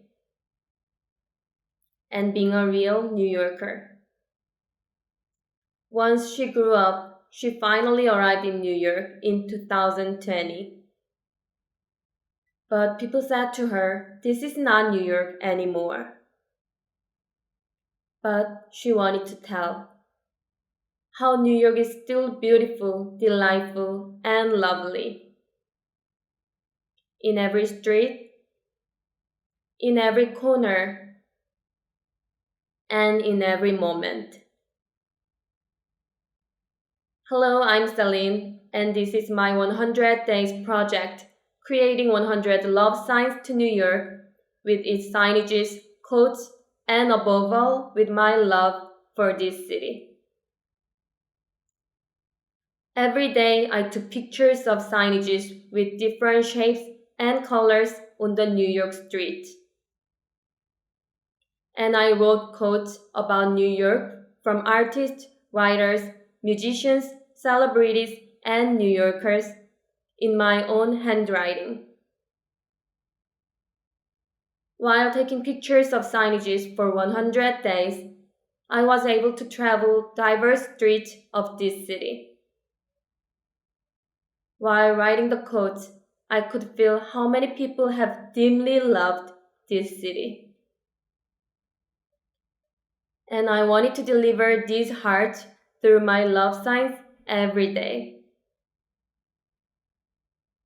There is something in the New York air that makes sleep useless. Most cities are nouns. New York is a verb. Living in California adds 10 years to a man's life, and those extra 10 years I'd like to spend in New York. I love New York because within its borders you can travel the world. It's not a place, it's a dream. It's not a city, it's a world. If you follow your heart just right, it will get you to New York City. People never forget two things: their first love and their first day in New York City. The city is like poetry. It compresses all life, all races and breeds into a small island and adds music and the accompaniment of internal engines. New York is the kind of city that inspires dreams, hope, and love. And I hope to continue this journey and keep delivering the message of how beautiful, delightful, and inspirational New York was, has been, and still it is. If you want to see more love signs, please visit the Instagram 100 Love Signs to New York or visit my website celinhan.com to see the other projects. Thank you. Hello, my name is Emma, or some of you might already know me as Mama, or rather, Buds with Mama on Instagram. And for the last 100 days, I've been snipping, gluing, and painting my way to 100 crepe paper flowers. I've been calling it 100 Days of Buds. Prior to the 100 days, I already had a small art project that I started in the height of the pandemic. I gravitated towards crepe paper flowers because not only is this craft soothing, challenging, and beautiful, it is also deeply nostalgic and tender.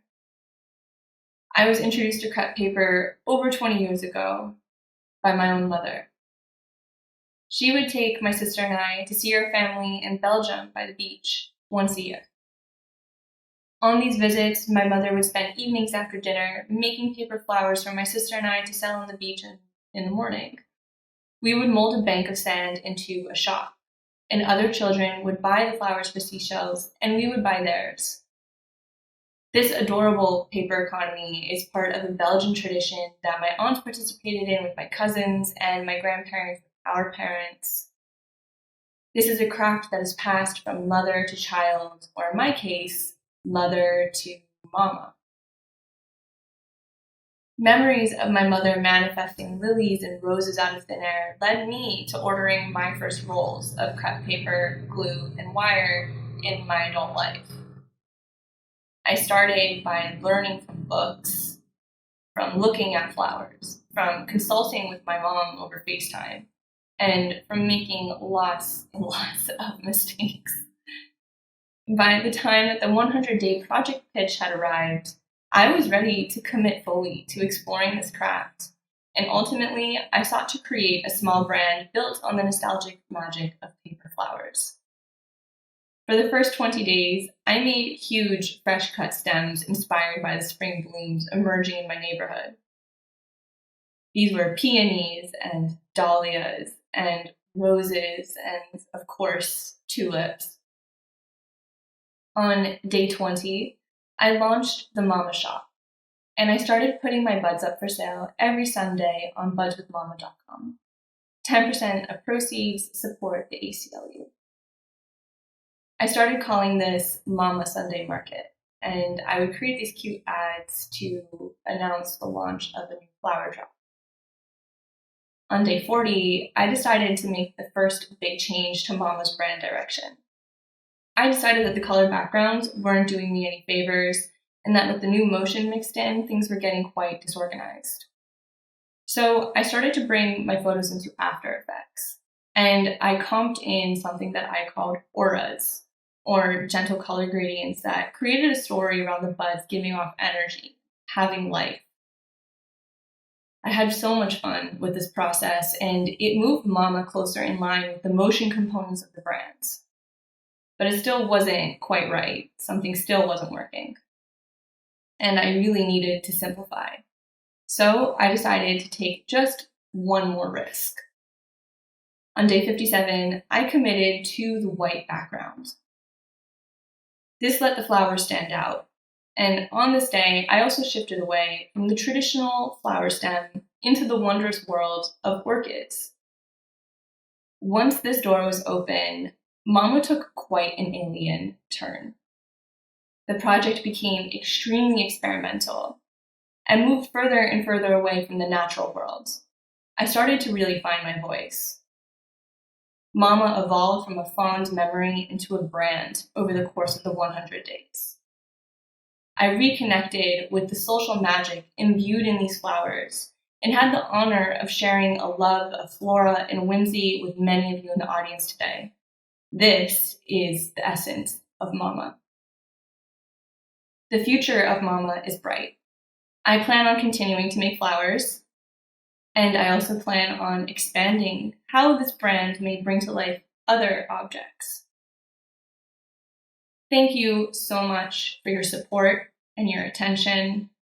You can find me at Buds with Mama on Instagram or at budswithmama.com, where you can buy a bud of your own. I hope to see you there at the next Sunday market. Thank you. Hello, I'm Chelsea Carlson, creator of Digital Fashion 101, a community for learning about all things digital fashion. I created this project because you're probably sitting there on the other side of the screen wondering, what is digital fashion? It only exists virtually. It's made of pixels, not stitches, and layered on photos or video. Since most people still aren't familiar with digital fashion, I decided to spend 100 days laying out the history, sustainability, technology, design, and business of digital fashion. History started by laying the groundwork, first starting with definitions and examples of trying on digital fashion, along with covering the many firsts in the industry, from the first digital-only collection, to the first blockchain digital couture dress, to luxury brands selling digital-only fashion. Sustainability covered both the environmental and ethical perspective on digital fashion, from how much water can be saved, to how much plastic can be avoided, to ways to approach non-fungible tokens, or NFTs, in a more environmentally friendly way. Digital fashion also offers a chance for people of all sizes and genders to express themselves freely through fashion. And this piece is critical, because how can a fashion system be truly sustainable if it excludes? The tech unit included everything from the fashion metaverses where brands are starting to play, to resources for would-be designers to learn the tech required to create. I also interviewed some of the major designers leading the charge into digital fashion, learning more about their design aesthetic and motivations, along with examining their perspective on the relationship between physical and digital fashion, and asking them to consider what the future of the industry may hold. These designers hailed from around the world, but were united by a sense of hope and creativity in digital fashion. Finally, I surveyed the growing business landscape, covering the major retailers vying to be the leading destination for shopping digitally, the new virtual fashion week showcasing the work, and the apps that are pushing to make digital fashion instant through augmented reality. If the concept of digital fashion still feels a little wild to you, I challenge you to think about the very long list of other industries that have gone digital in the last 20 years, from music to photography. This is just the beginning of a brand new universe of creativity and self-expression.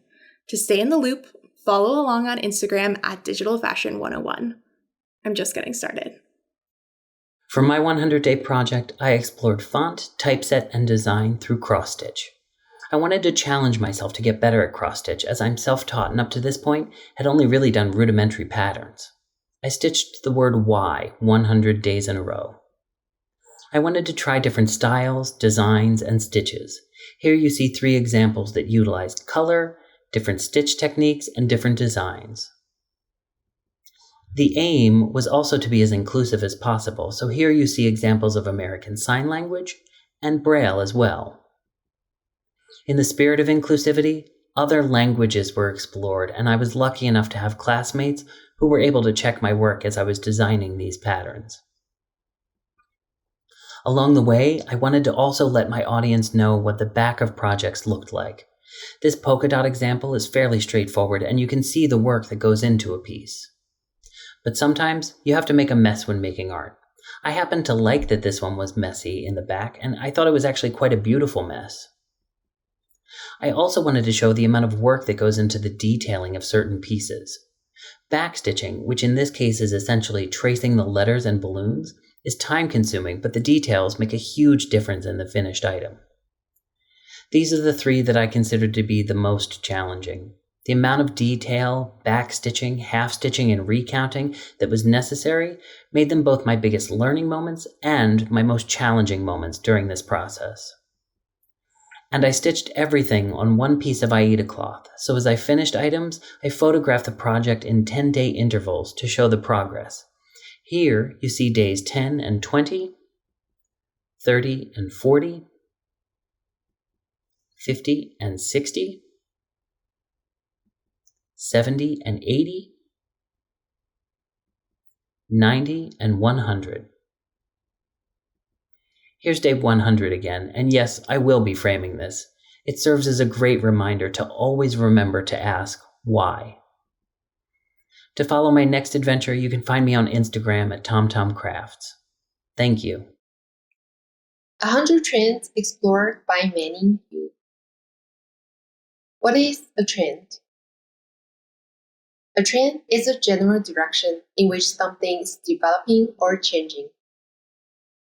It is fashion, and it is the subject of many posts on social media websites.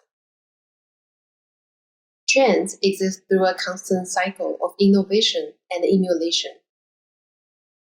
It reflects cultural shift and indicates the direction of social change. People are obsessed with trends because joining a trend means you are part of the group. It's a way people embrace one another and interact with each other. For this 100-day project, I explored a trend every day, aiming to identify its cultural impact on generations and how it shapes our society. There are 12 categories covered in this project.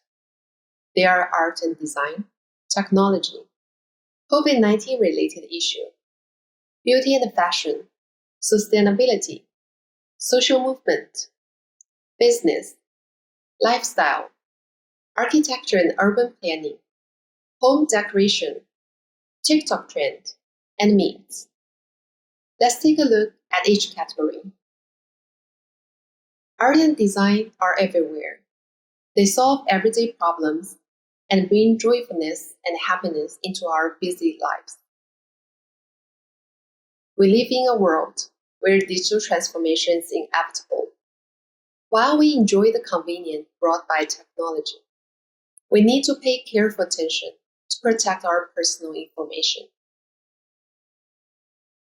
Pandemic has changed our lives. When we were forced to stay at home and meet people in Zoom, we've learned to appreciate the small things in our lives. After we've been quarantined for a year, fashion industry is telling us to put away loungewear and get properly dressed. Sustainability has become an increasingly important issue for everyone.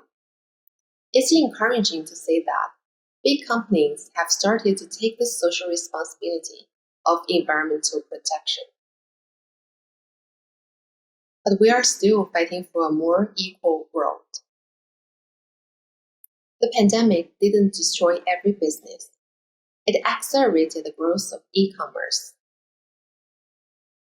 What we have been through over the past year motivates us to care more about ourselves, about our homes, and about our cities.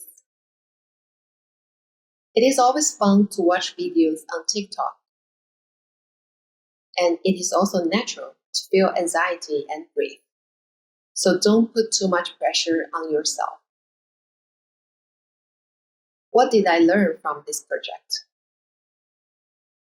Design matters. It makes scientific progress visible. It creates emotional connections. And it contributes to raising awareness of social issues. Technology matters. It makes our lives more interesting, more convenient, and it has been changing our lives for the better. Environment matters. Because protecting the earth means protecting ourselves. Diversity, equity, and inclusion matter. Because everyone has the right to be treated equally, regardless of his or her age, gender, race, religion, and physical ability. Everyone should be able to access and enjoy the world. Thank you for watching. If you are interested in learning more about this project, please check my Instagram account at 100 Days of Change. Hope you enjoyed it. Thank you. Depression and anxiety are the two most common mental health disorders in the United States. Having struggled with these symptoms for many years myself, I was curious about what I was experiencing and learned as much as I could from many different experts in related fields, ranging from psychologists, neuroscientists, and nutritionists to meditation coaches, pain scientists, and alternative healers. After many years, I was able to transform my mental and physical health in a lasting way. If I had to narrow it down to one thing that helped me the most in my transformation, it would be self-compassion. 100 Notes to Self was created to spread self-compassion through a series of illustrations and brief journal entries. I know that the term self-compassion can at first sound soft, unrealistic, or even self-centered, but there are scientists dedicated to studying compassion, and they would say that it's anything but. It's in fact smart. Self-compassion is one of the most fundamental determinants of resilience and success. Where self-criticism leaves us powerless and distraught, self-compassion is at the heart of empowerment. What exactly is self-compassion? Self-compassion is about providing for yourself, staying true to yourself, and approaching your difficulties with kindness and courage so that you can learn, grow, heal, and have the energy and clarity to care for others.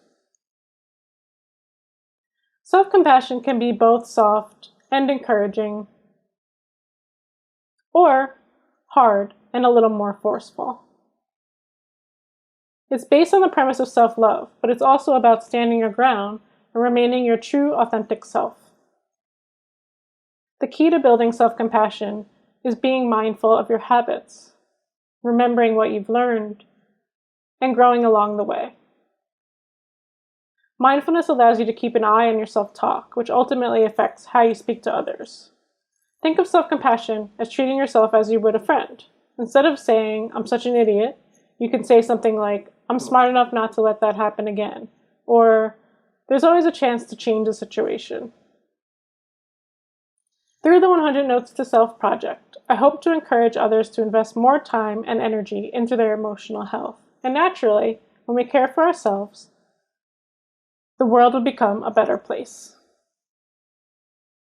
You can find more information on Instagram at 100 Notes to Self. Thank you so much for listening. My name is Rachel Pan. My 100-day project is about 100 stories of brands in China. Since I moved to the United States from China, whenever I see brands from China here, I always get excited. This reminds me how brands are woven with people's life and how they carry out value and hope and shape the way we look at the world. Taking the opportunity of the 100-day project, I start to track and record those Chinese brands in ordinary Chinese people's lives to help people outside of China to know more about Chinese brands. I divide the whole journey into 4 stages, starting from the 1980s until now. During the process, I found each stage representing different features along the way how Chinese brands have evolved. The 1980s was the stage of early beginning of brand building in modern China, as the economic reform just started. The famous Big 4 brands are what every Chinese young couple would dream to have when they get married. In the 90s, the consumption level has substantially increased, providing great opportunity for Chinese brands to grow. At that time, the top 10 market share in home appliance industry were all Chinese brands. Around 2000, China became a global manufacturing center, and made in China were all over the world. Chinese businesses realized the importance of branding more than ever before. Many Chinese brands took this stage to prepare themselves in brand building in order to go to the international market, such as Haier, Lenovo, and Huawei, etc. And from 2010 to the present, brand awareness in China has increased unprecedentedly. The government also made building Chinese brands a national strategy. According to BrandZ, Tencent and Alibaba rank in the top 10 most valuable global brands in 2021, and China's CRRC high-speed train is running in over 100 countries in the world. At the same time, China Tide, or Guochao, becomes a trend, which is a surging consumer interest in brands incorporating Chinese culture, and this trend is further spreading internationally. So, from made in China to brands in China, the transformation is still continuing today. We believe Chinese brands will offer the world much more than manufactured products, but exporting China's value and culture, which will make a profound and lasting impact on the world. So join us on Instagram, 100 Stories of Brands in China, to know more about it. Thank you. The 100 Days of Obsessive Artists project showcases 100 artists from around the world. I ask them a simple question: what are you obsessed with? Hi, my name is Sehun and I'm from South Korea. When I first came to America for my art education in 2008, I was impressed by the diversity of artists from all over the world. I always wanted to know more about these artists and create a creative community united by art. To bring this dream of community to life, I interviewed 100 artists, asked them about their obsession, and hand-drew their portraits. I was amazed by how diverse the obsessions were, everything from plants, old paper, tones, symmetries. These words anchored an idea to their own creative output. I also asked artists what their definition of art was. Their answers provide an endless amount of inspiration. One artist, Luke Chu in Los Angeles, said for him, art is communication. Artistically, he's obsessed with cleverness, whether it's a clever way of illustrating a narrative or a smart way of employing a medium to create an intriguing visual. Get Boys, a concept photographer, said, I think art is whatever you want it to be. I like that it has freedom of interpretation because just like personal taste or opinion, that definition can evolve with you through time. I was truly honored to show 100 artists' artworks and ideas. I even had a chance to interview a street artist, Futura, whose work I followed since I was a little kid. The graffiti artist said, well, art is probably something visual, but to me, the word itself is almost beyond definition. It's obviously whatever each individual or group of individuals will interpret. I can draw you a map, but I can't give you directions. The thought here is despite any influence anyone has perceived to have come from me, we all need to find our own way. This community can grow and spread out through the world. Even though we are all from different backgrounds and countries, we all have a common passion for and obsession with art. To continue to check more artists and their interviews, please visit my Instagram, 100 Days of OA. Thank you. Hello, my name is Jake Roseberg, and for my 100 Days project, I sought to create 100 new monuments to highlight the forgotten folklore of America, as opposed to carrying forward the vile torch of the Confederacy. While I don't have time to share all of my monuments with you, and thus take you on a trip around our entire country, I do want to show you some of my favorites and the ones that meant the most to me in my discovery along the way. The first is the Rainbow Column in Arkadelphia, Arkansas. Once known as the City of Rainbows and known for its frequent humid rains, instead of a Confederate memorial, let's behold this testament to a unique climate and the town's name, a mixture of Arkansas and the Adelphia, from the Greek meaning for brother or place. Here, in southern states, we have Confederate Memorial Day, a cultural holiday to remember the soldiers who died in military service. It's every April 26, but coincidentally, in 1607, the Virginia Company colonists made landfall at Cape Henry, and in 1805, the First Barbary War was fought. Rather than paying tribute to one specific instance of tragedy, why not create a thematic holiday focused on the reflection of America's colonial legacy and the legacy of colonialism across the world? Bakersfield is a city in Kern County, California, the most productive oil-producing county in California. The city is also the birthplace of the country music genre known as the Bakersfield Sound, and also home to a collection of Miocene-era marine fossils collected from the region as well as many other displays. So why not strike up the band and rock on by striking some bones at the center of town? Silas Stillman Sewell was an American abolitionist, Kansas Territory Jayhawker, anti-slavery militant, and a friend of John Brown and Walt Whitman. Later, during the American Civil War, he joined the Colorado Volunteers, rising to the rank of captain in the Union Army. Silas Sewell was in command of Company D, 1st Colorado Cavalry, which was present at Sand Creek on November 29, 1864. He refused an order to join the Sand Creek Massacre, and during the subsequent inquiry, Sewell testified against the massacre's commanding officer, John Chivington, and soon after, he was murdered in Denver. And finally, my favorite. The Paisaw, or Paisaw bird, is a Native American dragon, depicted in one of 2 murals painted by Native Americans on bluffs or cliffsides along the Mississippi River. Its original location was at the end of a chain of limestone bluffs in Madison County, Illinois, and now at present-day Alton, Illinois. The original Paisaw illustration no longer exists, but a newer 20th century version, based partly on 19th century sketches and lithographs, has been placed on a bluff in Alton, Illinois, several hundred yards upstream from the original.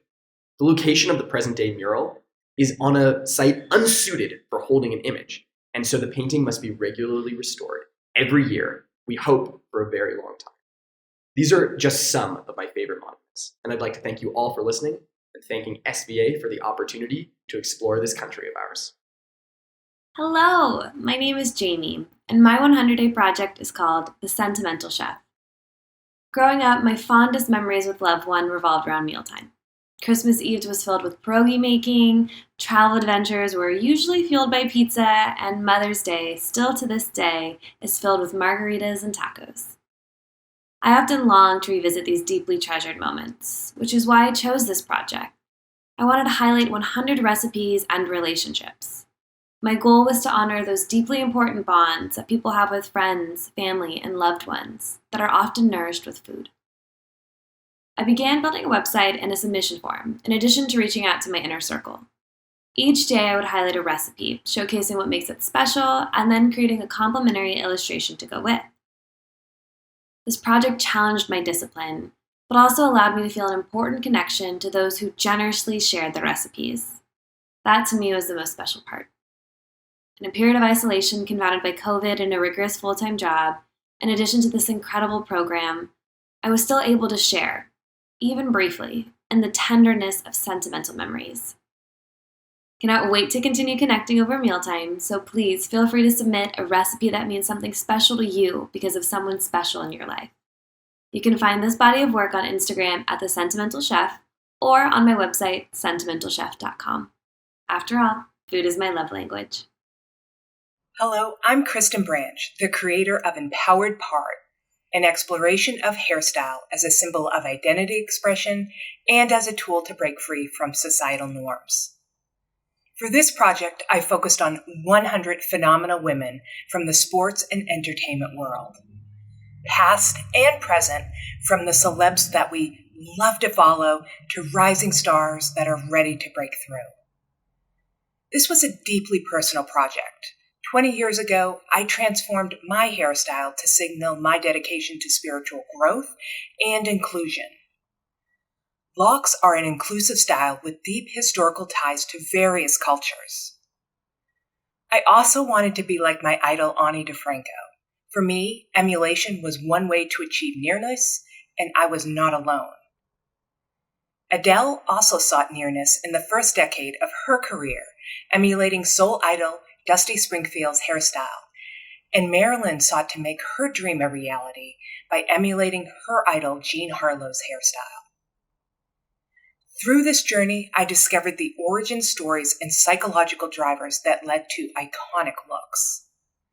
The range was vast, from one of remembrance and honoring to blowing up preconceptions. I was surprised with what I uncovered.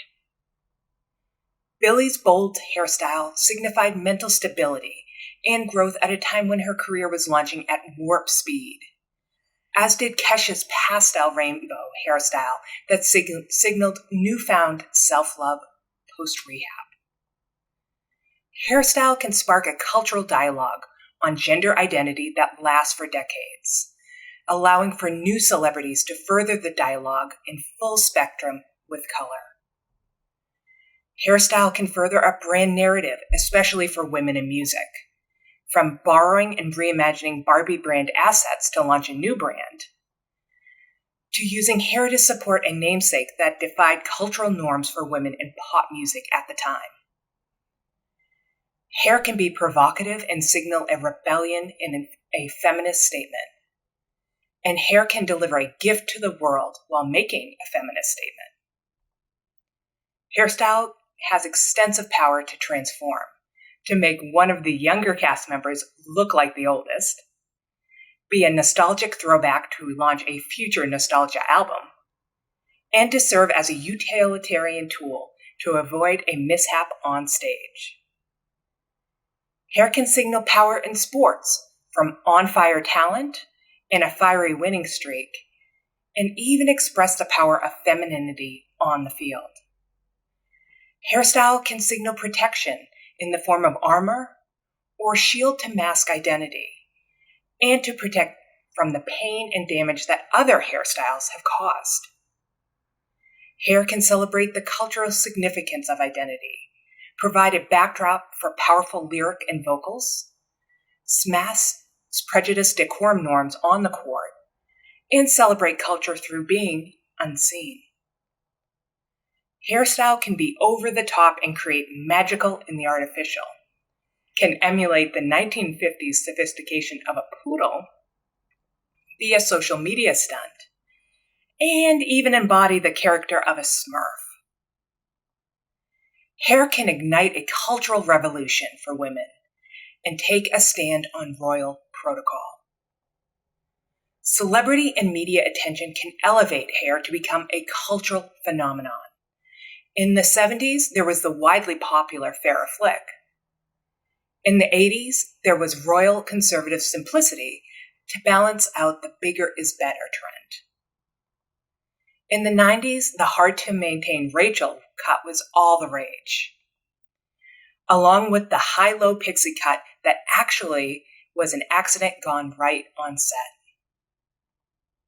To learn more and to discover additional origin stories on how hairstyle has the power to frame a personal brand narrative and push culture forward, follow me at empowered_part on Instagram today. Thank you. These last 10 months have been a journey of patience and practice. It's been a journey that has fortified our self-confidence and developed our creative flexibility to bend with the challenges of the time. This was the very first time that any of us have taken an entirely online graduate program. This was also the very first time that the entire SVA faculty adopted a completely online curriculum. Despite the physical distance that separated us, there was something uniquely intimate about experiencing this first collectively. We held hands without holding hands. We collected ourselves in virtual waiting rooms from bedrooms, closets, and basements. We explored new philosophies of brand thinking and human-centered design. We took a chance on new systems of learning. We discovered a sense of camaraderie and inquisitiveness that was more rewarding, soul-filling, and transformative than any of us could have ever imagined.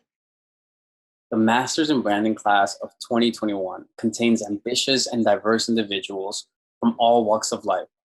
We came together as a community of caretakers, entrepreneurs, compassionate souls, and fierce fighters. And over the course of the last 10 months, we've imbued Zoom Squares with life, energy, and creativity. We had the privilege to challenge the sadness and stagnancy in our worlds, to choose to push ourselves and find creative solutions to our problems. We dressed up in digital Halloween costumes, competed in virtual trivia at the holiday party, became Slack experts and Miro enthusiasts. We created deep, intimate bonds through 3 AM video chats in a way we never could have imagined, especially when they included dance parties that helped drive away the delirium and inspired us to keep going. This program is an exploration of language, and as our instructor, Shaz Bola, once stated, it's like translating. We share ideas and concepts with people that speak through different ideas, different worldviews, speak different languages. We discovered that we don't have to be physically present to transform and grow, to craft and weave, to simultaneously be both bold and soft with one another. And while we sometimes found this challenging, it was always deeply rewarding. The experiences we have shared over the past year have taught us that building, protecting, and reimagining the architecture of thought is a never-ending pilgrimage of learning. And with that, we want to take this time to express our gratitude to everyone taking care of others in their lives who met each day with empathy, and to the eager and driven learners that came with ideas, we thank you. To our support networks who held us up, cheered us on, and celebrated each little victory along the way, we thank you. To our fellow students, whose brilliance cannot be overstated and compassion is something to strive to, we thank you. To our relentlessly curious faculty and mentors, whose commitment to our development as students, strategists, and people never faltered, we thank you. To Emily and Amanda, who are the backbone of this program and the safe harbor that helped us navigate this new horizon, we thank you. And to Debbie, you have left an indelible mark on our lives, and we cannot wait to continue to transform the world one step, stretch, and leap at a time. Thank you. Thank you.